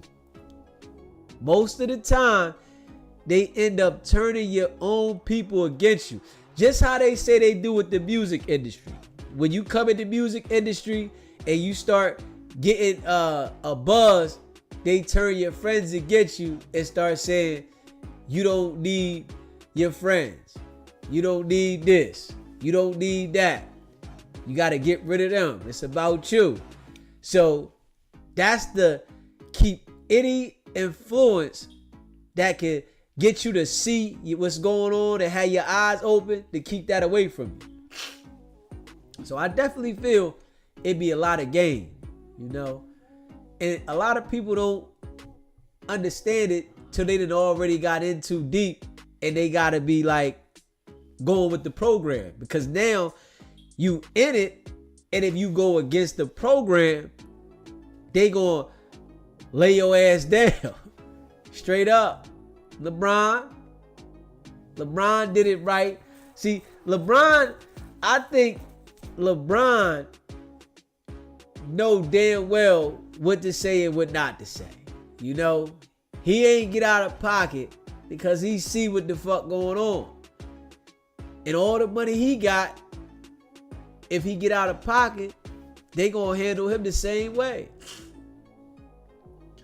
Straight up. Straight up. So you gotta keep shit right around you though, most definitely. Keep shit right around you, you know. And those people that they try to put around you, like, to have you running your business, yeah, like you say, yo, with LeBron, that was a good thing. Send all his people to college, yeah.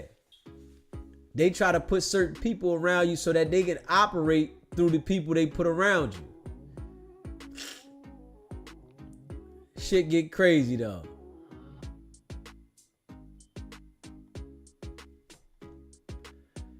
If you haven't already, hit that subscribe button, hit that like button, and share this video.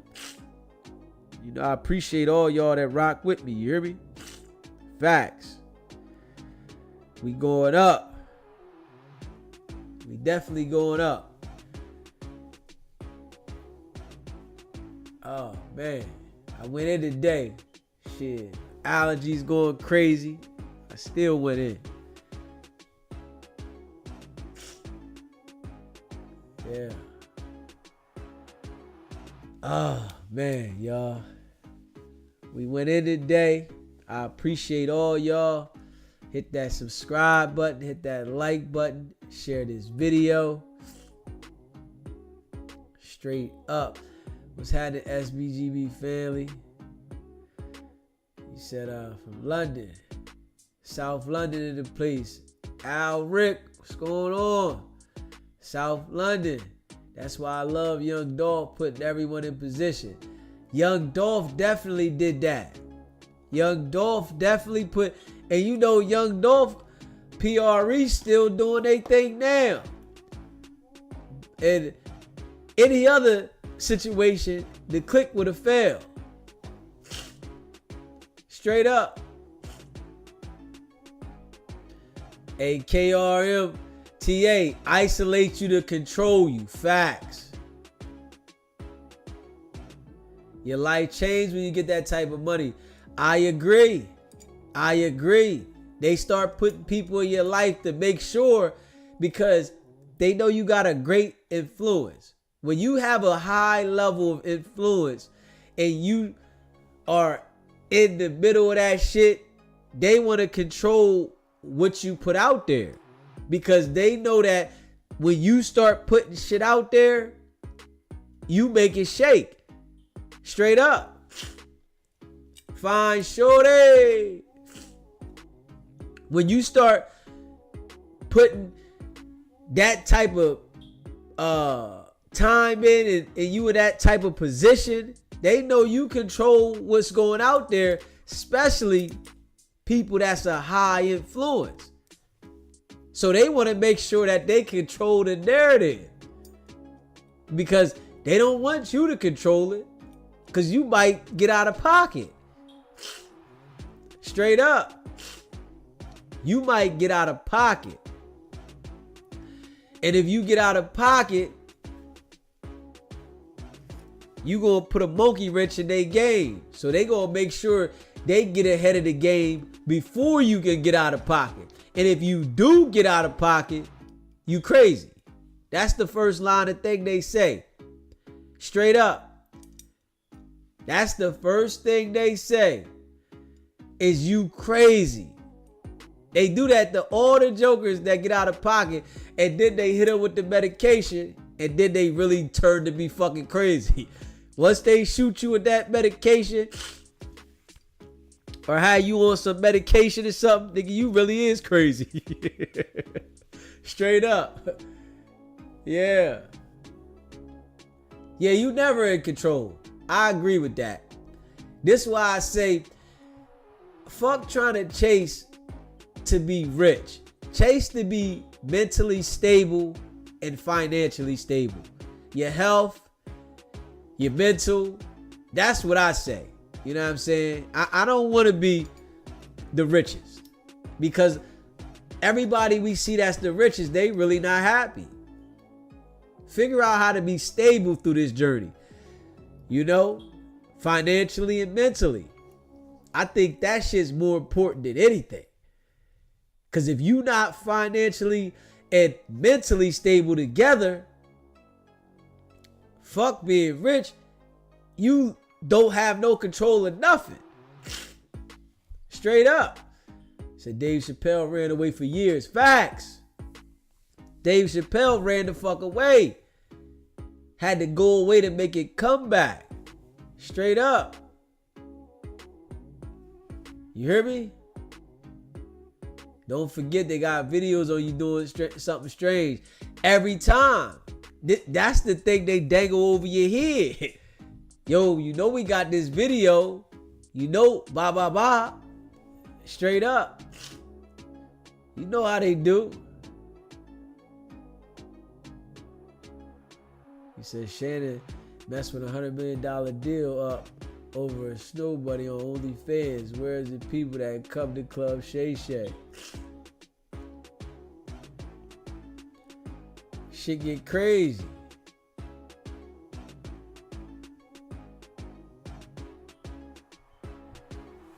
Yeah, man. Martin Lawrence.